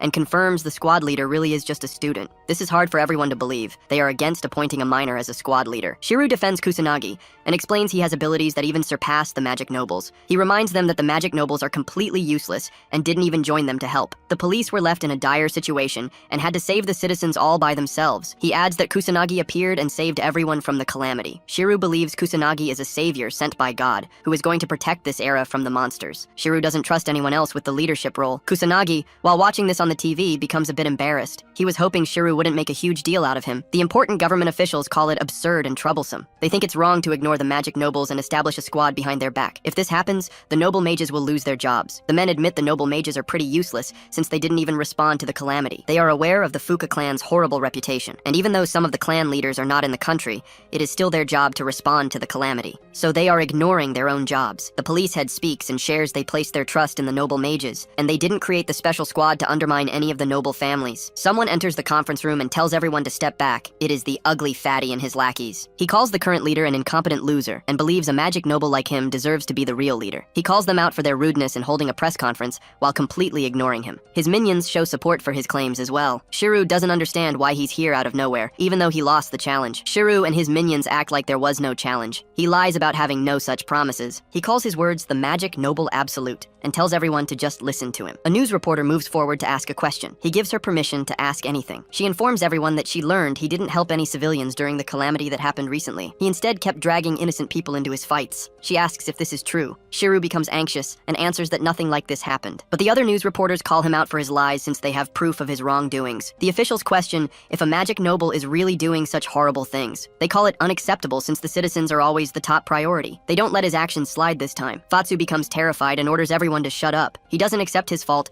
and blames it on the civilians for getting in the way of a magic noble like him. He calls everyone peasants and orders them to stop talking. Shiro believes everyone already knows that the current magic nobles are corrupt. He points out how important it is to have heroes like Kusanagi who will lead the nation and protect people from monsters. Heroes who will fight with zero selfish intentions. He thinks Kusanagi is perfect to be their squad leader. Shiro points towards the fatty and tells everyone they don't need corrupt and selfish magic nobles who don't care about the citizens. The news reporters take Shiru's side while the head of the police department becomes concerned. Fatsu leaves frustrated and makes it clear to everyone that he will definitely take his revenge and make them regret what they said to him. Kusanagi smiles awkwardly as he sees the fatty leave. He is surprised Shiro didn't hold back at all this time. Yuika shows everyone the videos about the calamity that were posted on the internet. She reveals that the magic noble Fatsuo is getting a lot of hate for his actions. Kusanagi becomes a bit terrified of the internet since things spread very quickly. Yuika suddenly gets surprised. Kusanagi asks what's wrong with an anxious expression. Yuika shares that all of their faces got caught on camera. Kusanagi becomes frustrated as it is impossible for him to hide his real identity after this. He was hoping to not stand out as much as possible,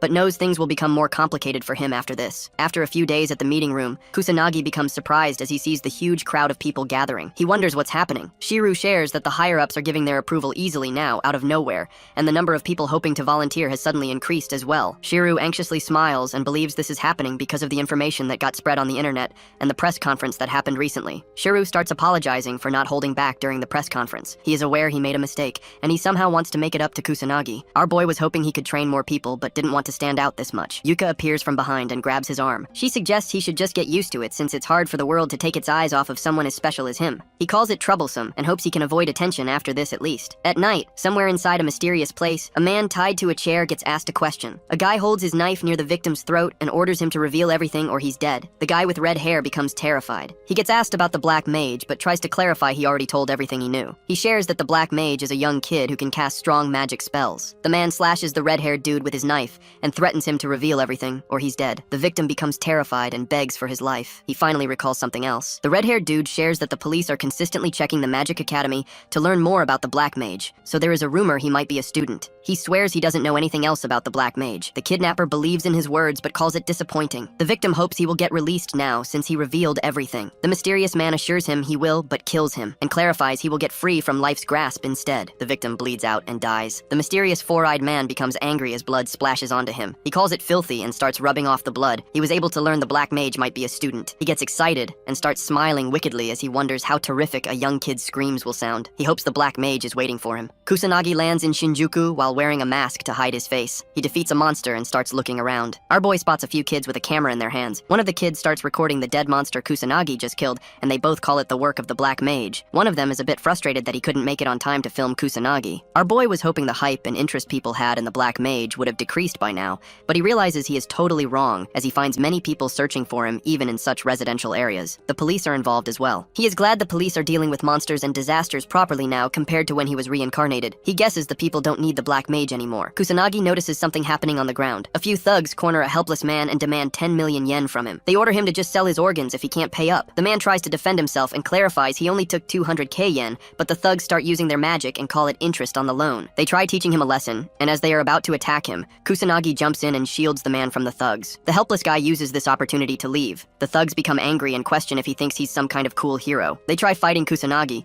but he decides to give them a taste of pain, so they stop acting this way. They get beaten up and apologize afterward. The men promise they won't do anything to resist. The Black Mage wonders why the police aren't dealing with illegal mages even now. The thugs recognize it's the Black Mage. They start talking about the rumors they've heard. One of them mentions the underground syndicates are after our boy. They get anxious about being on another gang's turf. Kusanagi hears them talk and asks about the organization. They become terrified and try to act dumb. The thugs say they don't know anything while begging him to let go of them. They promise they won't tell anyone they met him. The Black Mage wonders how much they know, so he decides to let them go if they reveal everything. The thugs agree, and one of them reveals the Black Rebellion is an underground organization of mages who are hidden from the public. He shares they have their hands in all sorts of horrible crimes like money laundering, controlling the Yakuza, gangs, or mafia. The organization is behind all of it. The thugs share that the Black Rebellion even has connections with the media and politics, so they have the freedom to do whatever they want. The thugs smile awkwardly and tell him there's a Black Rebellion branch nearby as well. They came here in hopes of getting a job there. He beats them up and starts leaving the sketchy alley. Kusanagi remembers Sonata mentioned something about the increase in illegal activities. He was finally able to learn the Black Rebellion is behind all of this. Our hero calls it interesting and gets a bit excited. He decides to leave the calamity and the increase in monsters to his student version instead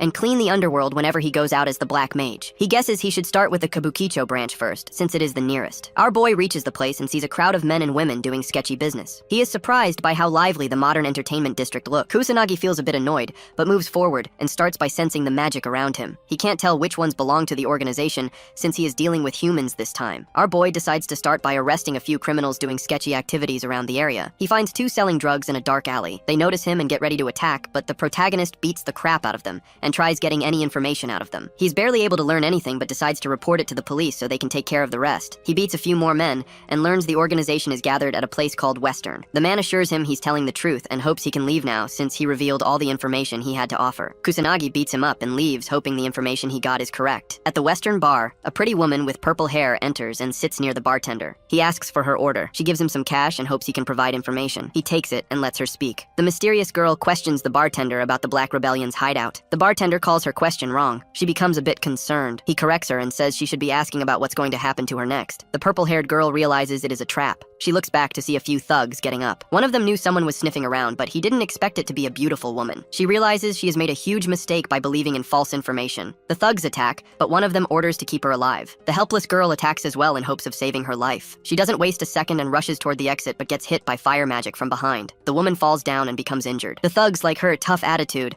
and decide to use her for her beautiful body. She becomes hopeless and apologizes to her brother in her heart as she couldn't do much. As the thug almost grabs her, the protagonist enters the bar, surprising everyone. He completely ignores what's happening and goes right toward the bartender. Our boy asks if the Black Rebellion members are in this bar. A thug approaches him from behind and questions if the protagonist is aware of the situation he's in right now. He tries to attack while throwing insults but gets punched in the face by our boy. The thug goes flying away and hits the club's wall. He struggles to get up and loses consciousness. The other thugs and the girl are all left speechless, their jaws completely dropped. The purple-haired woman knows no normal human can hit someone this hard. She doesn't understand how he did it. The girl wonders if he used some sort of magic, but she didn't see him enchanting anything either. She wonders who he is. Kusanagi is glad the intel wasn't completely useless, as he was able to find many low-level mage thugs in the Western Club. He calls the Black Rebellion thugs pathetic scums for ganging up on a woman continuing to insult them. The thugs become terrified, but try to stay calm as they still have the number advantage. One of them orders everyone to gang up on the protagonist since he is completely alone, believing they can win if they all attack together. The thugs start throwing multiple fire attacks, but our boy tries to hold back and just dodge. The purple-haired woman doubts he can win since the numbers have a huge advantage,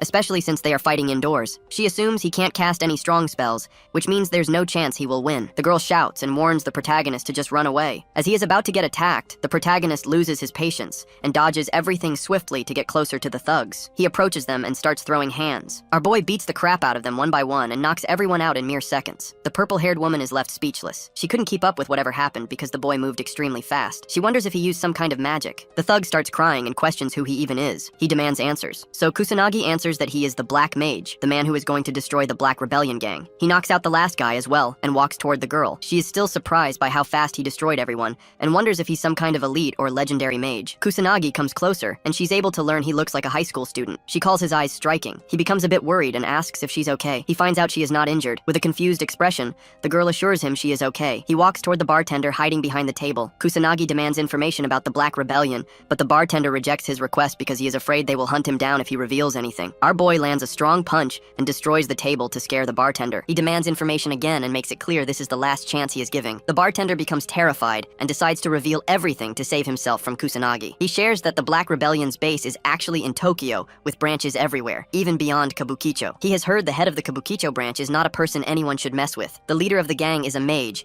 and he holds a lot of influence in the underworld. Some people even say he is controlling Japan from the background. Kusanagi asks about the branch, but the bartender swears he doesn't know anything about it. He explains that low-level guys like him just get crappy jobs and don't know anything about the branch location. The protagonist is a bit disappointed as he's back to zero again. He decides to find more illegal mages to gather information about the branch. As he's about to leave, the woman stops him and shows her gratitude since he saved her life. She doesn't know what kind of unimaginable things she would have gone through if he hadn't been there. He assures her not to worry as he was just passing by. He believes it is her own fault for putting herself in such a dangerous situation since she got involved herself. She calls him harsh, and he says she is correct, but shares he's only harsh on adults. The woman assumes he's planning to search for the Black Rebellion. She is curious and questions what he's aiming to do once he finally finds the gang. With a cold expression, he answers that he will destroy it. She is a bit shocked to see how serious he is. She learns he wants to destroy the gang completely, but doubts he can do it all by himself even if he is strong. She knows she can't do it alone either, so she decides to make a request. The woman asks our boy if he wants to join her. She confidently shares that she is a detective with more access to valuable information and holds many connections as well. She is aware she doesn't have the kind of strength he holds. The woman is a bit shocked to learn the Black Mage is a lot more powerful than whatever she heard from the rumors. She believes she can achieve her goals as well if she can somehow team up with him. Kusanagi understands it and questions if she is demanding his strength in exchange for her valuable information. The woman calls him correct and believes it is the perfect partnership. She moves her hand forward and requests his cooperation. He is aware that he is in dire need of some intel, but contemplates whether she is worth trusting. He guesses it's fine, as he can always just ghost her if things don't go according to plan. He agrees to it and shakes her hand as he decides to team up with the woman. She seals the deal and introduces herself as Leona. Our boy just shares that he is a black mage. She calls it hard and wonders why he doesn't have a shorter name. He gives the girl permission to call him whatever she wants, so she decides to go with Chrono. He agrees on Chrono. He questions why the thugs were after her. She shares that her aim was to somehow find the Black Rebellion's hideout. He calls her stupid for being so careless. She thinks they're both in the same boat, but he lets her know he can protect himself properly. She admits she has many weaknesses, but she didn't see any other choice since nobody dares to go against the Black Rebellion. Leona explains that these days the rogue mages are doing whatever they want in Kabukicho, without any consequences, since the police are too busy dealing with the calamities. Kusanagi remembers that Sonata explained this earlier. He learns she is in a tough situation. Leona tries to keep herself calm and reveals her younger brother was attacked by the rogue mages. Ever since their parents died, she had to take care of her brother all by herself. She worked really hard to provide a nice life for her little brother. She's aware she couldn't offer him any time and attention, which would have probably made him lonely, but her little brother never complained about it once. She remembers one day a few burglars broke into their house out of nowhere. Unfortunately, her brother saw the criminals, so they tried to take his life. Her expression changes. He asks if her brother survived. She shares he was injured and hasn't regained consciousness ever since that day. He knows even sacred magic is not enough to wake someone up from a coma. She becomes frustrated and tells him the doctors have no idea when he might wake up. Her brother is only 9 years old. She believes he deserved a normal life. Leona remembers the guys behind all of this were Black Rebellion lackeys. She was able to find and arrest all of them, but she's not going to be satisfied until the whole gang is destroyed. He asks if her aim is just revenge, but she calls him wrong and determinedly shares that she wants to correct things so no one has to go through the same thing she did. She's aware she doesn't have the strength to do it, but she believes he can definitely stand against the Black Rebellion gang. Kusanagi guesses her story is true, but wonders if she brought the whole thing up to stop him from betraying her in the future. He calls her a tough woman for her actions, but smiles as he is into desperate women. He warns her not to drag him down, but she assures him she has already located many potential hideouts, so he shouldn't underestimate her information network. She just has too many on the list and thinks they might even be Yakuza or the Mafia. That's the reason she was trying to move forward with caution. He demands the information about the hideout locations. She asks about his plan. The boy answers he will just go pay a visit. She warns him about how dangerous it is. In doubts, he can avoid getting killed even if he holds a lot of strength. He assures her it is completely fine since he is the legendary Black Mage. She decides to give him the information, but tells him she will go check with him. He warns her about the danger, but she's stuck on going even if she gets killed. He questions what her brother will do if she loses her life. She thinks it's fine as he will get insurance money if she ever dies. He calls money worthless and advises her to never say such a thing again as family is the most important thing. She doubts he can understand how she feels to be weak since he holds power. She frustratingly shares how horrible it is to live a good life,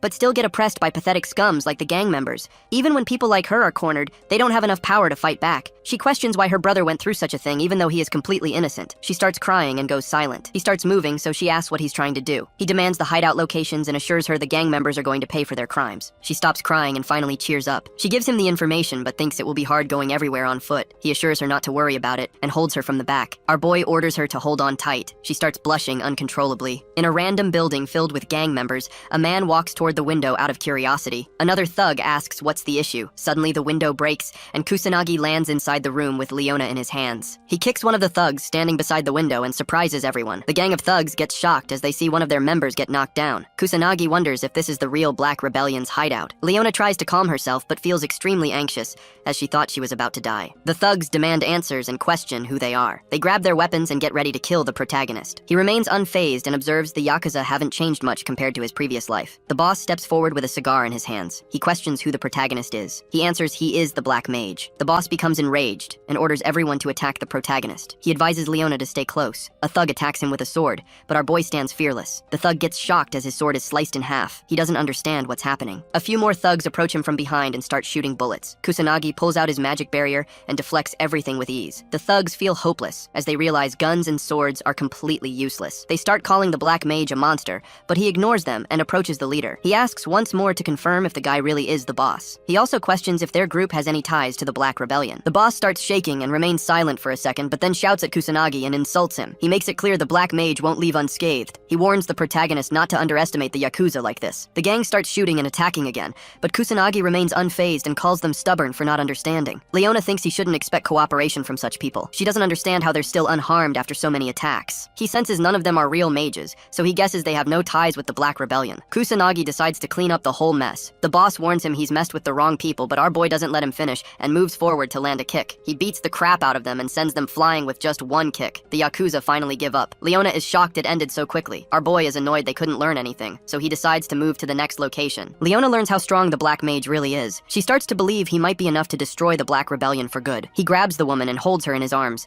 She becomes anxious as she realizes they're about to leave again. He jumps out of the window while carrying her. She screams in fear and asks him to stop, but he continues to move forward. They reach their next destination and make a grand entry through the window once again. In mere seconds, our boy defeats the whole gang. They all bow down to him and beg for mercy. Once he's outside again, he wonders why they keep getting attacked every time. He calls the Yakuza completely stupid. She agrees with him, but clarifies no gang members will ever listen to him. Leona frustratingly requests him to stop barging in through the window every time. She thinks they're just ambushing the Yakuza at this point, but she's had enough of all the flying. He understands her and shares he didn't follow any rules since they're dealing with Yakuza. She calls him illogical, so he decides to agree with her and play by the rules this time. They both reach another location and knock on the door. A bald guy comes out and questions who they are. The boy shares he's here to learn about the Black Rebellion. The bald guy shuts the door close and orders them to get lost. Kusanagi becomes annoyed and slams open the door with just a kick. The gang members become alert and question if they're getting raided by a single man. They order him to reveal which clan he belongs to, but Kusanagi clarifies he's just here to learn more about the Black Rebellion. The bald guy loses his patience and moves forward to throw a punch. Our boy was hoping he could talk peacefully for once, but since he has no other choice left, he fights back and easily destroys the bald guy. The other gang members get surprised. Kusanagi ignores the lackeys and tries to find the boss himself. A man named Ushiro moves forward and reveals he's the boss. He questions why our boy barged in like that. He gets straight to the point and asks if they have any ties with the Black Rebellion. The boss understands his question, but his lackeys find it disrespectful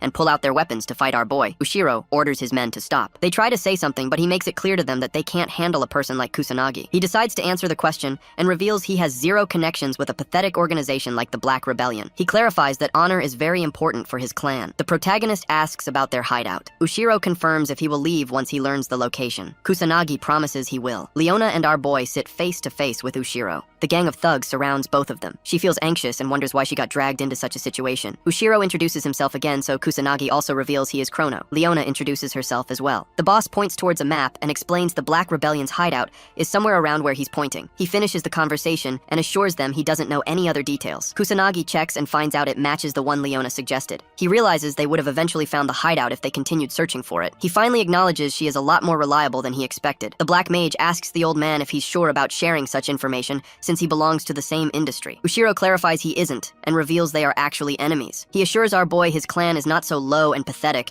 as to go around harming respectable people. Kusanagi wonders why he got attacked at first, but the old man believes he doesn't look respectable since he's going around raiding Yakuza offices. Ushiro tells him his clan has rules and principles, so there's no need to compare them with scums like the Black Rebellion. Kusanagi is amazed to find a Yakuza like Ushiro in this time period. He decides to leave just as promised since he accomplished his goal already. As he's about to go out, Ushiro questions if he's aiming to face the Black Rebellion. He warns our boy that they have influential individuals who control the country on their side, so it won't be easy. Kusanagi grabs the woman and assures the old man he has faced many opponents like that. He flies away with Leona in his hands. The old man observes him from behind and praises his fearless behavior. He believes the kid might be able to take down the Black Rebellion. In a random warehouse, a few men gather to make a deal for a special weapon. One of the lackeys checks its quality and assures his boss it's good. The red-haired guy orders his men to hand over the money. Some mysterious guys in black suits take it, and one of them shakes hands with the red-haired guy as they both make a deal. The guy in the suit calls Japan amazing for being so kind to criminals, and the other guy confirms it really is the best country. As they're both laughing, Kusanagi jumps in through the window with Leona in his hands. The men get shocked, but they all pull out their magic circles and guns without wasting a second. Kusanagi realizes he has finally found the gang he was looking for. He uses magic perception and learns that all the Black Rebellion men are mages, while the Mafia party also has a few mages on its side. Leona hides behind a container and pulls out her phone to record everything. The red-haired dude questions who Kusanagi is. Our boy is tired of hearing the same thing again and again. He answers that he is the Black Mage and he plans on destroying the Black Rebellion. The men get confused hearing his words. They start laughing uncontrollably as they doubt a kid like him can do anything all by himself. He ignores their laughter and throws a huge fire attack.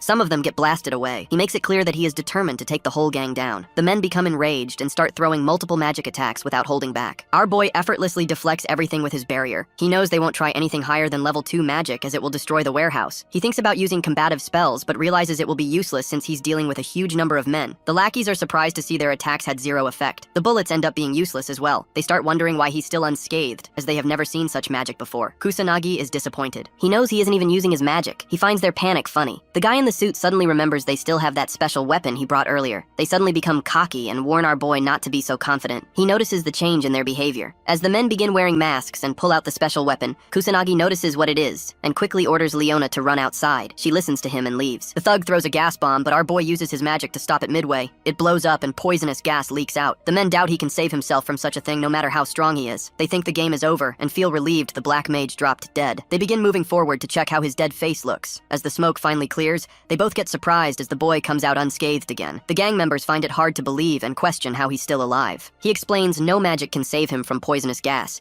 but it is just gas in the end, so he can simply use his wind magic to circulate the air around him. He finds it stupid and lets them know a powerful mage like him won't fall down so easily. The men become terrified and try calling for backup, but no one picks up. Kusanagi calls it useless as he has already taken care of it. He reveals he has already destroyed all of their hideouts, so they're the only ones left. Kusanagi orders them to get ready and beats the living crap out of them. He feels satisfied after completely destroying Kabukicho's Black Rebellion, so he decides to go look for Leona. Our boy suddenly notices someone behind him. A man comes out from the shadows with Leona as his hostage. He's surprised the protagonist took care of everyone all by himself. He admits it is impressive and smiles wickedly as he shares he hopes to negotiate with the Black Mage. As soon as Minato, also known as the Black Mage, finishes taking down the Black Rebellion organization members and neutralizing the poison gas, he rushes toward the warehouse exit to check on Leona, only to find her held hostage by an evil mage. The perpetrator demands that Minato negotiate for her release. Minato quickly assesses the situation, noting that the distance between them is too great for him to reach her in time, even with combat magic unless he can exploit a gap. Just as he prepares to activate a first-level spell to force the attacker to drop his knife, the man notices and warns him not to try anything reckless if he values Leona's life. Surprised that his opponent can perceive his magic, Minato acknowledges him as a worthy adversary and even praises his skill. From what he observes, Minato suspects that the man is suppressing his full power, but estimates his magic level to be around 40,000, marking him as a high-level mage. Meanwhile, Leona tries to apologize to Minato, whom she also calls Chrono, but he reassures her that he will save her. Growing irritated at being ignored,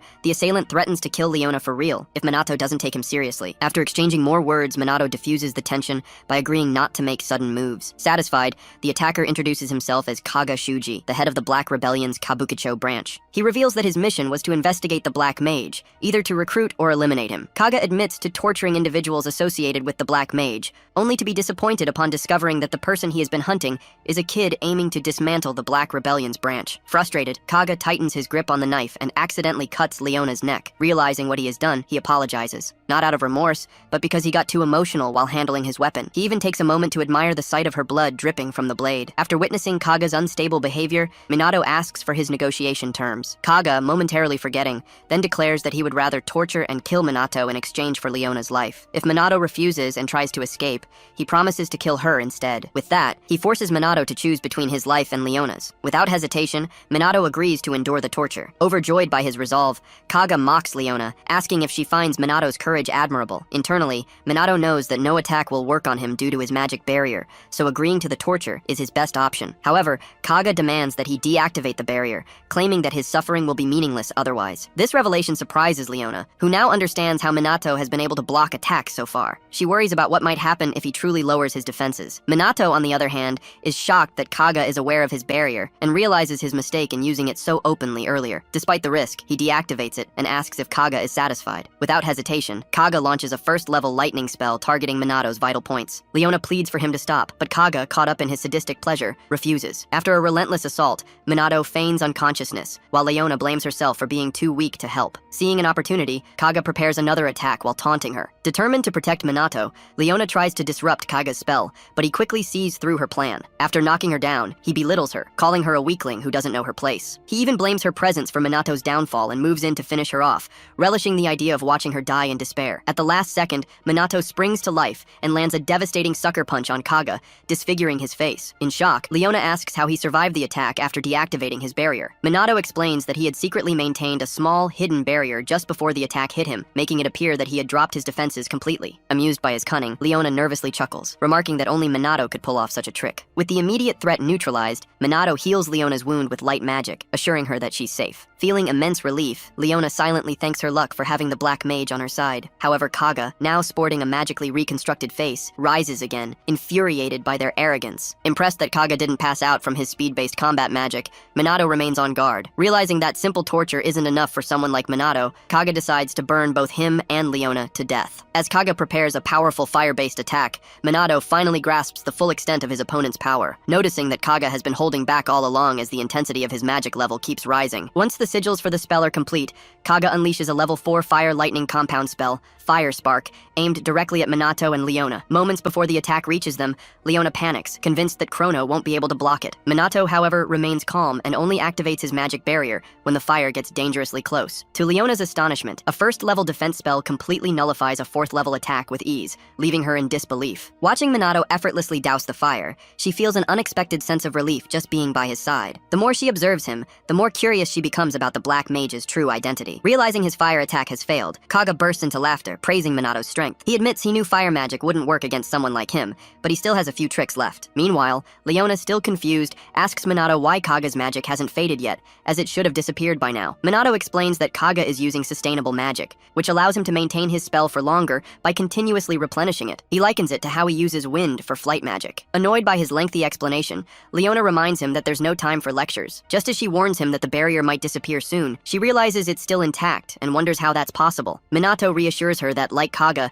he can also use sustainable magic, so there's nothing to worry about. Hearing this, Kaga panics. Sensing his hesitation, Leona boldly tells him to surrender while he still has a chance. Kaga feigns fear before dropping the act and resuming his assault. Acknowledging Minato's strength, he finally unveils his hidden trick, increasing the power of his sustainable fire spell around Minato's barrier. Suddenly, Leona starts feeling weak, her body heavy, and she struggles to breathe. Kaga explains that by surrounding the barrier with fire, he has burned away all the oxygen inside. Without air, they will suffocate, and as the fire's temperature rises, even Minato's barrier won't hold forever. He offers Minato a choice: suffocate inside the barrier or burn outside it. Minato, unimpressed, yawns. Frustrated, Kaga demands to know if he even understands the dire situation. Minato calmly assures him that he understands it better than he does. Kaga insists that, regardless of Minato's abilities, Leona is already on the brink of death, and there's nothing he can do to save her. At that moment, Leona suddenly regains her strength, confused by the sudden change. Kaga, equally shocked, watches in disbelief. Minato explains that while fire magic can alter the atmosphere, it seems Kaga forgot that magic itself exists in the air. Kaga demands a clearer explanation. Minato elaborates on how magic barriers interact with atmospheric magic, then demonstrates by manipulating the wind around the room, suffocating the flames with air. Watching his plan crumble, Kaga panics, lamenting his failure. Before he can collapse, Minato steps forward, refusing to let him escape unconsciousness. He mocks Kaga's love for torture, then casts a spell, sending him into the dark zone. Kaga suddenly finds himself trapped in a void of absolute nothingness. No sound, no light, just endless darkness. Panicked, he screams for help, but no one responds. Meanwhile, Minato returns to Leona, who informs him that someone has already reported the warehouse to the police. Wasting no time, Minato lifts her and takes off, ignoring her protests as they escape before the authorities arrive. Once they reach a safe vantage point, Leona finally accepts that the Kabukicho Black Rebellion branch has been destroyed. Minato, already looking ahead, talks about cleaning up the next district. Calling him Chrono, Leona asks if she can be his ally. Though she knows she is powerless and might slow him down, she offers her intelligence and connections to help him achieve his goals. After some hesitation, Minato admits he has a weakness for people's requests, and ultimately agrees, much to Leona's delight. She eagerly assures him that she will handle public relations and recruitment, so he won't have to worry about those tasks. A few hours later, the morning news reports the warehouse incident, confirming that the Black Rebellion members have been arrested, with the Black Mage credited for their capture. Just as the broadcast continues, a breaking news alert interrupts the program, announcing a video declaration from an anti-illegal mage organization led by the Black Mage, which also happens to be aired nationwide. When the video plays, a hooded figure, thought to be the Black Mage, appears on screen, introducing his organization as Shadowbringer and proclaiming himself as the Black Annihilator, dedicated to exterminating illegal mages associated with the Black Rebellion. Right after the introductions, he warns that from now on, he will not tolerate injustice, no matter who the perpetrator is. Watching the broadcast, a high-ranking member of Black Rebellion flies into a rage, furious at the audacity of the Black Mage. His partner, however, remains calm, dismissing the Black Mage as insignificant and not worth getting worked up over. Reassured by his words, the enraged man composes himself and places his faith in his powerful noble magic partner and the head of the Fuka family, Fuka Jin. After his heated encounter with the boss, Fuka Jin returns to his quarters and watches the news, where reporters tear into the magic nobility, criticizing their incompetence and disgraceful actions during press conferences. Despite their failure in managing the recent calamity, the Special Magic Unit has proven far more effective, leading both the media and the public to question whether magic nobles are even necessary. Enraged by the blatant disrespect, Jin smashes his teacup against the TV and orders his butler to summon Sho. As the butler hurries off, Jin seethes with anger, vowing to teach these lowly commoners the consequences of mocking the so-called useless magic nobility. Meanwhile, across the world, the bustling streets of New York City erupt into chaos as monsters suddenly appear, attacking civilians. What was once a thriving metropolis becomes a scene of terror as people flee for their lives. Within minutes, first responders arrive, relaying updates to their base as they attempt to contain the attack. Despite their efforts, the sheer number of monsters proves overwhelming. One officer holds the creatures at bay, while the other frantically calls for SMAT reinforcements, only to learn that the calamity is spreading everywhere and that backup will not arrive anytime soon. Explosions rock the city, leaving hundreds dead and thousands injured. Amid the destruction, a monstrous leader emerges, preparing to unleash a level 5 blazing column fire spell capable of engulfing the entire city in flames. Just before disaster strikes, a highly skilled noble magic user arrives, countering the attack with a level 5 Titanic bubble water spell. The noble, identified as Mizuha Tushiru, father of Yuika and Ruka, effortlessly neutralizes the monstrous leader's attack before descending onto the battlefield. The first responders, in awe of his abilities, receive orders to assist Tushiru in containment efforts. Ignoring the crowd's admiration, Tushiru focuses solely on the battle, casting an even stronger water spell to subdue the monstrous leader. The overwhelming force of his magic eventually drowns the creature before it can retaliate and ends the battle in Tushiru's favor. With the battle won, the first responders eagerly surround Tushiru, praising his efforts. Ever the stoic professional, he brushes off their gratitude, insisting that he was merely doing his duty. Soon, the mayor of New York personally thanks him for minimizing the destruction. As Tushiru prepares to return to Japan, murmurs spread through the gathered crowd. Skeptics scoff at the idea of a low-tier Japanese noble acting high and mighty, mocking Japan's weakened state. Tushiru, overhearing their words, chooses to ignore them, instead turning his thoughts to the challenges awaiting him back home, his daughters joining the Special Magic Unit and Japan's declining reputation. Elsewhere, Yuka, Ruka, and their friend are recovering on the training field, still reeling from their brutal sparring session with Minato Kusanagi. Complaining about how impossibly strong he is, Ruka notes that Minato isn't even using his full strength. Before they can dwell on the unfairness of it all, Sanada and a group of trainees arrive, proposing a new strategy. If they all attack Minato together, they might stand a chance. Encouraged by their numbers, Yuika rallies the squad, confident that even Minato cannot withstand an onslaught from over 100 trainees. Unfortunately for them, Minato overhears their conversation. Appearing suddenly behind them, he casually asks if they would like to test their theory. Frozen in fear,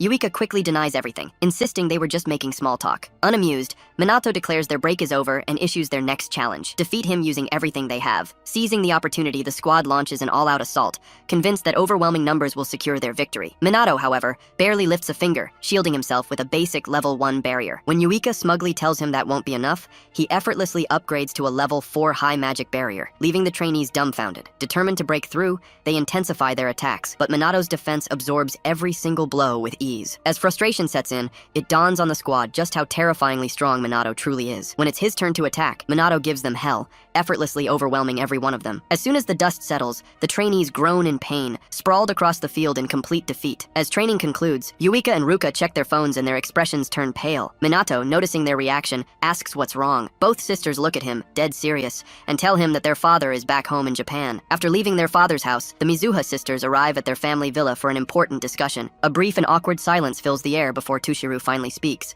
asking them about the special magic squad they recently joined. Yuika confirms that they are indeed working with the unit. As the tension between them grows, Tushiru urges them to tell him more about their squad. Relieved that their strict father is at least asking, they eagerly describe the squad's positive contributions to society, adding that their new friends are incredible people. Ruka enthusiastically chimes in, boasting about how much their magic power and spell levels have improved in such a short time, all thanks to Minato Kusanagi and the rest of the squad. Tushiru, intrigued by their praise for Minato, acknowledges the individual's exceptional skills and contributions to society. However, as he sips his tea, one of the girls makes a comparison between Minato and their father, suggesting that Minato might even rival a magic noble like him. At this, Tushiru calmly sets down his cup and issues an abrupt command. They are to leave the special magic squad immediately. Shocked, the sisters demand an explanation. Tushiru, maintaining his composure, explains that the reputation of magic nobles is already declining, which could have negative consequences for Japan. He insists that magic nobles, not the special magic squad, are the backbone of the country. Therefore, their leader, Minato, is doing more harm than good simply by existing. With this in mind, Tushiru forbids any further association with Minato. Furious, the sisters protest, calling his reasoning ridiculous. Unmoved by their frustration, Tushiru orders them to obey him as they always have, and turns to leave. Before he can go, Yuika, who has always followed her father's commands without question, firmly says no for the first time. She declares that she will never abandon the special magic squad or Minato, as she believes he has the power to change the world. She argues that while nobles have grown complacent, the squad trains them relentlessly, preparing them for real battles. Had their father asked them to cooperate, they would have gladly done so. But demanding their obedience is a mistake. Hearing this, Tushiru coldly disowns her, forbidding her from ever calling herself a magic noble again. Ruka, ready to step in, watches as Yuika merely nods and walks away without another word. Just before exiting, Yuika gives her father a final smile, assuring him that from now on, she will simply be Mizuha Yuika. He no longer has to worry about her tarnishing the family name. Once she is gone, Tushiru mutters something about Yuika's defiance, and Ruka warns him that she has changed. Hoping to at least keep one daughter by his side, Tushiru is instead met with further disappointment as Ruka follows Yuika's lead, renouncing her status as a noble. Tushiru repeats his disownment, telling her never to use the family name again. Ruka happily accepts, thanks him for everything, and walks out, leaving him standing alone, muttering to himself. Now free from their father's authority, the sisters change out of their noble attire into casual clothes and head toward a hotel, discussing their newfound freedom. As they walk, Yuika asks Ruka if she is truly okay with leaving their family behind. Ruka reassures her, saying that as her big sister, she would never leave Yuika alone. Touched by her words, Yuika smiles, and the two share a heartfelt hug. Their joy is short-lived as they soon face difficulties checking into a hotel. After exhausting all options, they resort to speaking with the manager, but their efforts are in vain. A full day of searching leads them nowhere. Every hotel, rental property, and even internet cafes refuse to accept minors. Ruka could have lied about her age, but Yuika being too young made that impossible. Defeated, they settle into a small cafe to rest and sip their drinks. Yuika laments how ironic it is that they have money from their squad activities, but nowhere to spend it. As they talk, two intoxicated young men approach their table, attempting to hit on Yuika right in front of Ruka. Before the situation escalates, Ruka glares at them and warns them to back off or face serious consequences. The men, sensing the danger, immediately apologize and flee. Once they are gone, Yuika grins at her sister and suggests they have some fun while they're stuck outside. When Ruka asks about their accommodation problem, Yuika insists they can figure it out later. Deciding to make the most of their first night as independent sisters, they spend the evening shopping for clothes and stuffed animals,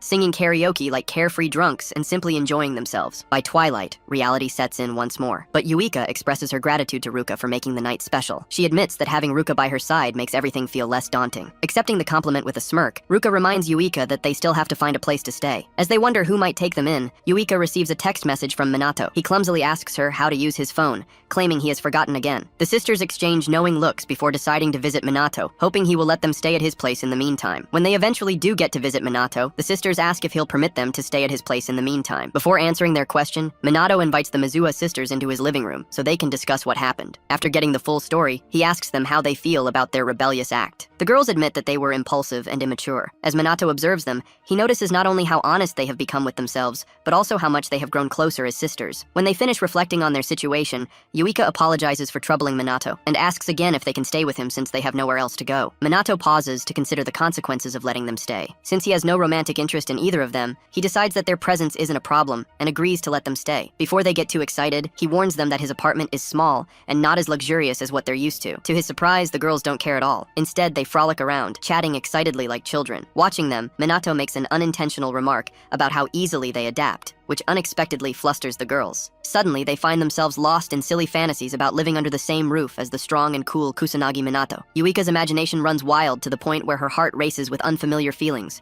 forcing her to calm herself down. Ignoring their flustered state, Minato casually asks if they plan to shower before bed. The girls instantly overreact, acting as if he's some kind of pervert. Remaining unfazed, Minato repeats the question, and this time, they answer calmly. Yuika goes first, leaving Minato and Ruka alone in the living room. As they talk, Minato praises their bold decision to leave home, admitting that he didn't expect it from them. Ruka agrees, saying she is just as surprised as he is. It's the first time they've ever defied their father, who has always been strict and unwilling to tolerate any form of independence. She expects that, rather than changing his ways, he will double down on his efforts to uphold his ideals. Minato reminds her that Tusharu has a terrible impression of their squad, so there's no telling what actions he might take against them in the future. Before Ruka can respond, Yuika steps out of the shower in her nightwear and urges Ruka to go next. Ruka quickly gets up and enjoys the most refreshing bath she's had all day. While she's gone, Yuika tells Minato how surreal it feels to be in his home. Minato, unfazed, reassures her that even though it's his first time hosting guests, he isn't worried. Yuika sincerely thanks him for letting them stay, and Minato brushes it off as no big deal. She chuckles, and when he asks what's funny, she says she's always known him to act like everything is normal, no matter the situation. Minato assures her that as long as they are part of his squad, they will always be his friends, and he will never abandon them. Hearing this, Yuika's heart starts pounding, but before she can dwell on it, Ruka emerges from the shower, looking elegant in her nightwear. Minato gets up to take his turn, leaving the sisters sitting in silence, processing everything that just happened. The next day, Minato meets with Shido, his handler, and receives the updated training schedule for his unit. After their routine meeting, he informs Shido about Yuika and Ruka staying with him. Shido, upon realizing Minato is living with two girls, flares up and questions why he seems so indifferent about it. Bewildered, he wonders if this kind of arrangement is normal among young people these days. Determined to teach Minato some common sense, Shido lectures him about how Japan doesn't practice polygamy and bombards him with half-truths about culture and tradition. On his way out of the office, Minato considers finding a bigger place to live. 3 people in his small apartment will be too cramped. Before he leaves, he spots Sonata training alone in the yard and decides to check in on her. Calling out to her, he asks why she's still training. Sonata explains that she feels like she's lagging. Now that she has improved, she is finally able to use offensive spells, but she still isn't satisfied. She tells Minato to stop being so formal with her since she's his subordinate, and he quickly adjusts. Minato encourages her to try firing an offensive spell. When she hesitates, he reassures her, saying he'll offer guidance. Taking his advice, Sonata takes her stance and casts a spell. After watching her attempt, Minato praises her efforts and tells her to keep training. If she does, she'll grow even stronger. Sonata thanks him, but admits she still feels weak compared to the rest of the squad. Minato reminds her not to underestimate herself. He has seen how hard she works. She then confesses that she only joined the police force because being a holy mage is rare. She doubts she will ever measure up to her squad mates because she believes she is the weakest. Realizing she is venting, she apologizes for burdening him with her insecurities. Minato, instead of brushing it off, asks why she chose the police force in the first place. Sonata explains that her grandmother was a holy mage who saved many lives during past calamities. Inspired by her, she joined the force in hopes of following in her footsteps. After sharing her story, she continues to doubt herself, saying she has no real goals or ambitions like everyone else and is no good at anything. Minato immediately corrects her, listing her strengths, her healing abilities, offensive magic, and dedication to improving. He tells her that it doesn't matter why she chose this path. What matters is what she does with it. His words strike a chord, and Sonata realizes that the results of her training are already showing. Overcome with emotion, she bursts into tears of relief and happiness. After calming down, she apologizes for being a pathetic adult, but Minato dismisses the idea, telling her that age doesn't matter. Grateful for his encouragement, Sonata starts seeing Minato as her hero for repeatedly saving her from self-doubt. Later that night, Minato prepares to begin his secret mission as the Black Mage. Before heading out, he meets Leona, who informs him that she has gathered intel on the dark rumors surrounding the magic nobles. Impressed by her efforts, Minato asks Leona to share the information, but she insists that he put on his Shadowbringer uniform first. After being rejected by the Black Mage, Leona reports her findings on illegal mages and shadowy magic organizations. She reveals that the magic nobles are allegedly involved in numerous criminal activities, including money laundering, collusion, and embezzlement. Some families, especially the Fukas, are rumored to have direct ties to the Black Rebellion crime syndicate. Minato asks if she knows who leads the Black Rebellion. According to the rumors, Leona says it's Kuroi Akudo, a former magic noble who was notorious before being publicly expelled. Hearing this, Minato finds the magic noble's connection to the Black Rebellion even more suspicious. However, Leona reminds him that no solid proof that ties the Fukas or any noble family to the syndicate exists. Since no one talks and valuable information is scarce, she suspects potential whistleblowers are being silenced. Knowing this, she warns Minato to be careful if he plans to dig deeper. With their discussion over,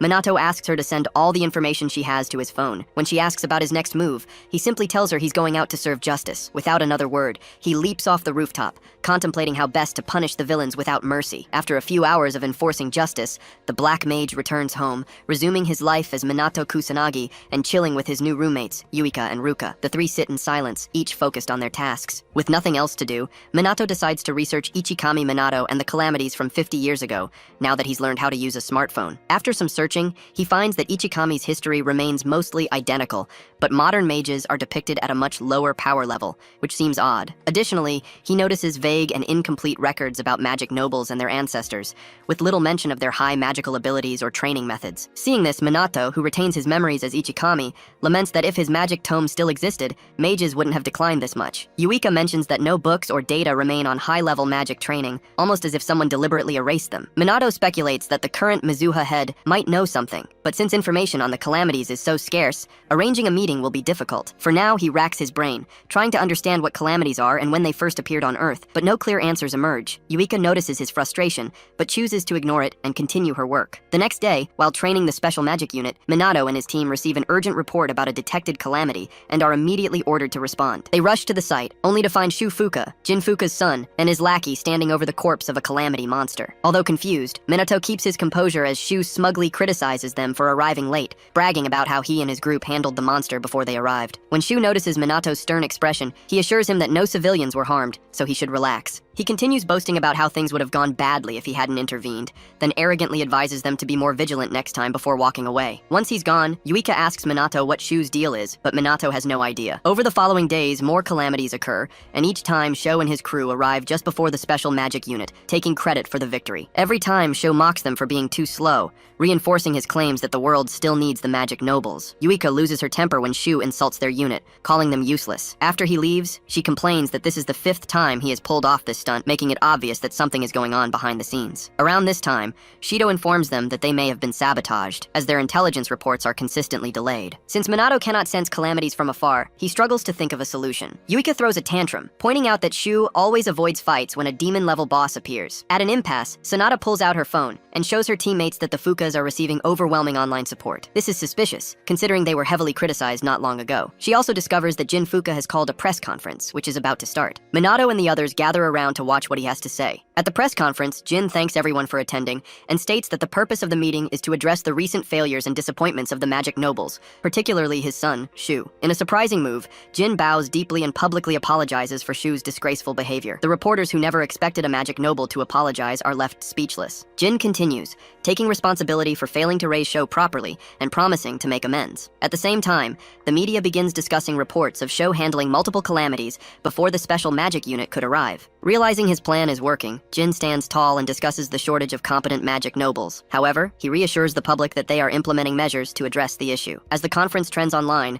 half the comments support the Fukas, which irritates Yuka. She vents to her colleagues, questioning if all their hard work was for nothing, only to be ridiculed by the public. Before she completely loses her temper, Minato urges her to stay calm, reminding her that their mission remains the same, regardless of public opinion. He asks them to trust him to handle the situation. A few days after the conference, Shido is summoned to a high-level meeting. His superior informs him that the special magic squad is in jeopardy, as complaints against them continue to rise due to their growing conflict with the magic nobles. When Shido attempts to explain Sho's questionable actions, his superior dismisses his concerns, accusing him of antagonizing the magic nobles. He blames Shido for supporting the special magic squad's creation and making enemies of the nobles, saying the consequences are entirely his fault. Shido then asks if there's any insight into why their operations are being obstructed. This time, his superior scolds him for suggesting sabotage, making it clear that the squad's survival depends on improving public perception and repairing relations with the magic nobles. If they fail, the special magic squad will be shut down. Meanwhile, Jin Fuka watches events unfold, satisfied that everything is going according to plan. He knows that the public, easily swayed by spectacle and manipulation, will believe whatever he tells them. With public opinion on his side, Jin is confident that he will soon crush the special magic squad completely. After about a week of silence, Minato and his squad sit on their school's rooftop,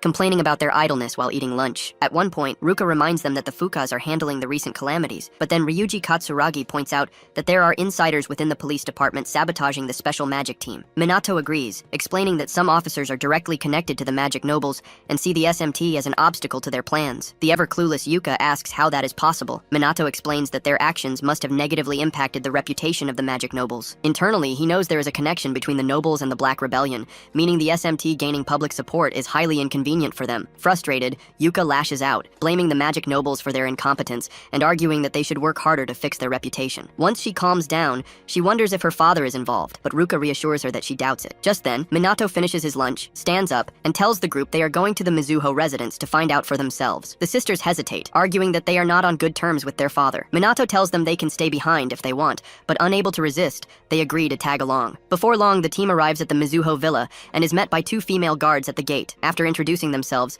they are immediately turned away. When Yuka and Ruka ask for an exception, the guards inform them that the master has forbidden his disowned daughters from entering the premises. Just as the sisters admit defeat, Minato steps forward, introduces himself as the captain of the SMT, and states that he has questions for Tushiru. The guards instruct him to schedule an appointment, but Minato insists that he just needs to ask a few questions. Frustrated, he considers forcing his way in, but before he acts, Tushiru himself arrives. After assessing the situation, he allows them inside. As they walk to the meeting room, Minato makes a playful remark about Tushiru's youthful appearance, asking if he is the sister's brother. The girls quickly correct him, stating that despite his looks, he is their father. Once seated, Tushiru starts the meeting by accusing Minato of leading his daughters astray. Minato responds by pointing out that blaming someone else for his children's independence is a bad parental habit. He then asks Tushiru why he is not proud of his daughters for maturing. Tushiru silently observes him, realizing Minato is not here to play games. Without further delay, Minato gets to the point and asks if Tushiru is pressuring the special magic team. Tushiru denies any involvement, stating that magic nobles rarely cooperate, meaning Fuka is acting independently. After Tushiru comments on Minato's resolve, he acknowledges Minato's reputation as a student,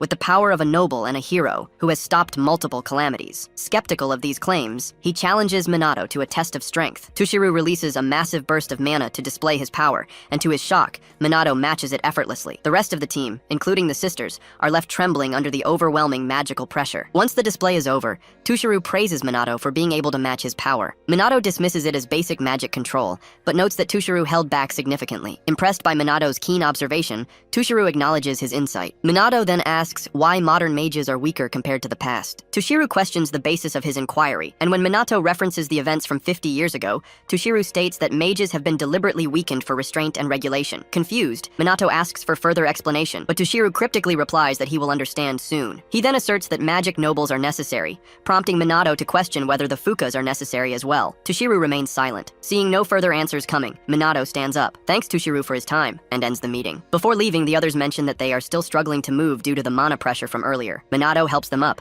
and as they exit, he tells Tushiru that he is grateful for not having to expose any corruption within his family. If he had, Minato would have acted differently. As a final note, Minato tells Tushiru that his daughters are important friends to him. When Tushiru asks what he means, Minato simply walks away without answering. A few days later, the Special Magic Squad finally receives their new uniforms, made of anti-monster material resistant to most spells. Shido announces that they can now operate at full capacity. With preparations complete, Minato gathers his team and tells them it is time to settle their score with the Fukas. Meanwhile, at the Fuka estate, Jin Fuka and his son Shu celebrate the imminent downfall of the Special Magic Team. Jin boasts that with the Black Rebellion's help, he will soon take control of Japan. Their celebration is abruptly interrupted when men in suits from the police force burst into the room, ordering everyone to freeze. The commotion is broadcast live, with a news reporter covering the shocking arrest of a magic noble. Hovering in a helicopter at eye level with Jin, the reporter announces to the public that this is the first time a noble has ever been charged in such a manner. The police arrest Jin on charges of bribery, intimidation, and abuse of special authority, informing him that his property is being searched. Jin, furious,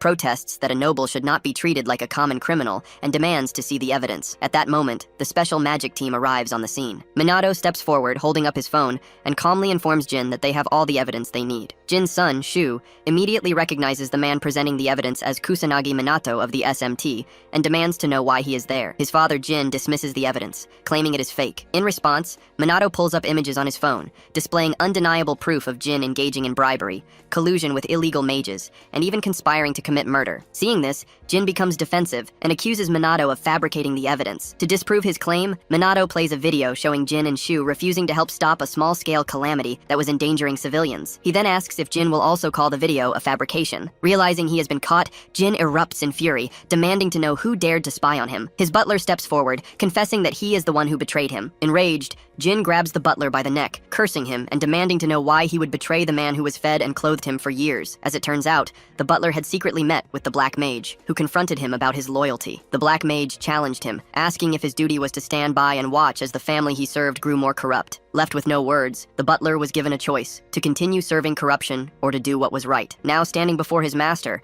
the butler declares that Jin is unfit to be a magic noble and must be removed. Jin, seething with rage, conjures multiple magic circles and threatens to kill everyone in the room. Before he can act, Minato destroys the circles and blasts a hole in the wall, making it clear that there is no escape for a corrupt noble like him. Jin laments the downfall of everything he has built, but Minato coldly reminds him that he brought this upon himself. As a final act of desperation, Jin boasts about an overseas base he has prepared for situations like this, claiming that once he escapes, he will be untouchable. But before fleeing, he declares that he will kill everyone trying to arrest him. Jin, his son, and their lackeys unleash a barrage of magic attacks on the police, but Minato shields the officers with a barrier and orders them to stand back while the special magic squad handles the situation. Minato then fires another blast, opening a second hole in the wall. This time, the news chopper hovering outside captures the event live. The reporters announce that the Fuka family is actively resisting arrest, raising serious questions about the role of magic nobles in society. With the public now watching in shock, the reporter asks the citizens if they can still trust magic nobles to protect them. However, she quickly reassures them that Japan still has the SMT and their leader, Kusanagi Minato, to fight for justice. Outside the mansion, the Fukas and the SMT prepare for battle. Minato squares off against Jin, while Shu and his lackeys face the rest of the team. Before the fight begins, Shu mocks the SMT, asking if they believe they can win with such small numbers. Unlike the idle nobles, Yuika responds that their squad is already handling other calamities elsewhere. Furious, Shu vows not to hold back and threatens to kill them all. Yuika calls him a disgrace to the magic nobles and declares that they will never forgive him for his crimes against the people. As the fight commences, Jin taunts Minato, asking if he really thinks he can defeat a magic noble. Minato responds that there is no reason to lose to weaklings like him. Enraged, Jin fires a powerful plasma beam at the news chopper, attempting to silence the media. Minato blocks the attack with a barrier and scolds Jin for sinking so low. Jin, unfazed, replies that as long as he profits, he does not care how low he must go. This only deepens Minato's disgust. Meanwhile, Yuika, Ruka, Sanada, and their teammate gradually overpower the Fuka lackeys. Seeing his men struggling, Sho panics. He refuses to accept that magic nobles are losing to commoners and orders his men to unleash their strongest magic attacks, demanding they kill the SMT members no matter what. With the enemy preparing their most powerful spells, the Mizuha sisters combine their magic to unleash a level 6 grand water magic attack, Burst Stream. The devastating spell overwhelms Sho and his lackeys in a single strike, leaving them defenseless at the mercy of the SMT. Defeated, Sho falls to his knees and in a desperate bid for survival, calls his actions a momentary lapse in judgment. He promises to change and begs for forgiveness. Seeing through his deception, Yuika pretends to accept his apology. The moment she and Ruka turn their backs, Sho reveals his true nature, cursing them as fools and launching a surprise attack. However, the sisters anticipate his betrayal, swiftly countering and pinning him down. They coldly ask if he truly believes they would forgive someone with no intention of changing. With his last attempt to escape foiled, Sho collapses in tears. Minato, sensing that his team has subdued the other Fukas, turns his attention back to Jin and informs him that his so-called pride and joy of a son has finally been defeated. Realizing his empire is crumbling before his eyes, Jin finally gets serious about his fight against Minato. After a brief stare down, Jin strikes first, attacking Minato with a level 1 aerial wind spell. Minato dodges effortlessly, as if it were nothing. Frustrated, Jin follows up with a level 2 wind spear attack to catch him off guard, but again, Minato avoids it with ease. Unwilling to give up, Jin unleashes a level 3 wind cutter, only for Minato to dodge yet again. By this time, the reporter in the chopper,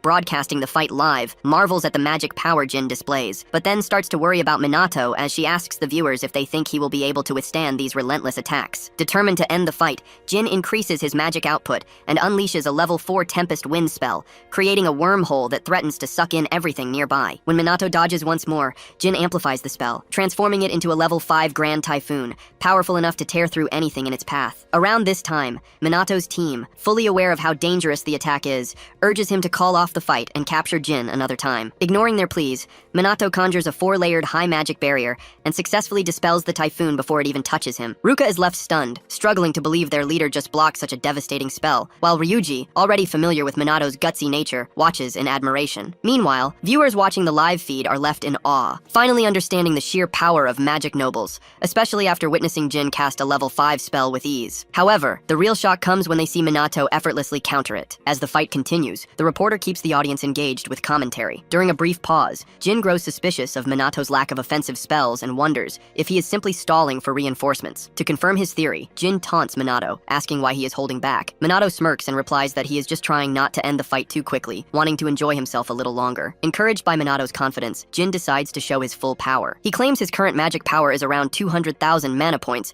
and warns Minato not to wet his pants when he realizes the difference in their strength. Hearing this, the SMT members scoff, convinced Jin must be lying. After all, even a mage with 100,000 mana points is rare in Japan. Concerned, Ruka and her sister consider stepping in, but Minato gives them a sharp glare, signaling them to stay out of the fight. The trio instantly instantly understands and holds back. Jin, sensing their hesitation, laughs and warns that if they had stepped any closer, he would have killed them without hesitation. With that, he summons 5 powerful magic circles and finally releases the immense power he has been suppressing. His entire body glows with overwhelming energy, sending shockwaves through the battlefield. Watching in horror, the SMT members fear Jin is going overboard. Unfazed, Minato remains unimpressed. Jin asks if he can grasp the sheer magnitude of his magic, but Minato does not respond. Instead, he silently watches as Jin prepares to unleash a spell he calls Neo Magic, designed to crush anything in its wake. A green portal materializes high above, pulsating with increasing intensity. For the first time since the fight began, Minato smiles, intrigued by this unfamiliar spell. Upon summoning the portal, Jin seizes the opportunity to explain his ultimate ability. He calls it atmospheric magic and boasts that it can flatten a human in an instant. Amused, Minato challenges him to attack. Furious at his arrogance, Jin intensifies the spell into a level 6 atmospheric magic spell called Air Press. The massive pressure distorts the air around it, making it impossible to escape. Minato stands his ground as the magic portal engulfs him. Jin bursts into laughter, convinced Minato has been crushed. Even the SMT members momentarily believe their leader is gone. For over a minute, Yuika and Ruka call out to Minato, desperately hoping for a response. Just as they are about to accept his death, his voice cuts through the silence,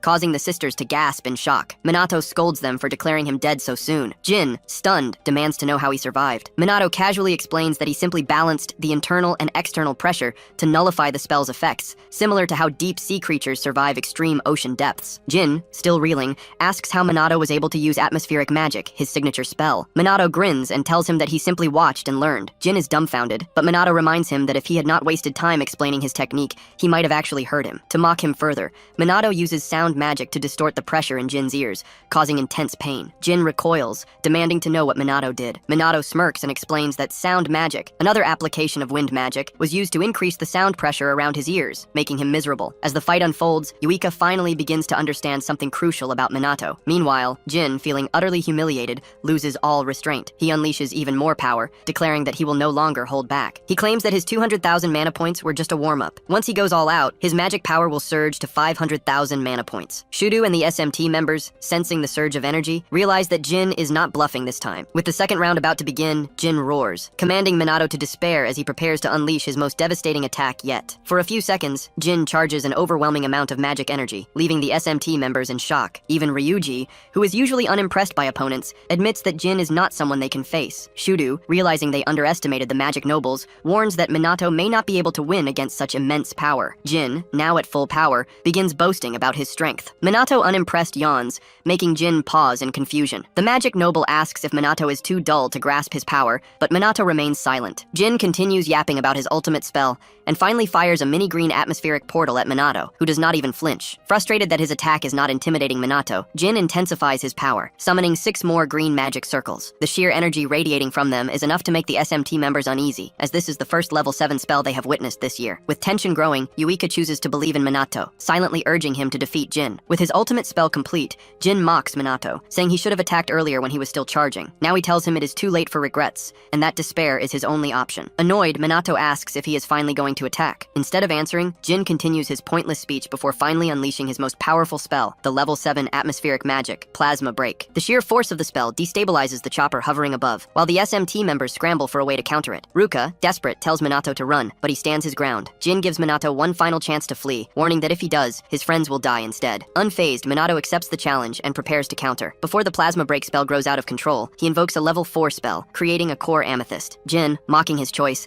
asks if he really believes he can resist his magic with something so insignificant. As Jin laughs, Minato fires the amethyst crystal at the core of Plasma Break, waiting for the result. To everyone's shock, the Plasma Break is instantly neutralized. Jin, along with the SMT members, stands frozen, trying to comprehend how his ultimate spell vanished so easily. Staring in disbelief, Jin demands an explanation. Minato casually responds that wind magic is weak against earth magic. Because Plasma Break was a slow spell, it was easy to neutralize with the amethyst crystal. He then insults Jin's ignorance, leaving the magic noble reeling from the realization. Still unable to process what happened, Jin demands a further explanation. Minato elaborates that while the core amethyst is not particularly strong offensively, its high-density magic allows it to absorb opposing attribute spells, neutralizing them even with a rank difference. Jin, still in shock, asks why Minato knows such a ridiculous spell. Minato smirks and reveals that he created it just for fun. Hearing this, Jin completely breaks down, unable to believe that the spell he spent decades perfecting was defeated by something his opponent invented on a whim. With the fight effectively over, Minato steps forward, telling Jin to prepare for his punishment. Before Minato can do anything, however,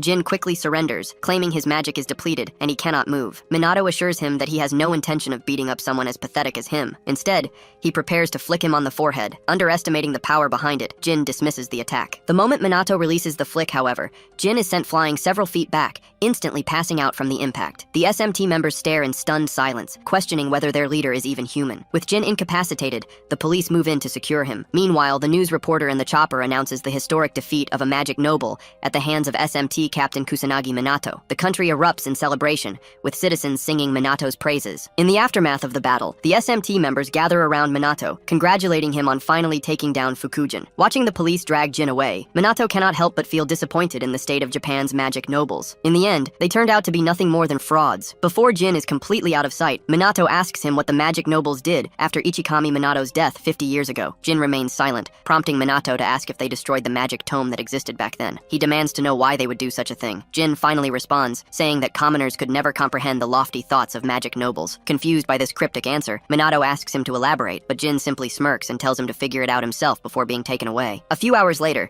Minato is forced to hold a press conference alongside Shadu and the head of the team. When the conference begins, he delivers a brief statement about his battle with Fukujin. His words quickly make headlines, and overnight, his popularity skyrockets. A few days later, Minato finds himself on a beach in Hawaii, lounging under the sun, still wondering how he ended up there. As he contemplates, Yuika, dressed in a swimsuit, approaches and asks him what is on his mind. Before answering her question, Minato thinks back to his most recent meeting with Shadu and the team members. In a flashback, Ryuji asks Shadu why they are going to Hawaii. Shadu explains that, as they all know, the SMT has become incredibly popular recently. With the overwhelming attention they are receiving, things are slowly getting out of hand. As he speaks, Yuika finds a video of Minato being surrounded by girls, realizing that they are now being filmed even at school. She informs the team that their videos are going viral across various SNS platforms, and Ruka adds that the internet is flooded with news about the SMT as well. As the team expresses concern over their growing exposure, Shadu confirms that all of Japan now has its eyes on them. Because of this, he has arranged for them to take a break in Hawaii while the situation is sorted out. He also credits Minato for strengthening the team and securing support from the Mizuho clan, which will help handle disaster responses in their absence. With that reassurance, he urges them to take this opportunity to rest before leaving them to prepare for the trip. Back in the present, Minato, upon hearing Yuika's question, stands up and tells her he was simply lost in thought. Satisfied with his response, Yuika shyly draws attention to her swimsuit, asking if she looks weird in it. Without hesitation, Minato tells her she looks cute. The unexpected compliment catches Yuika off guard, making her blush furiously. As if that were not enough, Minato continues, saying the swimsuit suits her style and looks great on her. Overwhelmed, Yuika thanks him awkwardly and turns away to regain her composure. Shortly after, Yuika appears in a dark-colored swimsuit, irritated that Minato has been avoiding her all day. When he looks puzzled, she asks if there is something he would like to say. In response, Minato tells her he was simply admiring her beauty, pointing out that her pale, clear skin makes the swimsuit stand out and enhances her elegance. Embarrassed by the detailed compliment, Yuika turns away, her face flushed red, and thanks him. Meanwhile, Ryuji, who has been standing beside Minato the entire time, marvels at how effortlessly and sincerely Minato compliments the girls without any ulterior motives. Moments later, Sonata arrives, wearing a white flare dress. As she apologizes for keeping them waiting, Ryuji is taken aback, realizing for the first time just how curvy she is beneath her uniform. Curious, Sonata asks Minato what he thinks of her outfit. Before he can respond, Ryuji silently prays that he does not comment on her figure. With all eyes on him, Minato simply tells Sonata that she has a great sense of style. Doubting his sincerity, Sonata presses for clarification, prompting Minato to emphasize how beautifully the outfit complements her natural elegance. Caught off guard, Sonata blushes just as deeply as the others, flustered by the excessive praise. Shocked by Minato's uncanny ability to make everyone blush, Ryuji jokingly calls him amazing, but then asks if he thinks he might be overdoing it. Unbothered, Minato replies that he is simply being honest, and that if someone deserves a compliment, he sees no reason not to give one. Since he finds all three of them beautiful in their swimsuits, he feels compelled to say so. Though Ryuji acknowledges there is nothing wrong with this, he cannot help but feel secondhand embarrassment at how overwhelmed the girls are. To make matters worse, Minato suddenly turns to Ryuji and begins complimenting his well-proportioned physique, urging him to take pride in his appearance. Unamused, Ryuji immediately shuts him down, warning him never to praise another guy in front of the girls again. With the tension dissipated, the Special Magic Squad spends the rest of the day enjoying various activities, including volleyball, jet skiing, sunbathing, and taking countless photos. By nightfall, Minato steps out to grab a drink from a convenience store. However, before he gets far, he notices Yuika looking unusually shy and decides to take a walk with her. As they stroll, they reflect on how much they have fought recently and how the break feels surreal. A brief silence follows,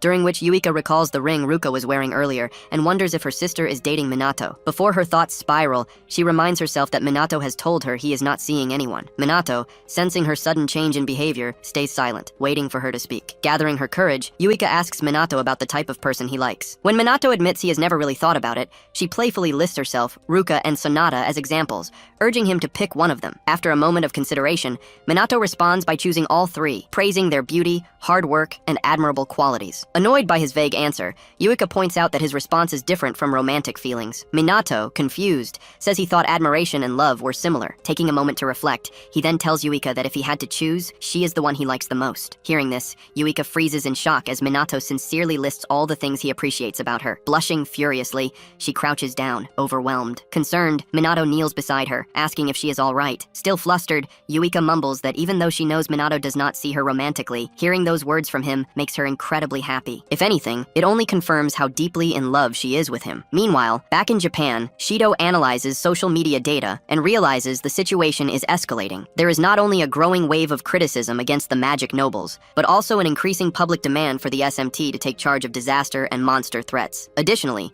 the mysterious vigilante known as the Shadowbringer is gaining popularity, with many online debates speculating about a potential showdown between him and Minato to determine who is stronger. With all these developments unfolding, Shido finds himself at a crossroads. At the Japanese International Airport, a particular plane lands, carrying two magic noble family heads who are visibly irritated by the chaos that erupted while they were away. The first is Homurai Hinata, the head of the Homurai family, while the second is Kaiichi Riku, the head of the Kaiichi family. As they alight the plane, both grumble about the mess they must now clean up. About a week later, Minato and the girls return to Japan to resume their normal lives. One evening, while Yuika prepares dinner, Minato comments on how quickly their vacation ended. Ruka, sitting beside him, reassures him that both the SMT and their school have imposed strict media restrictions, so they should finally get a break from all the paparazzi. At that moment, Yuika pops her head out of the kitchen and asks them to help carry the plates. Minato immediately gets up to assist, and soon the table is filled with delicious food. During dinner, Yuika asks if they are ready for school, which resumes the next day. Minato tells her that with the police and school on their side, the attention surrounding them should have died down. After some small talk, Minato suggests they ignore the attention, assuming people will soon lose interest. Unfortunately for them, Minato quickly realizes how naive that thought was when, the next day, girls from various classes flock around him, bombarding him with questions about whether he has a girlfriend. When the pressure becomes overwhelming, Yuika and the others ignore the students and invite each other to lunch. On the way to lunch, Yuika remarks that the attention was even worse before their vacation, as outsiders would sometimes sneak into the school just to catch a glimpse of them. The conversation continues until Ruka casually mentions that they are running low on toilet paper. Minato suggests they stop by the store after school to restock and pick up some bath salts, something Yuika enjoys. As soon as Minato mentions this, the gathered students overhear and realize that Minato is living with the Mizuha sisters. Embarrassed by the backlash, Yuika grabs the others and rushes them to the rooftop for lunch. There, Ryuji confirms that the trio truly live together and concludes that it is fine since they are with their team leader, Minato Kusanagi. In any case, he assures them that if they ever run into any trouble, they can count on him for support. The girls thank him for his kindness, and with that settled, Ryuji advises Minato to drop the formalities when addressing each other. He asks if Minato is okay with them calling him by his first name. Since Minato is an easygoing guy, he tells them to call him whatever they like. Just as Yuika is about to say something, she suddenly pauses, realizing how significant it is for the three of them to be living together. Before she spirals into overthinking, she quickly shakes her head, convincing herself that it is fine as long as nothing improper happens. Ryuji and Minato, puzzled by her sudden shift in behavior, exchange glances. When she finally calms down, Yuika turns to Minato and asks if he ever feels nervous about living with the two of them. With no immediate answer, they finish lunch and go about their day in peace. By nightfall, while Ryuika and Minato are fast asleep, Yuika remains awake, puzzled by how easily they can sleep. She wonders if she is the only one feeling self-conscious about their living arrangement. As the silence becomes unbearable, she throws a small tantrum before forcing herself to sleep. Moments later, Ryuika also wakes up, thinking the same thoughts her sister had earlier. She admits to herself that she is still not used to sharing a room with Minato. Unable to fall back asleep, she sits up, trying to figure out why their current situation bothers her so much. When no answers come to mind, she looks over at Minato, who is peacefully sleeping on the floor. The sight of him makes her blush, and when inappropriate thoughts begin creeping into her mind, she quickly pulls the blanket over her head. Thinking back to how Ryuji and the others casually call Minato by his first name, Ryuika wonders why she still refers to him as Kusanagi. Her thoughts flash back to the time she nearly choked while trying to call him by his first name on their way to school. In the end, she could only manage to say Kusanagi before muttering some nonsense that left Minato confused. In another instance, when she found herself alone with him during lunch on the rooftop, she still could not bring herself to say his first name. Recalling several more embarrassing moments, she cringes and scolds herself for being too much of a coward to do something so simple. The next morning, on their way to school, Minato notices catches Ryuika looking downcast and asks if she is feeling unwell. Ryuika assures him she is fine, but once again refers to him as Kusanagi. This time, Minato stops her, reminding her that they are not strangers. He urges her to stop calling him by his last name and just say, Minato. Blushing, Ryuika finally gathers her courage and calls him by his first name. Elsewhere, the magic nobles gather in a secret spot to discuss their recent decline in reputation. To start the meeting, Homarai Hinata discusses the recent decline in the magic nobles' popularity and blames it on the special magic squad. While she thinks of a way to resolve this issue, Kaiichi Riku, the depressed dude, asks her how she plans to deal with the captain, Kusanagi Minato. Unable to answer his question, Hinata turns to Mizuha Tushiru and seeks his opinion. Well, Tushiru tells them he only seeks to align with their lord's will, and Hinata gets irritated by how cryptic the Mizuha head can be. When she compels him to provide more information,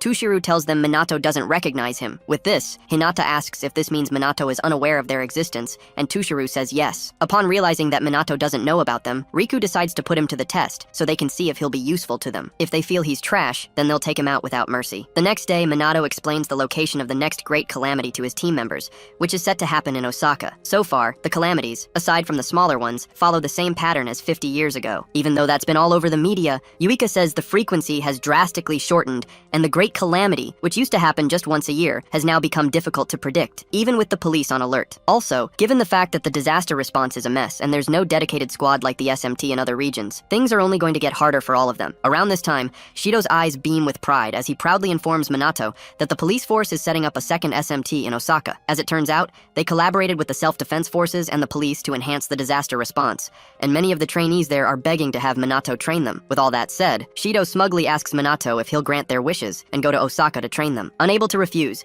Minato makes Shido even happier by agreeing to go and train them. Thereafter, he tells Minato that there's a person who's lived through the great calamity 50 years ago, waiting for him there. Currently, Takigami Shizuku, the person waiting for him, is one of the few anti-monster equipment artisans still existing and is very much interested in talking to Minato. In time, Minato agrees to meet her, and Shido then adds that Takigami is the one who crafted the SMT's uniforms. With the arrangements made, Minato makes his way to the airport and stops for a quick goodbye meeting with his team members before boarding the plane. Moments before his plane leaves, Minato reaches into his pockets and gives each of his team members a bangle, warning them to make sure they keep the bangles on until he gets back and not to take them off for any reason. Finally, when he asks them if they'll be fine without him, the other three assure him that they've gotten stronger as well, so he can head on to Osaka with no worries. With that said, Minato waves his buddies goodbye, telling them he'll be counting on them, and finally boards the plane to sit in his first-class seat. During his first moments in there, Minato thinks about a few random things that happened while he was in Hawaii, but then stops to think about the fact that he's flying first class, citing that Shido really did well for him this time. Just then, he senses a few odd people entering the plane, people he's never seen before, and wonders who they are. When Hinata and Riku sit pretty close to him, Minato instantly recognizes them as strong magicians. So far, quite a few of them seem to be on board,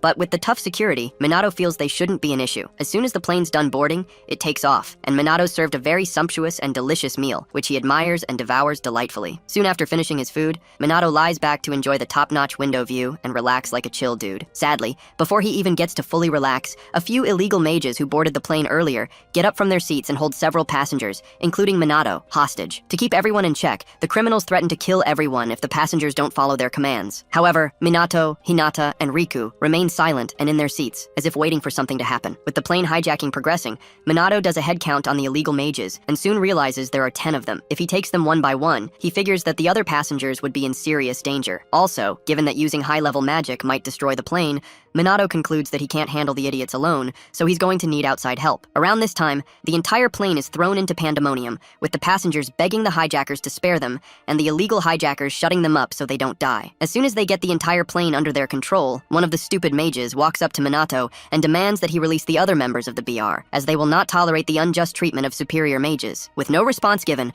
the dude gives Minato 5 minutes to contact those on the ground and make them release their comrades instantly, or they will start killing the hostages one by one. Before starting the timer, the bastards check in with the pilot to make sure he heard everything they just said. With no time to waste, Minato contemplates his next move. Before he makes a rash decision, he exchanges knowing glances with Riku and Hinata, who are secretly charging up their mana, and waits for their signal to strike. Just then, one of the illegal mages catches him acting suspiciously, and the other dude threatens to kill Minato if he moves. Seconds later, with the illegal mages distracted, Hinata and Riku swiftly approach the mages and take them down one by one as fast as they can. Once they're done taking down the bastards holding the passengers hostage, all three of them, Riku, Hinata, and Minato lock eyes with each other for a moment before they all move around the passenger compartment to take down the remaining bastards manning that spot. At a point in their battle, the bastards retaliate by trying to shoot someone like Hinata down. Sadly, Hinata's leagues above them in magic power, so she, alongside Riku and Minato, continues maiming and putting down these unruly idiots. Soon after, one of the illegal mages holds a flight attendant hostage, and after getting their attention, threatens to crash the plane if they don't stop taking out his comrades. Noticing the lapse in the fool's concentration,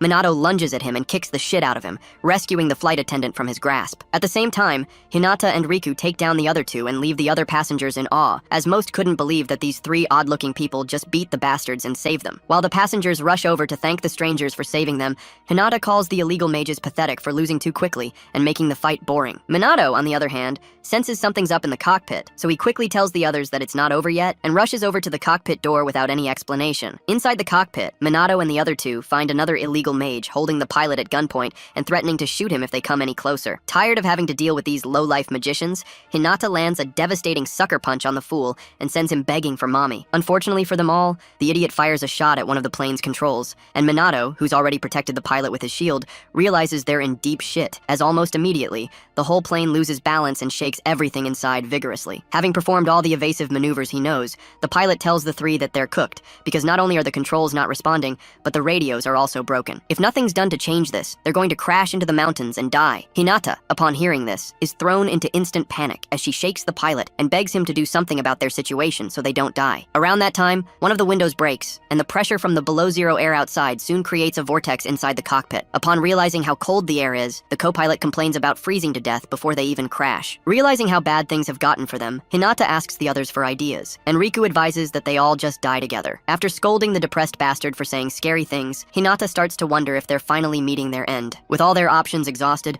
both the pilot and the co-pilot accept their fate and urge the others to prepare for death. Just then, Minato, who's been keeping silent the entire time, smiles for the first time, ignoring the pilots, and assures them that he will save everyone. Hearing this, the pilot warns him that this issue isn't something a mere human can fix, as they're all fated to die that day. Tired of hearing the pessimistic pilot's yapping, Minato walks towards the broken window in the cockpit and, ignoring the pilot's warnings and questions, jumps out of the plane. Hinata, who thinks Minato just made a run to save his life, soon regrets her sentiment when the plane starts losing altitude pretty quickly, threatening to destroy everybody on board within minutes. Around this time, the passengers were already saying their final prayers, hoping they all make it to the Lord's side when it ends, and the pilot, on the other hand, keeps on trying to pull the plane's nose up so they can avoid crashing into the sea. A few seconds before the plane finally hits the ocean, after everyone's lost hope, a miracle happens as the plane not only regains its balance, but also regains altitude as quickly as possible. With this happening, both pilots can't believe their eyes as they wonder what the hell just happened to the plane. Hinata, who suspected Minato all along, tells them that Minato's the one who just saved their lives, and if she's correct, then he's the one supporting the entire airplane all on his own. By that time, Minato's seen right under the airplane carrying over 230 tons of weight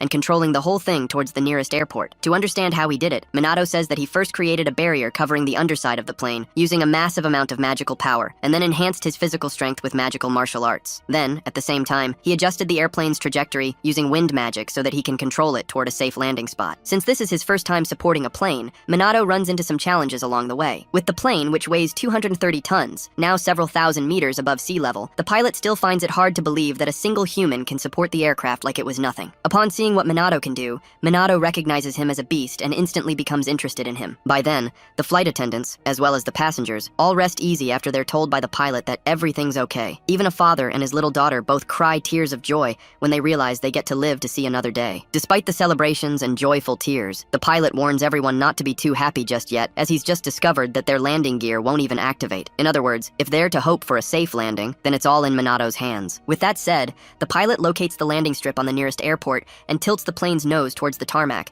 hoping Minato has some kind of plan to handle the landing. As the half-destroyed plane approaches the tarmac, Minato, who's still hauling its arse underneath, activates a level 6 void magic spell, High Magic Wall, uses this high-level barrier to cushion the plane's descent, and then slows it down fast enough for it to come to a complete stop. Once Minato somehow manages to make the landing, the entire cabin erupts in joy, with strangers hugging each other and the pilot saluting the captain of the SMT, Kusanagi Minato, as a true soldier would. As for Riku and Hinata, they just keep staring at the captain, unimpressed by his efforts and waiting for their final meeting with him. As soon as he alights the plane, reporters from all over flock around him, asking for a brief statement so the world can know how he managed to save an entire plane from crashing. At this point, Minato just gets pissed at the bastards for disturbing his peace, as he just returned from the most stressful flight of his life. Before he loses his mind, the security team shows up to shun the media media personnel, promising that a press conference will be held later, and then ushers Minato to Takigami's residence so he can see her. Right before leaving, Hinata and Riku intercept him and compliment him, hoping they can butter him up for later. To their dismay, however,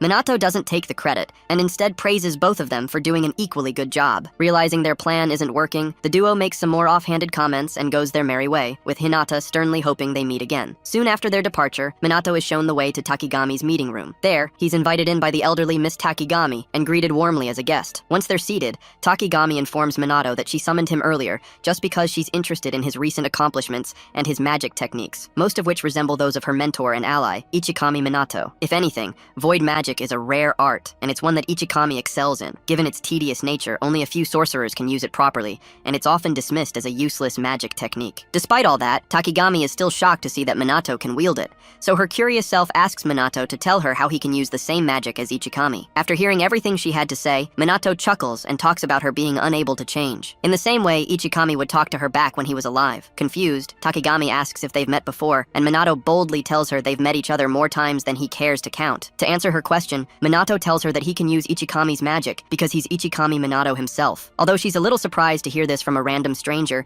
Takigami keeps her cool and mentions that there have been many in the past, relatives, friends, lovers, and even secret children who claim to have connections with Ichikami Minato, trying to cozy up to him. However, in all her years of handling those frauds, she never once expected someone to claim they were him. Thinking he's just another fraud, Takigami apologizes for her impending rudeness, seeing as she reached out to him and then politely asks poor Minato to leave her residence. Before getting to that, Minato tells her that he met a pair of brothers earlier and discovered that the younger one had a doll of Ichikami. Confused, Takigami asks what he means by that, and then Minato reminds her of what she said herself back when Ichikami was alive about her wanting to make a doll of him. At this point, Takigami starts sweating as she asks Minato how he even knows about such a private thing. After a brief silence, Minato tells Takigami that she once said that his doll gives children strength, and even until that day, Ichikami's still saving people. With everything Minato said so far, Takigami slowly starts to believe he's the real Ichikami Minato, and even asks him if he's truly the real Ichikami. Disappointed that she still doesn't believe him, Minato decides to tell her a story. After several more minutes spent reminiscing on old times, Takigami finally believes Minato is the reincarnated Ichikami Minato. When Minato scolds her a little for doubting him, Takigami tells him that believing in something like reincarnation isn't that easy in the modern world. Although Ichikami's always been the unorthodox type, she still can't believe he returned in her lifetime. Upon updating him on the calamities that befell the world after his demise, Takigami then expresses just how glad she is to see him again in her lifetime, and tears up a little. Once she's done crying, Minato calls her, knowing fully well that she knows what happened in the past 50 years, and then explains his observation about the knowledge of magic not being passed down, the fact that sorcerers have weakened over time, the misinformation about Ichikami Minato, as well as these so-called magic nobles who appeared out of nowhere right before asking her to tell him what exactly happened while he was away. By this time, Takigami, nervous, receives a text and checks it out, only to gasp in surprise, making Minato ask what the matter is. Realizing it's something she can't share, Takigami instantly ends their meeting, citing that it's already late, and then urges Minato to stay the night there so they can continue the discussion the next day. Lucky for her, Minato obliges and soon retires to his room for the night. Around midnight, Riku sneaks into Minato's room, not making a sound, and swings his sword at Minato's body, hoping to kill him instantly. Unfortunately for him, Minato pulls the ultimate Uno reverse card when he suddenly appears beside the bed, talking down on Riku's tactless attempt to attack someone in their bed. Mind you, at the time, Minato didn't even know his attacker was Riku. However, once he gets a good look at his face, he instantly remembers the attacker to be Riku. But before Minato can get chatty with him, Riku attacks him again, and Minato dodges the attack this time. Soon after, Riku kicks Minato out the window of his room, and Minato lands safely in the yard outside. Without wasting a single second, Riku shows up in front of Minato in the yard outside and activates a level 1 earth magic, Rock Break. At the same time, Minato activates his level 1 void magic, Magic Barrier, and does his best to block Riku's attacks. However, right after landing a few attacks, Riku skillfully slices through Minato's level 1 magic barrier and sends him retreating a little so he can take the fight seriously. Before getting to round 2, Minato compliments Riku's blade for cutting through his barrier like that, and then asks if it's anti-magic equipment. With no response given, the duo charges up their mana and prepares to begin round 2. However, just as they're about to clash, Hinata shows up and orders them to stop fighting. At this point, Minato tells her he knew she'd be involved in such bullshit, but then Hinata ignored his bullshit and urged him not to resist their summons. To keep him in check, she pulls up live video feeds of of her henchmen, creeping dangerously close to Minato's friends in their various residences, and threatens to unalive them while they sleep if he doesn't cooperate. Realizing he's been had, Minato calmly asks them to state what they want, and Hinata starts by introducing herself and Riku. Soon after the introductions, she tells Minato that the only demand they have is for him to join them as a magic noble and gain status, rank, wealth, power, and even women if he wants. More importantly, if he decides to join them, Hinata assures him that he'll be able to protect his friends and attain the ability to give absolute orders. On the other hand, even if he escapes his predicament, Hinata promises that the magic nobles will hunt him for life and make life hellish for him and his friends. With their demands stated, Hinata demands to know Minato's answer before they move forward. Eventually, Minato refuses to join their cabal of lazy magicians, and Hinata, pissed off by his reply, picks up her phone to give the order. Soon after mumbling a few shitty things about Minato's buddies being used as collateral, she orders the men at the locations to go ahead with Plan B so that Minato can never be arrogant again. Just as the men are about to carry out Plan B, the bangles Minato gave his subordinates before he left for Osaka glow up, with all the members still fast asleep, and conjure a yellowish magic-like version of Minato's silhouette. Seeing this, Hinata's men get scared shitless as they try to figure out what the hell they're seeing. Sadly, before they can comprehend what's happening, the magic-like Minato versions activate some level 5 high magic drain void magic and take out all the enemies like they are nothing. A few minutes later, Hinata notices some unusual radio silence from her guys and does her best to get them to respond. Sadly, after seconds of no response, Riku concludes the worst has happened and the team has been wiped out. Enraged, Hinata asks Minato to tell her everything he did, but then Minato fires back, telling her that she should have seen something like this coming, unless she's a total fool, that is. Despite realizing that Minato's an annoying little pest, Hinata still commends the way he handled the hijacking and the hostage situation, stating that with everything he's done so far, he's passed the first test. Puzzled by her words, Minato asks her if the hijacking was also their doing, but then Hinata lets him know they would never pull such a stupid stunt just to force him into participating in their little game. With that said, she urges him to move on to the second test while charging up her mana, together with Riku, for the real round 2. At the same time, Minato, who's been edging for a good fight, playfully asks if he can opt out of the fight, and, as you'd expect, Hinata objects right before lunging at him, together with Riku. For her first attack, Hinata throws a kick at Minato, which he blocks easily, and then she ricochets to a safe so she can unleash her next attack, a level 4 fire magic attack she calls Flare. As soon as she unleashes the magic attack, a loud explosion is created, but unfortunately for her, Minato is left unscathed. By this time, Riku swoops in through the chaos for his sword attack, aiming for Minato's neck, but still doesn't land a single hit just because the captain himself blocked the attack with a mini barrier he erected around his neck. Upon surviving this attack, Minato sighs as he figures a normal person would have died from that hit. Just then, Hinata tells him not to get too cocky, and then unleashes yet another level 5 fire magic attack, Blazing Column, at the captain of the SMT. Knowing what's coming, Minato compliments the Blazing Column spell as a good one, but to eliminate it, he creates the Water Azure Splash spell using level 3 water magic, and completely cancels it out. Seeing what Minato can do, Hinata finally understands why the rumors said he can cast spells without chanting. To even think he neutralized her level 5 spell with a level 3 water spell, Hinata figures Minato must be making a mockery of her magic. Around this time, Riku attacks Minato again, but he dodges this attack and challenges them to take their fight to the skies. Without hesitating, Hinata takes him up on his offer and flies towards him, together with her dog, Riku. At this point, Hinata admits that although they underestimated him earlier, they won't be holding back this time. With that said, they both unleash the strongest spells in their arsenal, with Hinata conjuring a level 7 fire magic spell, Demon's Blaze, and Riku conjuring a level 7 earth magic spell, Comet. Soon after boasting and making big claims about him being unable to defend against her ultimate technique, the duo sends their attacks toward Minato to deal double the damage. Unimpressed by their weak-ass magic spells, Minato creates a level 7 void magic spell, Vanish, which encapsulates both ultimate techniques and dispels them into nothingness. Around this time, Hinata and Riku are astounded as their brains can't even process what just happened. To help them comprehend their failure, Minato tells them that he just disintegrated and dissipated the magical energy so he can minimize damage to the surroundings. Hearing this, Hinata calls bullshit and even disqualifies him as she feels Minato's just cheating his way out of a real fight. So far, she says everything up until that point was just a farce, so now that it's come to it, she promises Minato that she's going to show him her true power. Sadly, before she gets to showcase how strong she is, there's a sudden change in the atmospheric energy around them, and they all notice it. As they try to figure out what the hell's happening, the sky turns red, signaling to Minato that the calamity has finally befallen Osaka. In his mind, though, he feels that although too many things are happening at once, this can't be just a mere coincidence. As the red sky is spread over Osaka, Takigami notices the ominous glow from her window. After staring for a moment, she shuts her blinds. Meanwhile,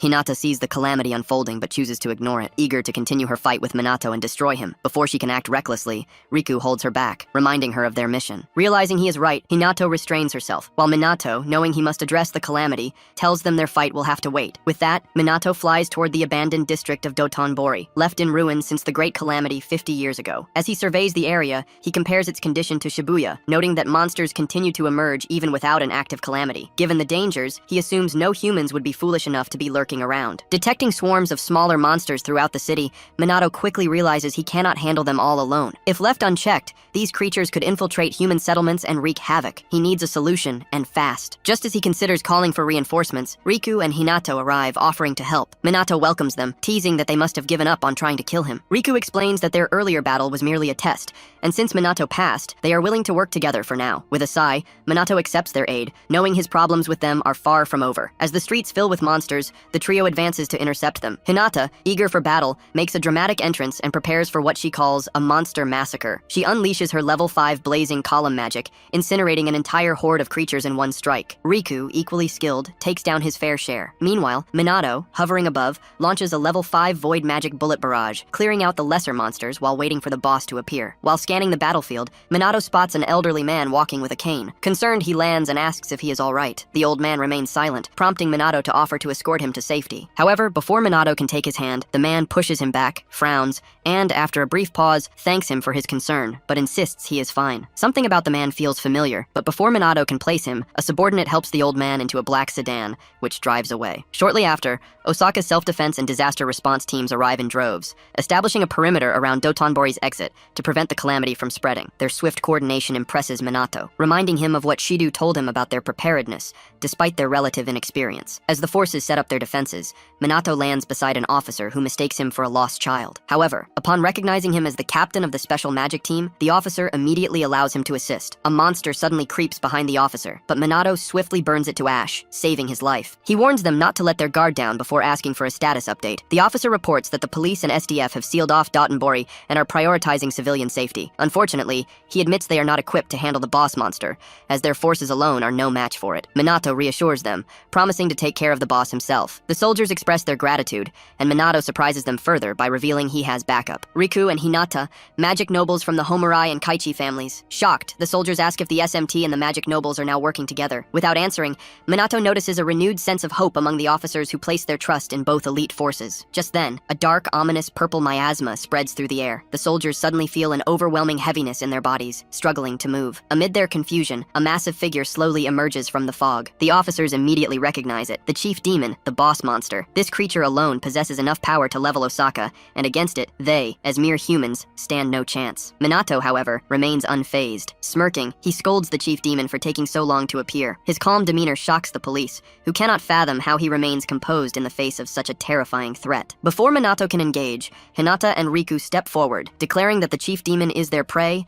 and that he should stay back and watch. Though disappointed they beat him to the fight, Minato relents, trusting them to handle an opponent of this caliber. With the battlefield set, Riku and Hinata brace themselves as they prepare for the fight of their lives. After pouting a few more nonsensical words, both Hinata and Riku recreate their level 6 magic attacks, Demon Blaze and Comet, and fire them at the chief demon, who stands motionless in the street, staring at them like fools. As both attacks close in, the chief demon obliterates them with his level 8 fire magic attack, Supernova, blinding the magic nobles and the soldiers with its intense light. Stunned, they struggle to comprehend how a lowly creature can wield such powerful magic. Forced to acknowledge the demon's immense strength, Hinata and Riku prepare to attack again. But before they can, the chief demon unexpectedly speaks, asking if there is a formidable sorcerer among them. One of the soldiers, though aware that chief demons possess greater intellect than typical monsters, is still shocked to hear it converse like a human. Seeing the fear on the soldiers' faces, Minato understands their reaction. A monster with human-like intelligence is rare, and the unknown always breeds fear. However, he decides to remain silent and watches the nobles continue embarrassing themselves. After failing to land her first attack, Hinata throws another childish tantrum, vowing to reduce the demon to ashes. She unleashes a fire spell even stronger than Demon Blaze, while Riku, fueled by frustration, infuses his sword with level 8 gravity magic, Dimensional Blade. Seeing the nobles finally casting original spells, Minato gets excited, hoping their combined efforts will be enough to bring down the chief demon. As Hinata and Riku prepare to strike, the chief demon suddenly comments on someone's magic power. Assuming he means them, Hinata boasts about her strength, only for the demon to clarify that he was referring to Minato's overwhelming mana. Irritated by the insult, Hinata and Riku abandon their magic and recklessly charge the demon with their fists. To their dismay, the chief demon effortlessly dodges every blow, teasing them for being too slow. After playing with them for a a while, he counterattacks, sending them sprawling. He then combines fire and wind magic to create a level 6 fusion spell, Flare Cyclone, which subdues the nobles in an instant. As Riku and Hinata struggle to their feet, trembling from the sheer force of the attack, Minato steps forward and tells them to leave the rest to him. Hinata tries to stop him, insisting that even if they, as magic nobles, could not defeat the chief demon, then there is no way he can. Riku suggests they retreat, but Minato remains unfazed, assuring them that a monster like this is nothing to him. Riku questions if Minato truly understands the overwhelming magic power radiating from the chief demon. Hinata, on the other hand, refuses to accept defeat, knowing they cannot afford to fail the person they wish to be useful to. Minato approaches the battlefield, teasing the chief demon, who, despite this, remains impressed by his magic power. Before the fight begins, the chief demon asks Minato to introduce himself, but Minato dismisses the request, questioning whether he is obligated to answer. Acknowledging Minato's point, the chief demon withdraws the question, remarking that associating with humans is ultimately meaningless for demon kind. With the pleasantries over, the battle begins. The chief demon immediately goes on the offensive, attacking Minato from all angles, but Minato effortlessly blocks every strike with his high-level magic barrier. Watching the fight, Hinata assumes Minato is struggling and begins gloating, claiming she knew he would not stand a chance. Before she can finish her sentence, Minato casually pushes the chief demon back and complains about how annoying he is. Both magic nobles are left speechless, realizing that the demon's relentless barrage of attacks has not left a single scratch on Minato. Riku, observing Minato's tactics,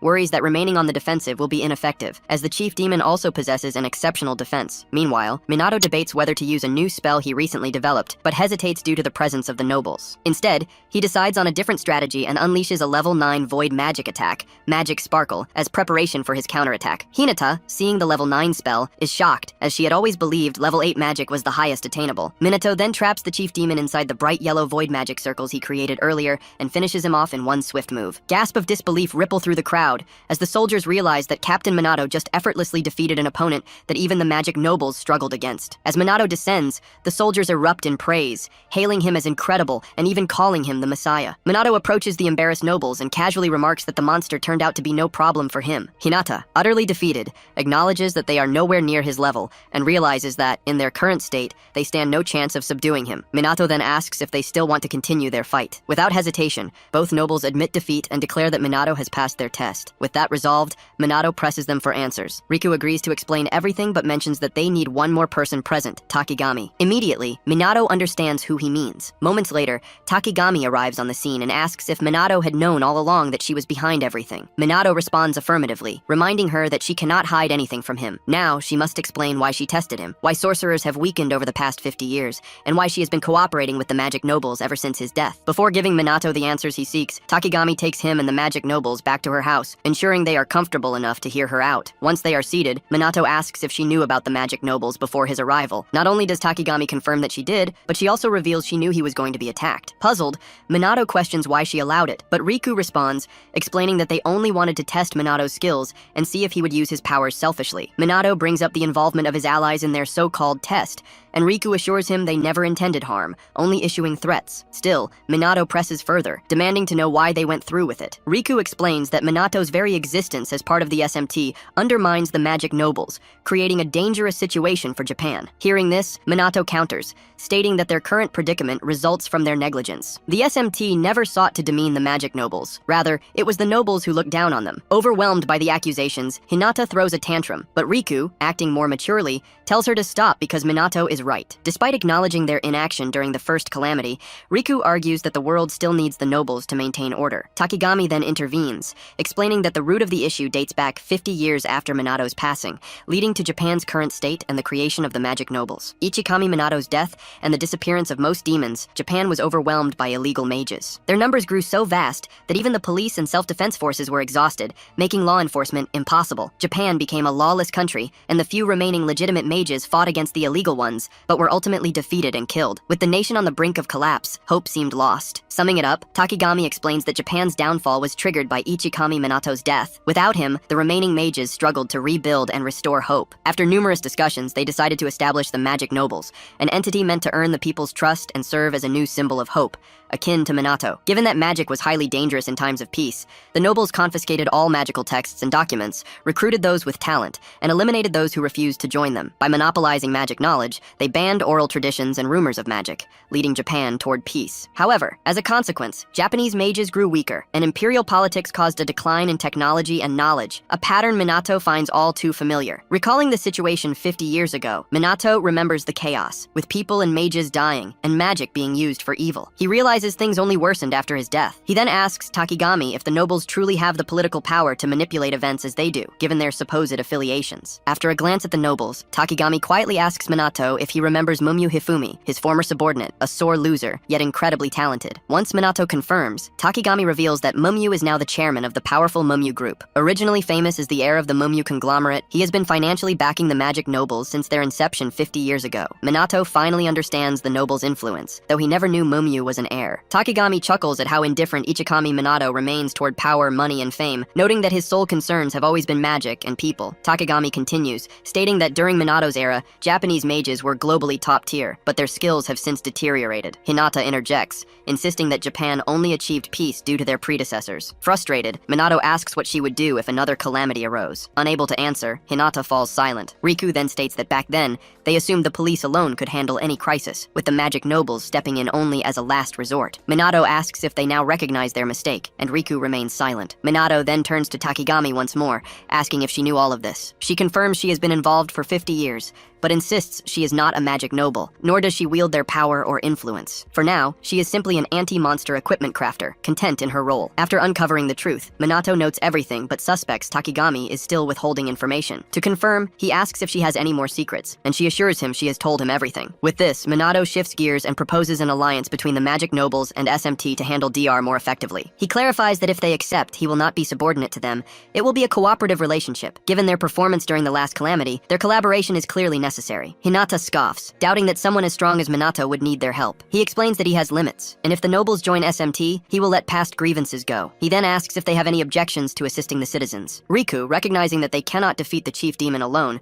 agrees that relying on Minato is their best option. Takigami also offers her skills as an anti-monster equipment crafter, and Minato welcomes her aboard. After much reluctance and another tantrum, Hinata finally agrees to the alliance on the condition that Minato never mentions the chief demon incident again. He accepts their terms, but also ensures they refrain from taking hostages whenever they need to speak with him, which they agree to. With everything settled, SMT and the magic nobles form an alliance for the first time in 50 years. Shortly after, Minato feels like he is forgetting something, but since he cannot recall it, he shrugs it off and carries on. Around the same time, the other SMT members wake up to find men in suits, beaten and tied up near their beds. Initially assuming they are burglars, they soon suspect it has to do with their bangles. By noon the next day, Minato finally arrives at the Osaka Prefectural Police School, where dozens of students eagerly await his arrival. In his first few moments there, Minato is startled by the sudden attention he's getting from the trainees, but thankfully, the on-site instructor orders the Minato fans to line up as they're no longer students, and then apologizes on their behalf for their unruliness. The instructor explains that many join the police force because they admire Minato, adding that he understands their excitement given the SMT's impressive actions during the calamities. Hearing this, Minato sighs and quickly gets to training the recruits. Moments later, he gathers a few students and,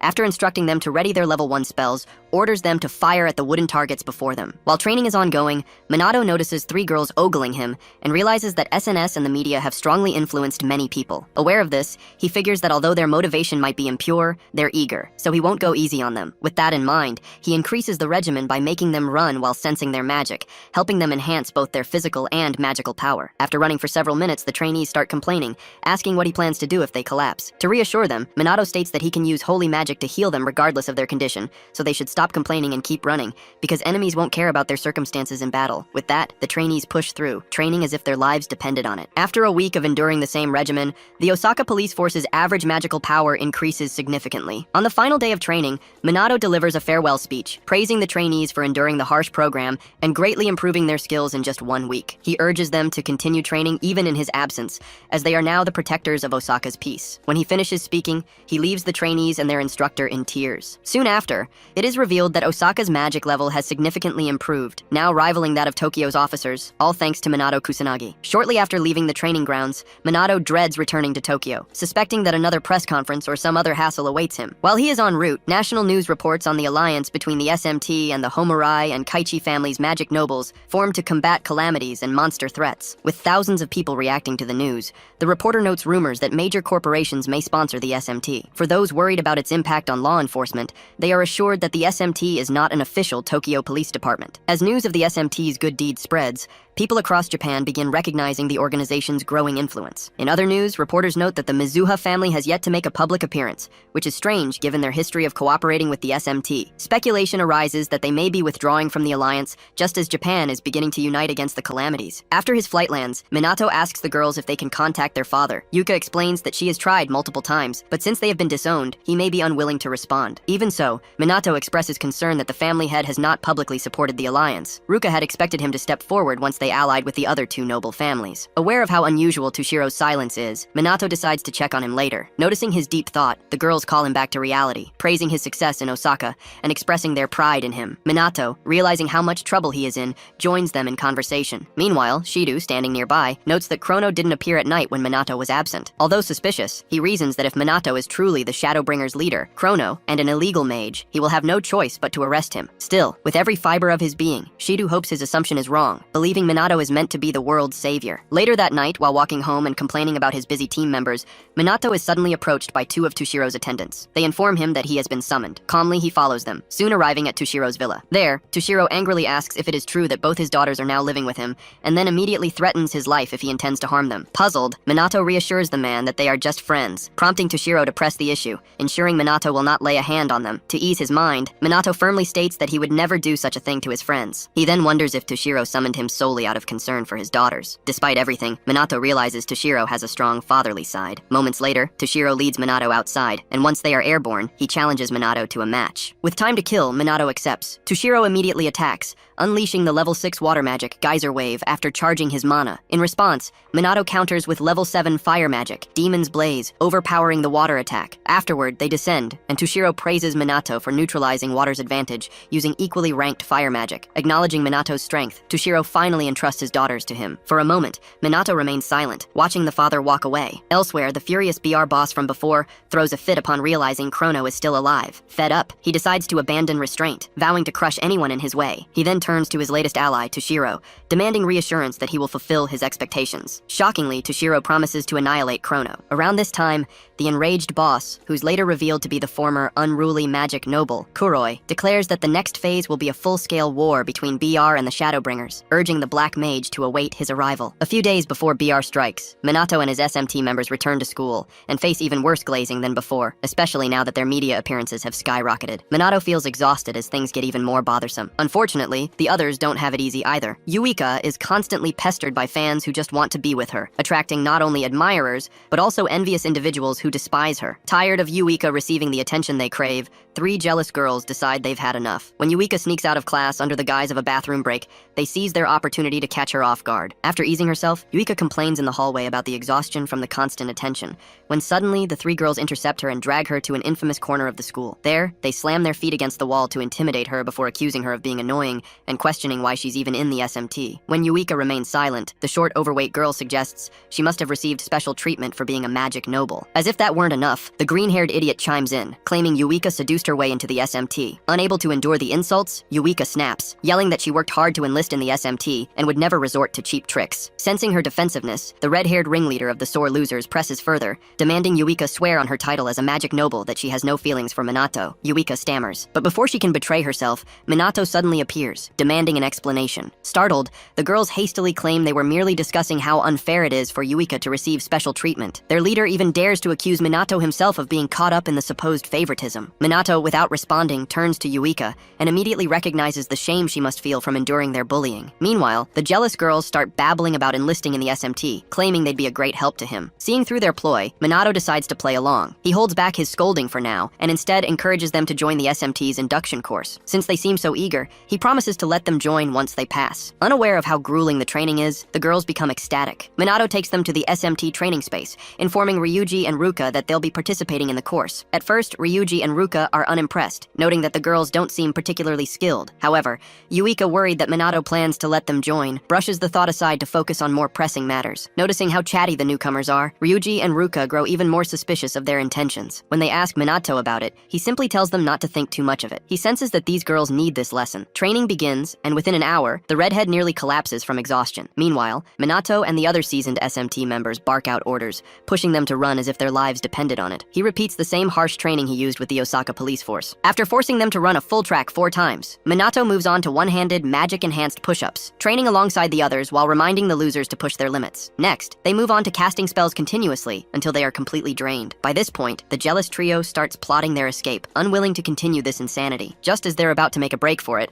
Minato calls them back, casually informing them that they've only finished the warm-up. Panicked, the girls start accusing Minato of harassment, with one even claiming he deliberately made the training unbearable just to torment them. In response, Minato points at the real SMT members, reminding the sore losers that even though they struggled at first, they persevered every single day to become the warriors they are now. He explains that the SMT works side by side with death, fights monsters, and protects the people with everything they've got. Then, he turns the conversation to Yuika, telling them that despite thinking she lacks talent, she works relentlessly to improve. To claim she used her looks and connections to get in is pure foolishness. He knows she would never stoop that low. Finally, he looks the redhead straight in the eye and makes it clear that Yuika is an important friend of his. He will never forgive anyone who tries to discredit her. Realizing their mistake, the 3 bullies beg for mercy and flee like the cowards they are. Watching them scurry away, Minato sighs at how spineless they are. Ryuji, still confused, asks him what just happened. Minato simply tells him not to worry about the sore losers. Later, as they walk home after training, Yuika thanks Minato for standing up for her, revealing that she heard everything he said. Minato shrugs it off, saying he was simply showing them reality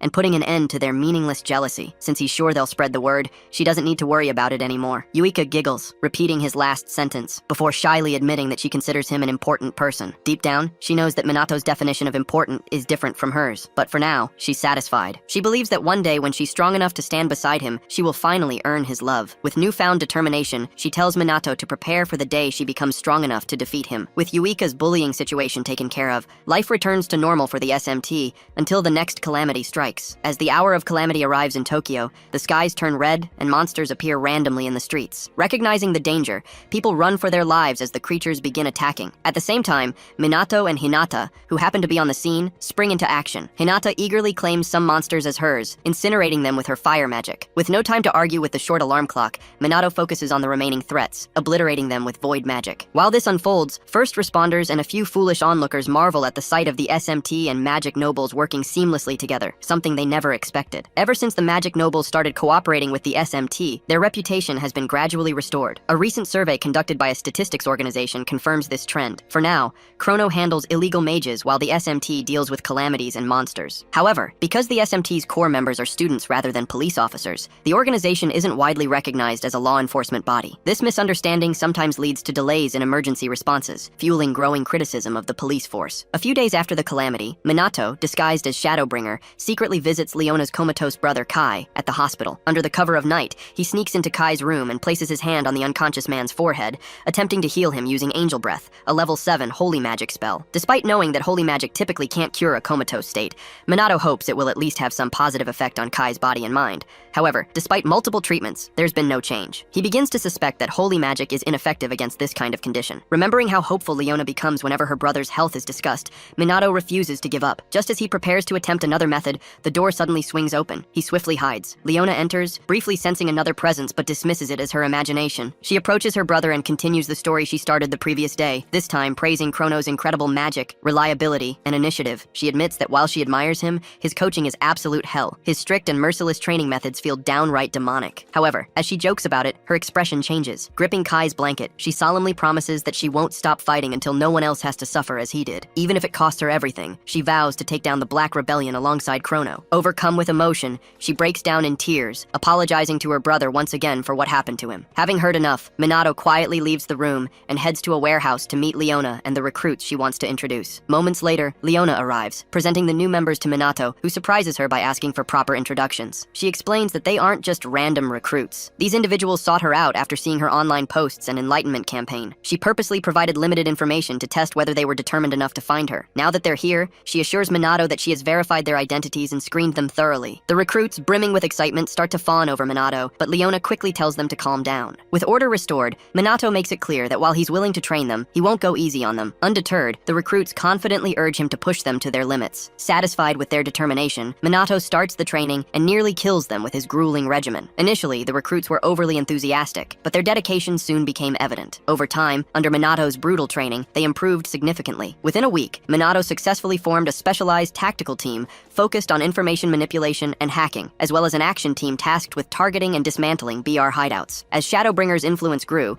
he gained unexpected support from underworld organizations. The Black Rebellion's hideout suffered repeated destruction, confusing the police force about the true intentions of the Black Mage. However, Shido remains unwavering in his belief that all illegal magicians are criminals. In his mind, Shadowbringer is no vigilante, just another lawbreaker. Determined, Shido vows not to let these so-called heroes escape justice. At the same time, Kuroi, his usual irate self, throws another fit, furious at the Black Mage's continued defiance. Before he can break something, a subordinate arrives, informing him that everything is ready for their next operation. Despite this, Kuroi continues berating them for being slow and incompetent. Nevertheless, he remains obsessed with his goal. He promises that no matter what happens, he will personally corner and eliminate Minato and Chrono, even if it's the last thing he does. The next day, during the SMT's training, Shido, who's been observing the entire regimen, can't shake the suspicion that Captain Minato might be Chrono. Considering his age, abilities, and the timing of Chrono's appearance, it's almost impossible not to be suspicious. While Shido is deep in thought, Ryuji and the girls apologize to Minato for unknowingly breaking their bracelets while asleep weeks ago. After explaining what happened,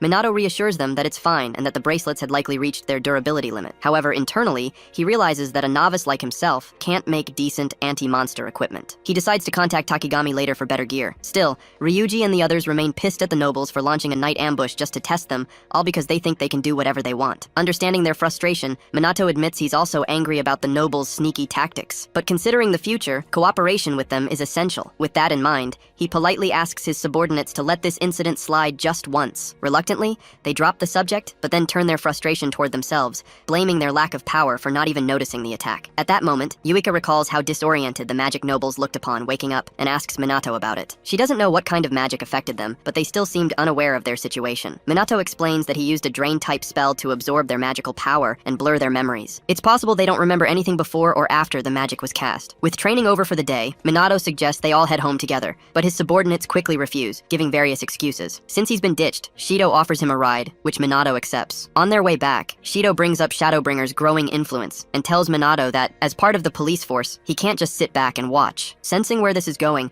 Minato asks if Shido still suspects him. Shido sidesteps the question, listing a few qualities about the criminal before asking if Minato has noticed them too. Minato plays dumb, claiming he knows nothing. Though highly skeptical, Shido lets the matter drop for now. Minato then asks if Shido considers Chrono a villain, noting that he hasn't heard of him committing any evil acts. Shido admits he's heard Chrono is a good person, so why does he hate him so much? Minato presses. Shido responds that it's because he's still a criminal. To help Minato understand his stance, Shido shares his past. His father was a remarkable police officer with a strong sense of justice. While society vilified criminals, his father always believed they had consciences, and that confronting them with respect could help them see the error of their ways. Shido admired that belief, which inspired him to become a police officer. However, his father was killed while trying to negotiate with a criminal who had taken hostages. Unarmed and defenseless, he was mercilessly attacked with magic. Since he couldn't use magic himself, he was killed in an utterly one-sided fight. The criminal was later arrested and charged with robbery and murder. When asked why he killed Shido's father, he claimed he had been scared of the unarmed man. Remembering those words, Shido loses his composure, angrily declaring that real fear should belong to the victims, people like his father, who was murdered over something so trivial. With that said, he makes his stance clear. He will never forgive criminals. Even if they try to save others, they should not be pardoned. Otherwise, those who live honest lives will have nothing to believe in. As Shido relives his grief, Minato recognizes that this belief is deeply ingrained in him. After his outburst, Shido apologizes for getting emotional, then drops Minato off, saying he'll be counting on him the next day as usual. The next morning, the SMT members gather for training, but to their dismay, Minato is running late, a rare occurrence. After a few minutes of waiting, he rushes out of class, muttering about teachers who talk too much. As he hurries toward the training area, he ignores two shady-looking men staring at him from a corner. Seconds after Minato leaves, a massive screen broadcasting the news is suddenly hijacked. The image shifts, and Kuroi, the BR leader, appears across every major display in Japan. When he shows up, people instantly recognize him as former magic noble Kuroi. However, unfazed by the attention, he directly addresses the SMT and Chrono, revealing that he has a present for them. He claims that bombs bombs have been planted all over Japan and warns the police not to interfere. Otherwise, they will be detonated one by one. To prove they aren't bluffing, Kuroi snaps his fingers. An explosion erupts from a building near Minato's location. Instantly, Minato springs into action, using a high magic barrier to shield civilians from the blast. Meanwhile, the SMT scrambles for information, only to find that their data is completely scrambled. To make matters worse, neither they nor the police can move quickly enough to respond. Yuika, growing frustrated, reports that they can't even contact Minato and wonders what the hell he's doing at a time like this. As confusion spreads within the police force, Kuroi issues his final demand. Chrono must come to the specified location alone. If he refuses, all the bombs will be detonated at once. Shortly after assessing the damage in the district, Minato decides and waits till it gets dark to act. By nightfall, he gets into his Shadowbringer costume and leaves for the designated place, a port warehouse that used to be a hideout. Upon confirming the location, Leona asks him over comms if he's really going through with this, and Minato assures her that things will be fine. With the stage set, Leona wishes him a safe return and hopes he doesn't die on them this time. After reassuring her again, Minato flies through the entire city and only lands when he reaches the designated warehouse. The warehouse lights up when he steps inside, revealing dozens of illegal BR mages. Their leader, Kuroi, welcomes him to his death, noting that he's been waiting for him. He then boasts that everyone in the room is a top-tier BR mage with advanced powers. In response, Chrono, aka Minato, asks if taking down everyone there will be enough to destroy BR. Hearing this, Kuroi laughs at Chrono's confidence. But before he can speak, one of his mages calls Chrono an idiot for thinking he can win alone. Annoyed, Kuroi grabs the idiot by the throat and scolds him, saying people have lost to Chrono for underestimating him, just like he did. Since he's there now and claims to be different, Kuroi not only promises not to hold back, but also threatens to kill Chrono flawlessly without letting his guard down. Puzzled, Chrono, about to jump into a fight with Kuroi, asks if he really thinks he can pull it off. However, before he can make any sudden moves, Kuroi stops him, warning that if he resists, the bombs around the city will be detonated. Knowing full well that Kuroi means business, Chrono stays put and waits for the next big move. Kuroi then orders his mages to kill him, and almost immediately they all fire at Chrono. When none of the attacks hit him, Kuroi initially assumes Chrono set up a magic barrier, so he orders them to continue firing. When the same thing happens again, Chrono informs them that their attacks are useless. Level 3 magic won't work on him. Furious, Kuroi throws a fit, even attacking his own men and calling them useless for failing to scratch Chrono. Chrono, on the other hand, calls them trash, which prompts Kuroi to promise that this trash will be the ones to brutally kill him. Despite Chrono's power, Kuroi remains confident, stating that normally he'd have no chance. But now that he has his new guns, things will be different. Upon noticing the guns in Kuroi's hands, Chrono assumes they're just normal firearms and arrogantly claims that guns won't work on him. But as soon as he's done talking, Kuroi fires a shot that grazes his right cheek, and to his shock, Chrono gets injured. Savoring the surprise on Chrono's face, Kuroi laughs maniacally and explains that his gun is an anti-magic weapon enchanted with magic that disassembles magic itself. After explaining what his bullets can penetrate, Kuroi fires 3 simultaneous rounds, all of which graze Chrono's body. Kuroi then admits it's been a while since he last shot, so he expected his aim to be slightly off. However, he is taken aback when Chrono subconsciously heals his wounds using natural magic. Mistaking it for holy magic, Kuroi calls him out for using it, but Chrono corrects him, stating that it's actually natural magic, which activates automatically to heal him. Regardless, Kuroi declares that healing won't change the situation. It just means he can hurt Chrono even more. Kuroi then fires 3 more shots while taunting Chrono, but he soon notices that all his bullets, just like before, only graze him. Despite this, Chrono effortlessly heals himself again. At this point, Kuroi starts to suspect something's off. None of his shots have landed directly, which seems impossible. He wonders if Chrono has been dodging, but quickly dismisses the idea, convinced that such a feat is beyond even Chrono's abilities. While Kuroi is lost in thought, Chrono secretly communicates with Leona and the others to confirm whether their secret mission is complete. Kuroi, noticing this, calls him out for daring to talk mid-battle and underestimating him. Now that the mission is done, Chrono conjures Grand Typhoon, a level 5 wind magic spell, using it to not only blow away all the illegal mages, but also blast a hole in the warehouse's roof, destroying the entire building. Seeing this, Kuroi immediately gives the order to detonate the bombs across the city, but to his dismay, Chrono reveals that his allies have already disarmed them. Now free to focus entirely on Kuroi, Chrono tells him that his bullets hurt quite a bit and promises to return the pain 100-fold. As the stage is set for battle, Kuroi prepares to fight, but before they can engage, the SMT arrives and stops the fight before it begins. Yuka reports that all the bombs have been disarmed, prompting Ruka to urge BR to stop their futile resistance. Chrono, wanting to keep his identity hidden, secretly commends the SMT for arriving quickly, but wonders if they were just waiting nearby without being detected. Regardless, the SMT immediately recognizes Chrono, the Shadowbringer leader, and acknowledges his immense magical power. Meanwhile, Sonata, who knows that Chrono is actually Monado, feels the urge to help him, worried that he might secretly be injured. With the tables turned, Chrono smugly challenges Kuroi to a fight. Just when they think they've won, Tushiru appears out of nowhere, acknowledging Kuroi's struggle and offering to help. Recognizing the traitor as their father, the girls exclaim in shock, desperately hoping there's a good explanation for this. So without fail, they ask their father why he's siding with a despicable human like Kuroi. Before Tushiru can answer, Kuroi claims it's because they're comrades in arms. Still confused, Yuika and her sister bombard their father with questions, desperate to understand what could have made him side with such an asshole. Eventually, growing tired of their persistence, Tushiru coldly tells them he's not obligated to explain anything. Disappointed, they fall silent and simply stare at him. Shido calls for Chrono's capture, but Chrono questions whether this is really the time to treat him as an enemy. Other SMT members echo his sentiment, arguing they should be working together, especially since Minato isn't there. Realizing they have a point, Shido reluctantly agrees to cooperate, just this once. A moment later, Kuroi throws special hand grenades at the SMT. Chrono yells for them to dodge, and they barely escape the blast radius, managing to keep most of their limbs intact. They quickly realize these aren't ordinary grenades. Chrono, stunned by the existence of anti-magic weaponry beyond guns, watches as Kuroi smugly opens his trench coat to reveal more hidden equipment. While Chrono deals with Kuroi, the sisters struggle with the reality of fighting their father. Seizing the moment, Tushiru, eager to test their strength, conjures a level 3 water magic attack, Azure Splash, and launches it at them. Ruka retaliates with a similar spell, but hers is too weak. Tushiru's attack effortlessly breaks through. With nothing left to do, the girls brace for impact. Just as all hope seems lost, Ryuji intercepts with a level 3 earth magic spell, Rock Wall, saving them from drowning. Afterward, the sisters thank Ryuji, and Tushiru acknowledges their improvement and teamwork. However, he warns them there's still no match for him, as his magical power is on par with Minato's. Despite this, Yuika refuses to back down. Determined, she and Ruka combine their mana to unleash a level 7 Great Water Magic, Geyser Wave, against him. Tushiru counters effortlessly with a level 8 spell, Tidal Wave, overwhelming them completely. He then remarks that while they managed to neutralize part of his magic, they're still far behind. As the sisters lie defeated, Kuroi complains about how one-sided the battle has been in his favor. He mocks Chrono, declaring that even the Great Shadowbringer is powerless against anti-magic weapons. He sneers, suggesting Chrono has never fought against guns before. With Tushiru at his side, Kuroi claims Chrono stands no chance, even offering him the humiliating option to beg for his life. However, Chrono remains unfazed. Seeing this, Kuroi grows both agitated and paranoid, screaming at Chrono not to get cocky. He fires more anti-magic bullets, only for Chrono to dodge them all. Initially, Kuroi assumes it's luck, but the more he watches,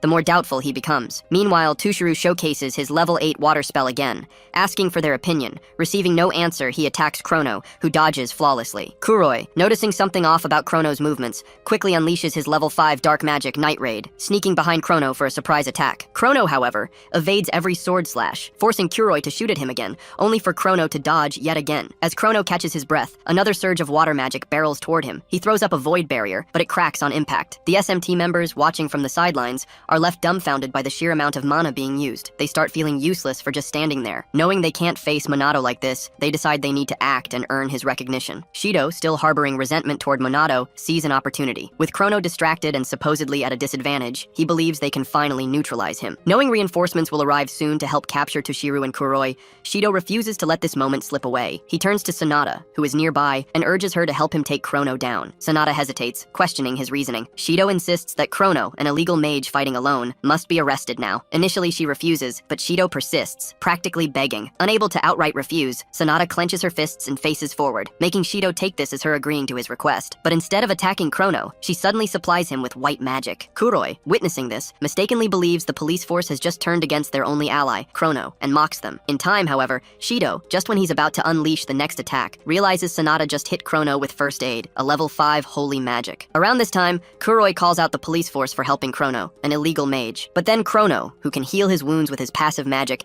ignores him and wonders why Sonata hit him with magic that she knows he doesn't need. Upon further investigation, Chrono figures Sonata must be trying to communicate her feelings to him through magic. So he accepts the healing effects and continues fighting Kuroi. In the meantime, Shido, who's apparently brain dead, asks Sonata why she healed the criminal. And Sonata, tired of his bullshit, tells him it's because Chrono's fighting for their sake. When the idiot asks how he's doing that, Sonata tells him to think about why they, who can't even move, are still alive, or why Chrono's not moving an inch from that place. With Shido remaining quiet, she tells him it's because he's only trying to protect all of them. While poor Chrono keeps getting hit by Kuroi's bullets, Sonata tells Shido that if it weren't for Chrono, they'd have been Kuroi's targets, so that's why he's not running away from them. Even after hearing all this, Shido still tries to paint Chrono as the bad guy like the fool he is, as there's no way an illegal mage like him would save the police. Realizing the doubt in his eyes, Sonata reminds Shido that Chrono is only there alone with them to save the people and fight for others. By this time, Shido starts thinking with his brain, and because Chrono's not moving much from where he is and is covered in wounds, Shido starts to question his sentiment towards him so far. Very soon, he starts realizing the truth in front of him when the girls tell him they will all fight alongside Chrono, irrespective of whether or not he's an illegal mage. To their dismay, Kuroi reminds them that nobody's like them won't change a single thing since they don't have that much magic power left in them. With the SMT members attacking him with all their might, Yuika tells him that although their mana might be small,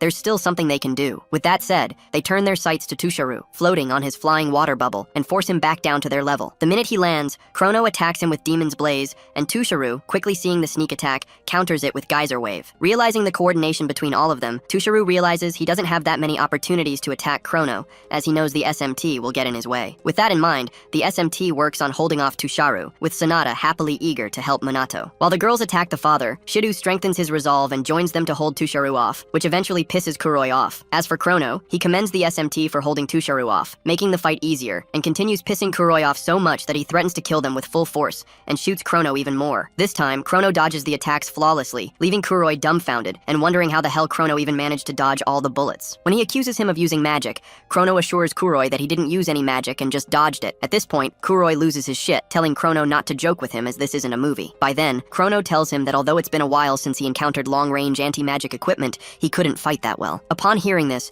Kuroi starts shooting erratically, but then Chrono, who says he's already analyzed his attack pattern, dodges all the bullets without fail and moves closer to him. Realizing bullets don't work anymore, Kuroi pulls out his anti-magic equipment rocket launcher and prepares to blow everyone away with it. Sadly, before he can even pull the trigger, Chrono uses Night Raid to get much closer to him, shocking Kuroi, and uses Cruel, a special kind of dark magic different from normal magic, to send the bastard into a world of pain for 3 days and 3 nights, a fitting punishment for a villain like him. Having dealt with Kuroi, Chrono moves on to Tusharu to attack him next, despite having his team members immobile from exhaustion. Realizing just how well those guys held Tusharu off, Chrono smiles at them and urges them to leave the rest to him. With this, he focuses his full attention on Tusharu, but before he can fight him, Tusharu surrenders, and Chrono asks for an explanation. Just then, Leona reports through comms that they've got trouble as the police and magic nobles are swarming all over Tokyo's BR hideouts, adding that it's clearly planned timing. If anything, she reports that she's sure that the information was leaked by Mizuha Tushiru. This information then causes Chrono to ask Tushiru if he was a spy who infiltrated BR, and Tushiru says yes. Before their conversation continues, Kuroi gets up and tells everyone to stop fooling around. Judging by his condition, Chrono figures he must have dissolved Cruel with anti-magic equipment. With him as backup, Kuroi holds a detonator and threatens to destroy all the bombs he's placed nearby. Seeing this,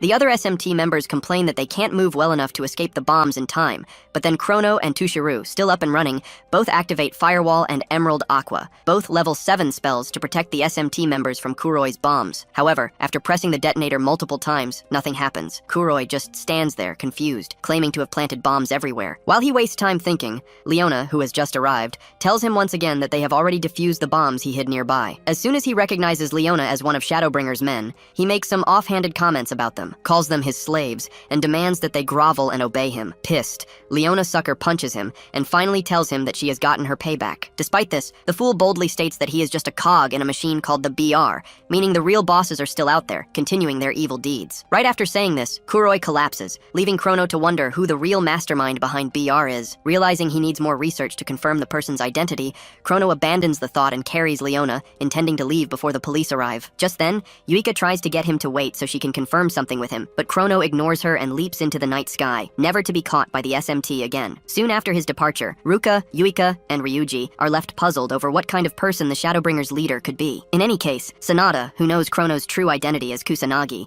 is filled with gratitude toward her hero for saving so many lives that night. By the morning of the next day, the national news reports the capture and arrest of former Magic Noble and BR President Kuroi on charges including conspiracy to terrorize the city. Additionally, the police receive much praise for quickly defusing the bombs and demonstrating their high-level anti-terrorism capabilities. Watching the news, Hinata and Riku, seen somewhere in the city, scoff at the media's attempt to take credit for their efforts. Meanwhile, Minato returns to his normal life as the SMT captain. That same morning, he walks to the Mizuha residence with his team to see Tusharu. On the way, they ask him to explain his absence during the sting on Kuroi the previous night. Minato lies, telling them that something happened in his family. Luckily for him, they buy the lie, but still urge him to contact them next time. Upon arriving at the Mizuha residence, they are warmly welcomed and provided a place to sit in the meeting room. Inside, the girls ask their father to explain the situation. Tusharu begins by telling them that he pretended to cooperate with Kuroi and infiltrated BR to clear the disgrace of the magic nobles and prevent rampant illegal magicians from having their way. Moving on, he reveals that not only was Kuroi a former magic noble, but he was also involved in numerous crimes and expanded his influence without restraint. Unable to overlook it any longer, Tushiru took action. Yuka then asks why he only infiltrated BR now. Tushiru explains that he received an imperial command from the police,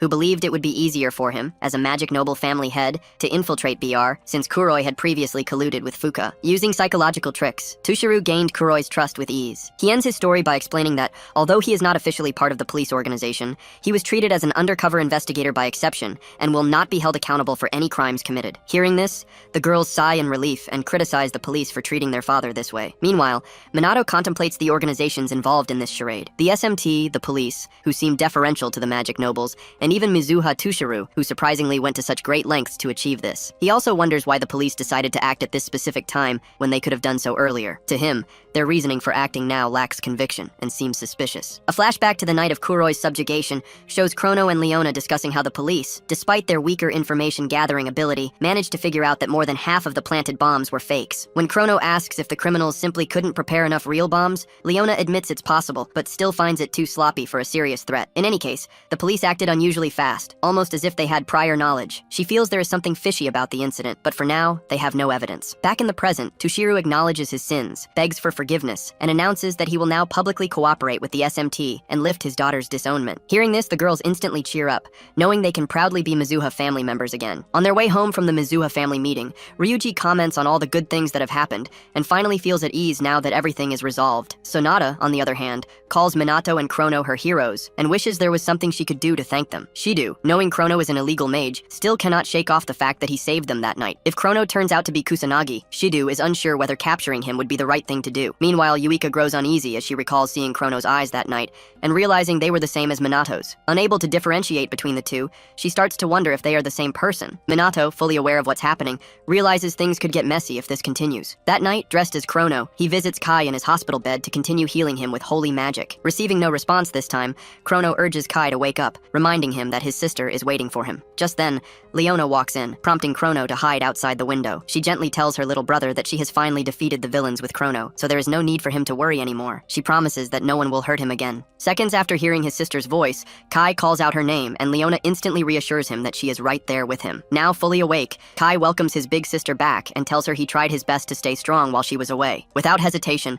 Leona hugs Kai tightly as tears stream down her face. Seeing this, Chrono smiles, realizing his job is done, and silently flies into the night sky. The next day, during their lunch break, Ryuji, who's with the others on the school's rooftop, begs Minato and the girls to help him look after his little siblings the following day. When asked what happened, he explains that his shift runs throughout the entire day, and he'll be home really late. Normally, he participates in SMT activities and works whenever his mom isn't working, but unfortunately, none of them will be available this time. Since he can't possibly leave his siblings alone until nighttime, Ryuji asks for their help. Having heard Ryuji's plea, Minato effortlessly offers to help, noting that he loves kids anyway, and Ryuji thanks him profusely. As for Yuika, she apologizes for not being available, explaining that she has things to do related to moving. Realizing she's no longer disowned, Ryuji asks if she's finally moving back to her father's place, but Yuika tells him they're moving to a bigger place instead. Right then, Yuika mimics her father, telling both of them to keep establishing their independence and exploring the outside world as long as Kusanagi Minato stays with them. Soon after, Ryuji comments on her dad's actions, and Yuika tells him that at least he's kind enough to provide money. In any case, Minato feels that if Tushiru is promoting independence, then the sisters living together makes sense. On the other hand, he understands why Tushiru would want to keep him close to the girls now more than ever. Anyway, Ryuji jokes about Minato and Ruka helping Yuika move, only to realize how overbearing and ignorant they are, concluding that Yuika will be fine on her own. After getting a good laugh out of the joke, he asks Ruka if she'll be available to accompany Minato. Ruka stutters before eventually offering to help Minato look after the kids. With that, Ryuji thanks both of them and promises to make it up to them. The next day, Minato and Ruka take Ryuji's 3 siblings to the amusement park, since it's been a while since any of them have been there. The kids excitedly rant about riding the merry-go-round, the roller coaster, and the Ferris wheel all at once. To satisfy them, Minato assures them they'll ride all of them. Just as they're about to get on a ride, he notices Ruka standing back and urges her to join them. By this time, Ruka's expression looks so intimidating that the kids feel threatened, making Minato ask why she isn't smiling. To avoid being labeled a party pooper, Ruka apologizes, then makes things worse by forcing an awkward smile, asking if it's better. Unfortunately, the kids find her even scarier. To prevent them from crying, Minato pets the kids and ignores sad Ruka for now. Afterward, all 5 of them ride the roller coaster, Ferris wheel, and merry-go-round, before finally stopping as it gets late. While Minato tends to the happy kids, he notices the sadness in Ruka's expression, and decides to talk to her. The kids leave for a short bathroom break after Minato warns them not to bump into people, giving the duo some alone time. After some small talk about the kids' excitement, Ruka tells Minato he's amazing, even admired by children. Despite knowing this, Minato insists it's nothing special, but Ruka counters, admitting she isn't good with kids. Not that she dislikes them, but she struggles with communication. Minato acknowledges this, and she apologizes for being so stuck up. Moving on, she recalls telling that she could never surpass her, but now she feels inferior in every way. She can't cook, get along with people, or be as considerate as Yuika. Even in magic, where she once excelled, she's being surpassed. If anything, she knows she's not perfect, just a clumsy woman who can't do anything for herself. With Minato remaining silent, Ruka apologizes for being a whiny girl, and urges him to forget everything she said, noting that the kids are returning from the bathroom. As the kids navigate through the crowd, the eldest accidentally bumps into one of 3 bullies harassing other children and threatening to film them. Knowing what's about to happen, Minato prepares to intervene. However, before he can act, he notices Ruka stepping in first to protect the kids and decides to watch. She swiftly pulls the boy out of harm's way and asks if he's okay. The boy starts crying, and she's relieved he isn't hurt. At this moment, the bully and his lackeys demand an apology from the little kid for simply being a child. Ruka refuses, arguing that the kid did nothing wrong and that the bully should be the one apologizing. Being a typical brickhead, the bully attempts to punch Ruka for challenging him. However, before his fist gets far, Minato grabs it tightly, calling him scum who only knows how to cause trouble. He reminds the bully that they're in a public place and not to ruin everyone's fun for his own entertainment. As the bully yells in pain and begs for release, Minato finally lets go and complains about troublemakers being everywhere. With the bullies gone, he checks on his group, ensuring they're all safe. Seeing that Ruka went out of her way to protect them, the 3 kids instantly cozy up to her, crying and thanking her for saving them. Ruka is scared stiff, but after a look from Minato, she hugs them tightly and reassures them that everything is okay. With the incident behind them, they enjoy the rest of the day in peace. By nightfall, when Ryuji finally returns home, he apologizes and hopes his siblings haven't caused trouble. However, to his surprise, he finds all 5 of them sleeping soundly together, just like a happy family. Over time, it's revealed that while the captain of the SMT, Minato, and Chrono, Shadowbringers leader, Japan's twin mages were gathering attention, the police's reputation only plummeted. Despite their swift response to the BR explosion incident, earning acclaim, the SMT's achievements only overshadowed the police and left their reputation still in shambles. During one of their so-called meetings, members of the Tokyo Police Department argue that they can't let the Shadowbringer run wild anymore and tarnish their dignity as police. Realizing the truth in this argument, the general superintendent of the department gives out an executive order to capture the criminals posing as vigilantes and bring them to justice. In the meantime, at the Kaiichi family's dojo, Minato and Riku spar with wooden swords to test each other's swordsmanship skills. For almost 10 minutes, the duo, without saying a single word, go at each other with murderous intent, slashing, piercing, and dodging only when necessary. In the end, Riku ends the match in a draw when both of them find each other in situations where they both die. After noting how impressive Minato's swordsmanship skills are, Riku expresses his surprise upon discovering that Minato can fight on par with him, the assistant manager. Despite knowing all this, Minato assures Riku that he can't match him in swordsmanship yet, and this causes Riku, who just noticed how modest and skilled he is, to be impressed. With the sparring match over, the duo put the wooden training swords back in their place, and Riku instantly throws a fit over how troublesome his life has become. Confused, Minato asks him to explain what just happened to him, as he seemed fine just a short while ago, and Riku says that whenever he's holding a sword, he always feels slightly motivated to do stuff. Now that he's had to drop it, he feels useless, and wishes he could die at that instant or become a plant. Hearing this, Minato sincerely tells Riku not to die yet, stating that just being alive and doing nothing is enough for anybody, as long as it brings them happiness. Seeing how thoughtful Minato is, Riku calls him an interesting person, and then, after sitting up, tells him that he's always felt out of place. If anything, becoming known for his swordsmanship skills made him feel even more alienated, and that's more frustrating to him than anything in the entire world. Hearing this, Minato assures him that what he's describing isn't him being an alien, but instead, it's just his uniqueness being put on display for everyone to see. Although shocked, Riku inexpressibly tells Minato that no one has ever described his talent as his uniqueness before. Well, for all it's worth, Minato says he's had similar experiences in the past, and then narrates to Riku while remembering his past life as teen Ichikami Minato that he was once caught in an unimaginable terror where death was practically before him. Back then, Minato claims to have fought back and awakened his powers as a result. But unfortunately, or fortunately for him, Riku stares expressionlessly as he thinks Minato is referring to the experience he had during a traffic accident he once told him about. In his mind, however, Minato recalls that he learned to use magic ever since that day by mimicking the monster's spells up until he developed his own spells, even though he was the only survivor left. During that time, Minato tells Riku that he remembers how he couldn't save anyone and was often seen as an oddity by the surrounding people. Now, however, he's made sure that his power and his strength aid others. With that said, he asks Riku if he has something to protect, and Riku, realizing Minato's right, says that he indeed does have something he wishes to protect. Knowing this, Minato happily tells him to use his power for that cause, since he already has the uniqueness within him. And Riku, deciding to take Minato's advice, thanks him for the help. Thereafter, the duo shakes hands and promises to work together next time. Moments after leaving Riku's dojo, Minato thinks about Kaiichi Riku's personality so far and notes that, for the head of a magic noble family, he's pretty decent, even though he has his quirks. In any case, Minato feels the guy's far better than the others who are pretentious, wicked, and just downright incomprehensible. While he presses on, deep in thought, Minato bumps into somebody in the street and instantly apologizes for being a turd, only to find out that the person he bumped into is none other than Homurai Hinata, the short brat. When Hinata also recognizes her assaulter to be Minato, she demands an explanation, hoping he can provide one. With no response given,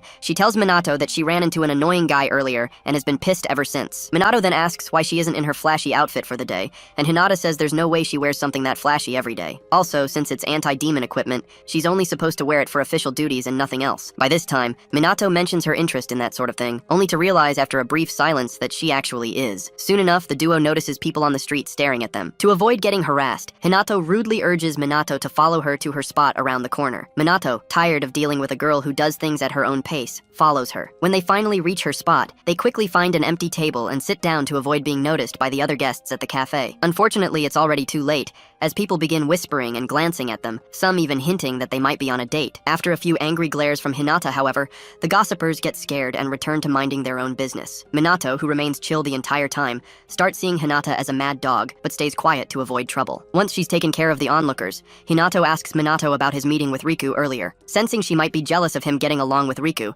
Minato apologizes for not inviting her to the dojo. Noticing the intent behind his words, Hinata loses her temper and insists she isn't sulking because he didn't invite her. After all, in her mind, they're just temporarily aligned and not friends. Right after saying this, she jealously stares at a family celebrating a child's first birthday. Minato reassures her that he's fine with whatever she just said, as long as they can cooperate. Annoyed by his confidence, Hinata demands to know how he became so strong. When Minato lies about gaining his powers from a road accident, Hinata calls bullshit, saying there's no way he got that strong just from an accident. She knows Minato has abnormal magic power and magic doesn't work that way. In his mind, though, Minato reveals that he's actually suppressing his magic power even more than before. Besides, Hinata figures that if all they had to do to increase their magical power was risk death, then they wouldn't have to struggle so much. Tired of being left in the dark, Hinata stands up and angrily demands that Minato tell her the truth about his strength. Minato realizes she's desperate to become stronger, but telling her, a person from the modern era, that he's Ichikami's reincarnation wouldn't make any sense, nor would it satisfy her. So instead, he tells her to train the usual way if she wants to get stronger. Frustrated, Hinata sighs, saying Minato is impossible to read and sits back down. Soon the waitress arrives with their orders, and after apologizing for the delay, serves Hinata her very berry parfait. Shocked by its sheer size, Minato wonders what's up with the parfait. However, Hinata, now beaming with excitement, tells Minato she's been waiting for this. Right after saying that, she pretends the waitress got her order wrong. Minato watches in confusion as she downs every bite like her life depended on it, savoring its sweetness and plump texture. When she finishes, Hinata breathes deeply and admits she's always wanted to try the parfait at this cafe, but felt awkward coming alone, meaning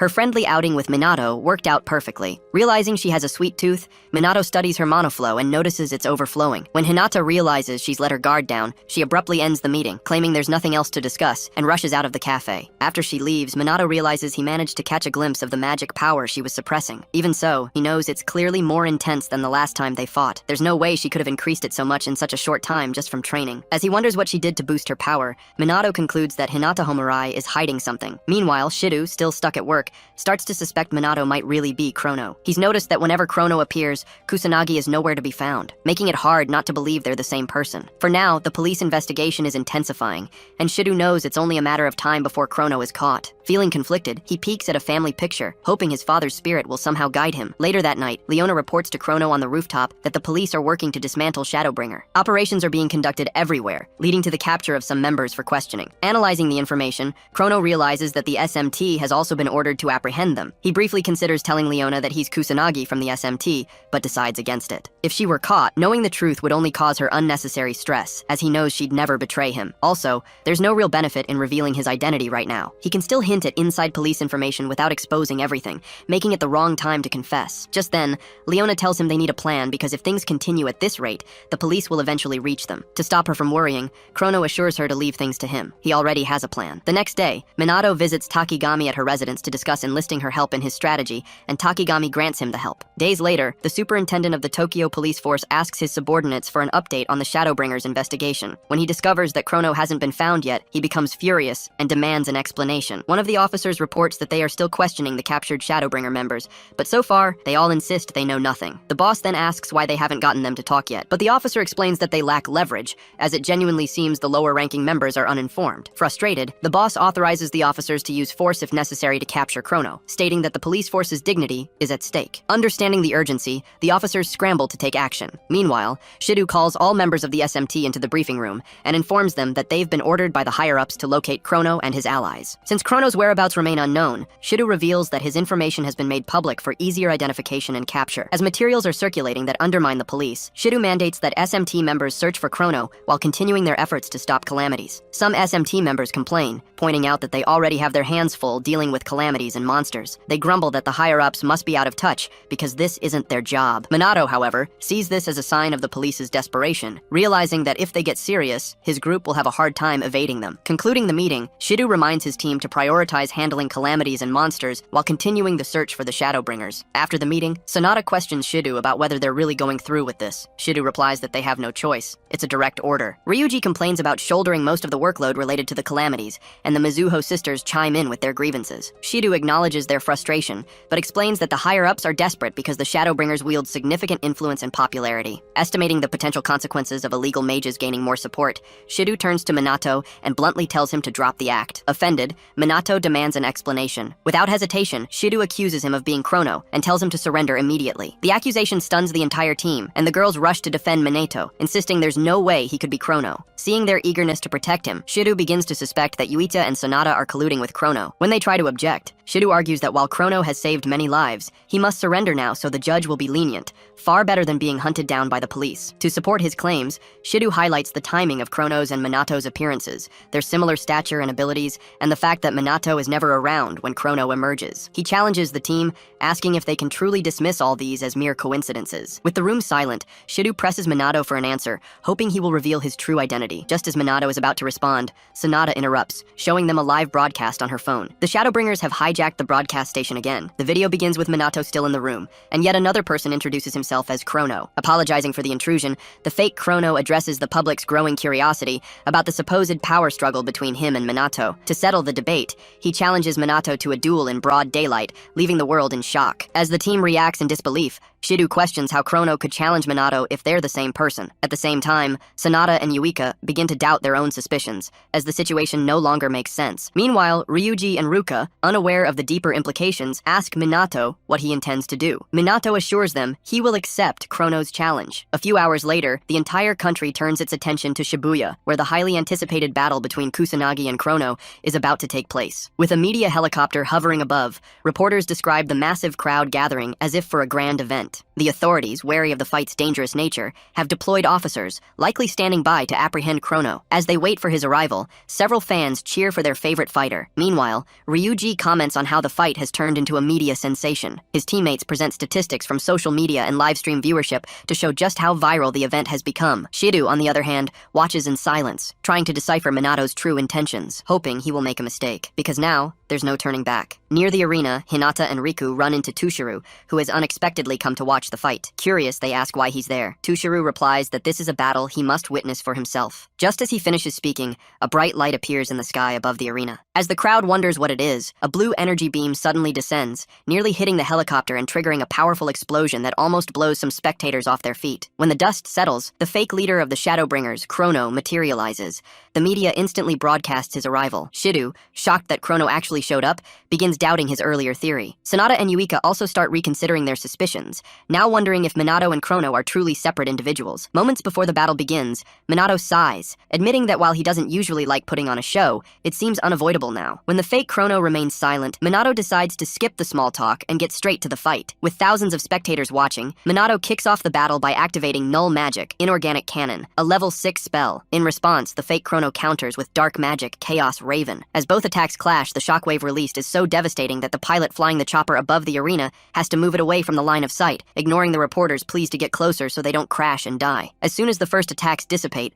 both parties lunge at each other and clash fists to kickstart the match officially. Thereafter, they engage in a fist fight and go at each other a few times, with both fighters matching each other's energy before finally pausing to continue using magic. Once it's time to use magic, the fake Chrono activates a level 9 lightning magic spell, Penetrating Thunder, and attacks Minato with it. Although unscathed from the attack, Minato complains about the fake Chrono not holding back and getting his clothes dirty. Without uttering a single word, fake Chrono follows his first attack with a second one, which happens to be a level 7 earth magic spell, and aims it at Minato, hoping to destroy him. To protect himself from the comet, Minato activates a level 9 Neo Magic Shield with a magic fairy's help, places it between himself and the magic comet, and watches as the shield disintegrates the comet into rubble. With the comet gone, Minato turns to the magic fairy who just helped him create such a strong barrier and commends it while tickling it for using Neo Magic so well. Around this time, the spectators spectators, who had just witnessed Minato enlist the help of an unknown fairy, erupted in joy and excitement, with a few punks even talking about not caring about the magic nobles anymore because Chrono and Minato seemed to be on an entirely different level. At the same time,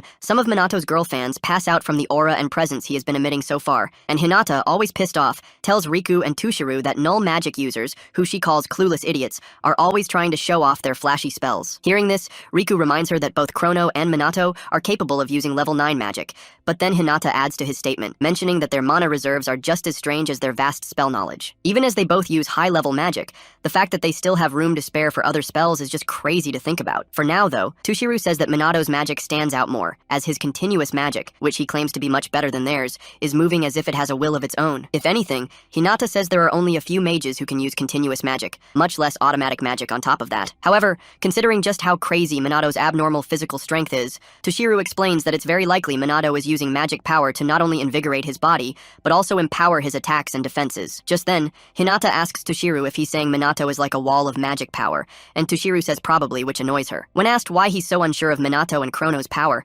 Tushiru says that's just how irregular their magic is. Put simply, he means that Minato and Chrono, both of whom he calls true monsters, have surpassed them, the magic nobles, in every aspect. With all that said, the battle between Chrono and Minato reaches its highest point, as Minato somehow manages to catch fake Chrono off guard while suspended midair and kicks him to the ground. As soon as fake Chrono lands, he bounces back up to meet Minato, who is still midair, causing the other SMT members, as well as the entire world watching, to gasp in shock. With the battle ongoing, Yuika, Ryuji, and Ruka all admit that they initially thought these guys were strong, but now that they've seen they had even more up their sleeves, they understand why those rubbernecks are so interested in them. Checking the internet statistics, Sonata informs the other SMT members that the battle's popularity is still increasing on all live streaming and social media sites. Shidu, who is also checking the stats, says that now that the popularity of the battle has reached its peak, the fight is being watched by the entire world. At the same time, a few scenes are shown in various parts of the world, New York, South Korea, and several other major cities where people are staring at their phones and watching the live stream of the battle between the two most powerful mages in the world, Chrono and Minato Kusanagi. After entertaining the entire world by exchanging several blows, Minato finally commends the fake Chrono for putting up a good fight, and then tells him that it's all over for him. Just when Minato thinks it's over,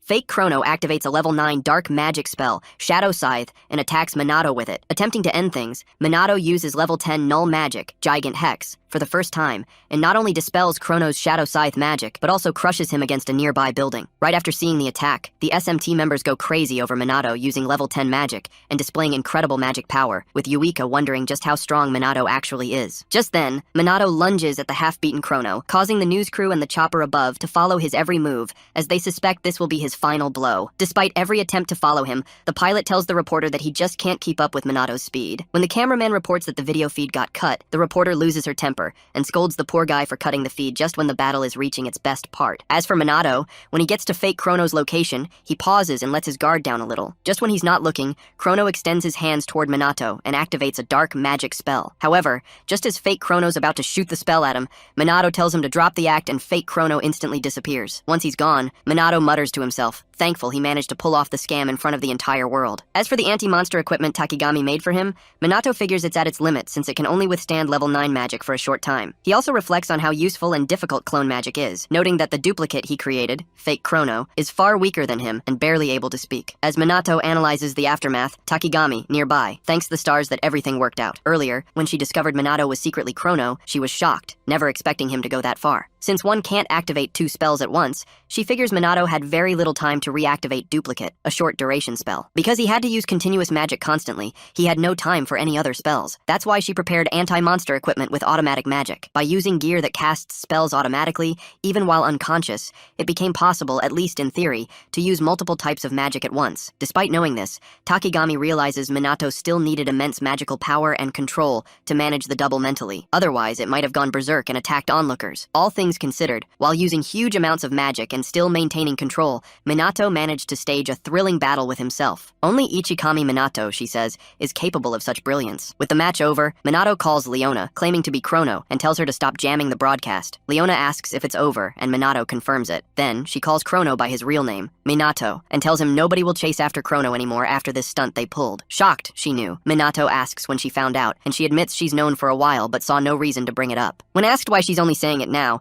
Leona says it's because she feels today is the last time she'll see Chrono. Realizing she's right, Minato quietly commends her. After a short silence, Leona thanks Chrono, Minato for saving her, the world, and their teammates, and states that she's glad he was there. With crimes from illegal mages at an all-time low, Minato explains that the Shadowbringers will cease activity until the heat dies down. Before ending the call, Leona offers to take care of any of Minato's work with a family discount, and Minato says he'll count on her when needed. With that said, they bid farewell and return to their normal lives. The minute Minato hangs up, his SMT subordinates rush to him, Yuika asking about Chrono and Ruka if he's injured. Minato tells them that Chrono escaped, but will need some bandages and won't show his face anytime soon. Shido arrives next, ashamed, and apologizes for accusing Minato of being Chrono. Hearing this, Sanada and Yuika also apologize for doubting him, hoping he'll forgive them. Minato feels guilty for tricking them, but urges them not to blame themselves. Everyone makes mistakes. Just as he's about to leave the arena, Hinata screams again, asking no one in particular how Minato and Chrono are so strong. Realizing she's nowhere near their level, she admits she must get stronger, or she'll never catch up. While Hinata throws a fit,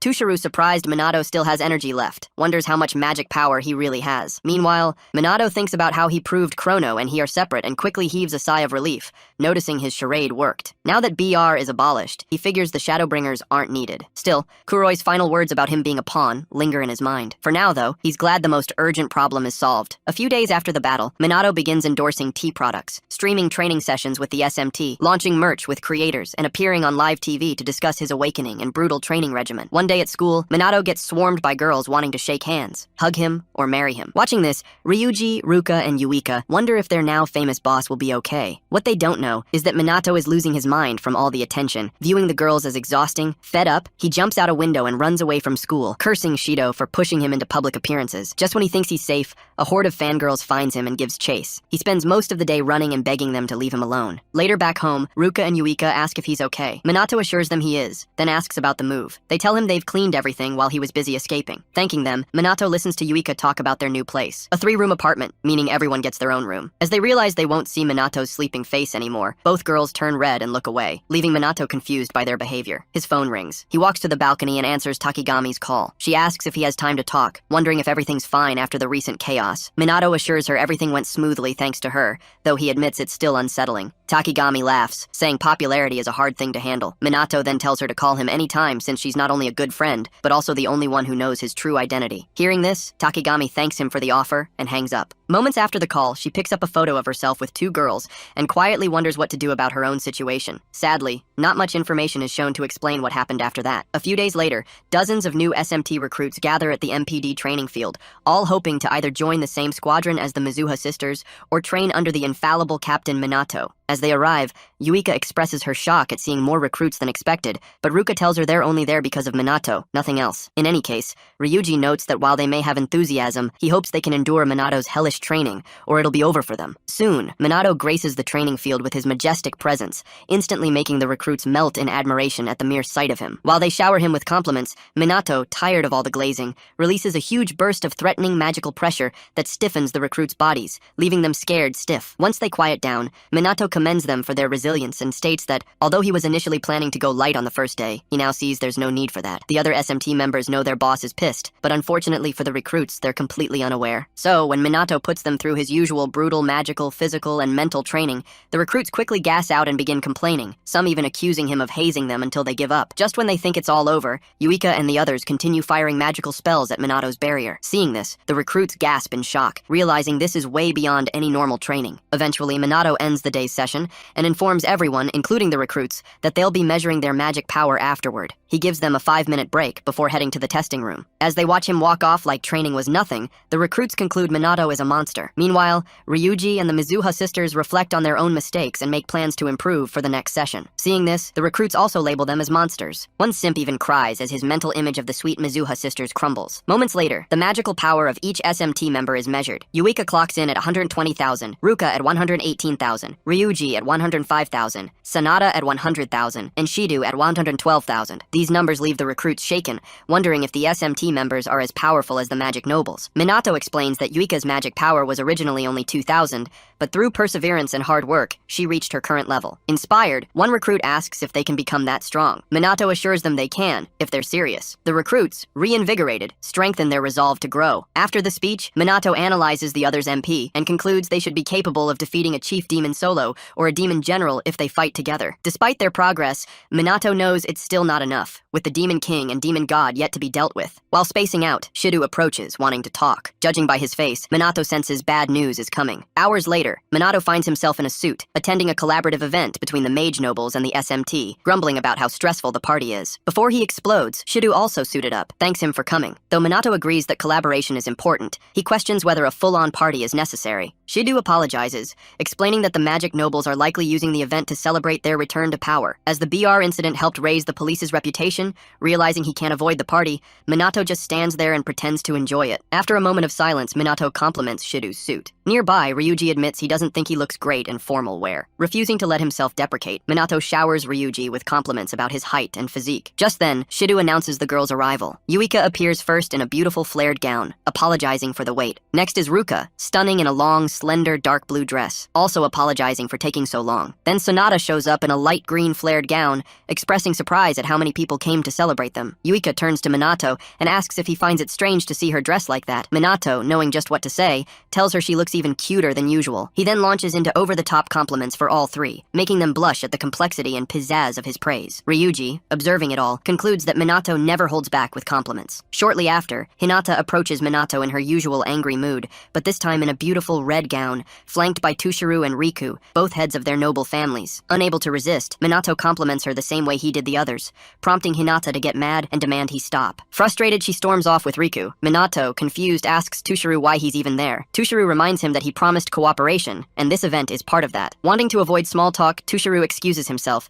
leaving Minato stunned by his rudeness. The girls apologize for their father's bluntness, noting that he's just not a talker. Minato assures them he's not offended. Suddenly, he senses a strange aura pass by and turns to investigate, spotting a girl in a long black dress. Before he can speak to her, the MC takes the stage, thanks everyone for coming, and introduces the stars of the evening, the SMT members, the Magic Nobles, and finally, the founder of the Mage Nobles and director of the Mage Association, Momuyu Hifumi, and his honorable daughter, Chloe Momuyu. Minato immediately recognizes Hifumi as the man he saw in Dotonbori, but more importantly, now that he knows the mysterious girl is Chloe, he's unsure what to do. For now, though, he keeps quiet and observes as Momuyu Hifumi takes to the podium to address everyone at the party. Upon stepping up, Momuyu introduces himself formally and starts by acknowledging the country's ongoing monster crisis. He then highlights the alliance between the Mage Nobles and the SMT as the ultimate solution to this threat. To reignite public trust in the Mage Nobles, Hifumi vows to protect world peace and promote prosperity for all mages. With that, he ends his speech and receives a roaring round of applause. After watching Hifumi speak, Minato commends him for delivering a clear and well-phrased message. Then he notices Chloe, Hifumi's daughter, smiling at him and wonders what her deal is. In any case, Hifumi approaches the SMT and assures them that the Mage Nobles will work closely with them to protect the country. He then turns to Minato with a smile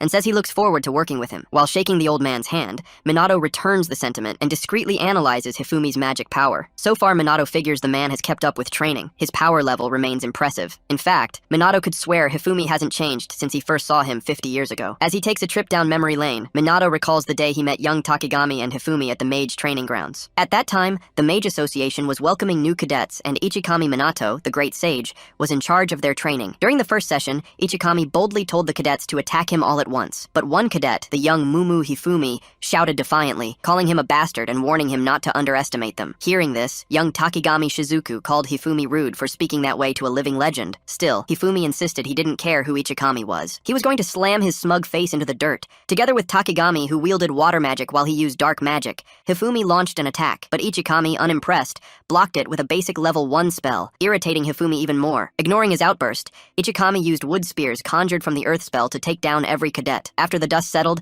many gave up their dreams, shocked that he countered a level 4 spell with such ease. Knowing the attack's true power, Ichikami admitted he'd held back and figured many would drop out as usual. But to his surprise, Hifumi stood up and declared the fight wasn't over, saying he was just getting started. Takigami, also determined, joined him. The two prepared for another round, and Ichikami, pleased to see real promise, let them attack again. Though they gave it their all, they were ultimately defeated and made to realize just how monstrous Ichikami truly was. With most cadets gone, Ichikami grew impressed with the two who remained. He ended the session and urged them to rest, but as he turned away, Hifumi struck with dark magic, declaring their fight unfinished and vowing to defeat him someday before collapsing. everything. Seeing the determination in his eyes, Ichikami felt confident the boy would grow into a great mage. When Takigami attempted to sneak in another attack, he recognized that the Mage Association had just gained 2 fascinating new members. As Hifumi passed out, he swore he'd surpass Ichikami Minato. Ichikami simply told him he'd be waiting for that day, and with that, the flashback ended. Back in the present, Minato, Ichikami's reincarnation reflects on how that passionate boy became a powerful man with wealth and influence. For a moment, he considers revealing his identity to Hifumi, but recalls Takigami's warning and decides against it. Moments later, the SMT is formally introduced, and afterward,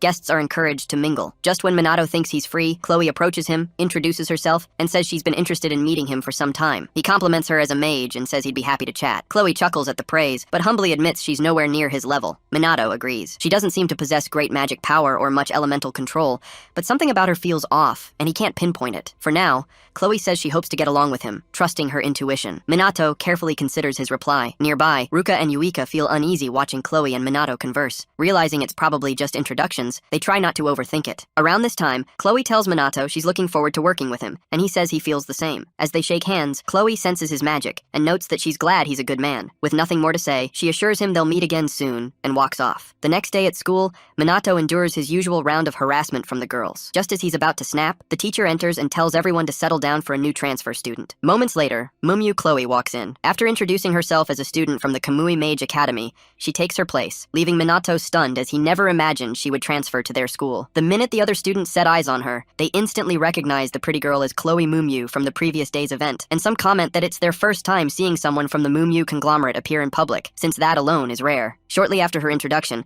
the teacher ushers her to the empty seat near Minato, and Chloe complies. As the class continues, Minato quietly tells Chloe he never expected her to transfer there, but Chloe reminds him that she told him they'd meet again soon, so here she is. Throughout the class, Minato keeps a close eye on the strange Chloe sitting beside him until it ends. Right after class, every boy and girl in the room turns their attention to Chloe, staring in awe. Around this time, Yuika comments on Chloe's instant popularity, noting that the same guys who usually bother them are now swarming around her. As Ruka and Ryuji enter the classroom, they both question what Chloe is thinking, having not expected her to actually transfer. Given how quickly the transfer happened after the event, Yuka suspects there's a deeper reason, saying the timing is just too perfect to be a coincidence. After muttering more about tensions with the mage nobles, Ryuji hopes her presence isn't part of another one of their schemes. For now, Minato and his team decide to keep a close watch on Chloe. About an hour later, Minato and the others are shocked when Shido announces that Chloe Mumyu will be joining the SMT. Surprised, one of them asks what she's doing there, and Shido explains that to strengthen the alliance with the mage nobles, the higher-ups decided Chloe would act as a bridge between both parties. He adds that by having her join the SMT, they hope to build trust between the groups. When Chloe is given a chance to speak, she introduces herself as Mumyu's daughter and says she hopes they treat her kindly. Hearing her warm tone, Yuika softens and welcomes her with a handshake. While the girls chat, Shido turns to Minato and apologizes for the sudden announcement, saying it was a direct order. Minato assures him it's fine, admitting he half expected something like this since the collaboration between both sides was announced. Relieved, Shido nods, though he keeps an eye on Minato a bit longer. Knowing he still needs to evaluate her, Minato puts Chloe through the usual rigorous training alongside the others. Even when he kicks things up a notch, leaving the recruits exhausted and complaining, Chloe not only keeps up but surpasses Yuika and the rest, showing no signs of fatigue. Every attempt Yuika makes to catch up ends in failure. Chloe is clearly on another level. In subsequent regimens, she breezes through without breaking a sweat. During break time, while the others recover and pat themselves on the back, Chloe asks if it's really time for a break, claiming she still has energy to spare. Yuika, stunned, wonders how Chloe is unfazed by the intense training they've only recently managed to handle. Without waiting for an answer, Chloe walks up to Minato and comments on how strict his regimen is. Minato asks if it feels outdated, but Chloe disagrees. She says the training is logical. Strengthening the body enhances combat ability, and using magic while physically strained raises technique and potential. With Minato's Spartan style yelling to motivate them, she feels it all works perfectly. Realizing she's right, Minato praises her insight, and Chloe proudly reminds him that she is among you. Soon, Yuika, Ruka, and Ryuji admit Chloe's strength and ask if they can learn from her. Chloe compliments their effort in return, saying she always believed SMT members would be reliable. As they wrap up the talk, Chloe turns back to Minato and continues chatting with him. Meanwhile, Yuika starts feeling uneasy about Chloe's charm, noting how popular she is with boys, girls, and maybe even Minato. Knowing Chloe might be stronger than them, Yuika fears she could end up supporting Minato instead. As she wrestles with the thought, she and her sister shake their heads, trying to convince themselves that Minato won't betray them. Still, they can't help but glare at Chloe, who remains happily chatty with Minato, wishing she'd be more considerate. With this new alliance between SMT and the Mage nobles, Minato notes that although calamities occur frequently, the nobles now respond faster than they did before. Also, thanks to SMT's expansion into new regions, there's been a clear drop in casualties. Still, with calamities continuing to rise, Minato knows they must remain vigilant.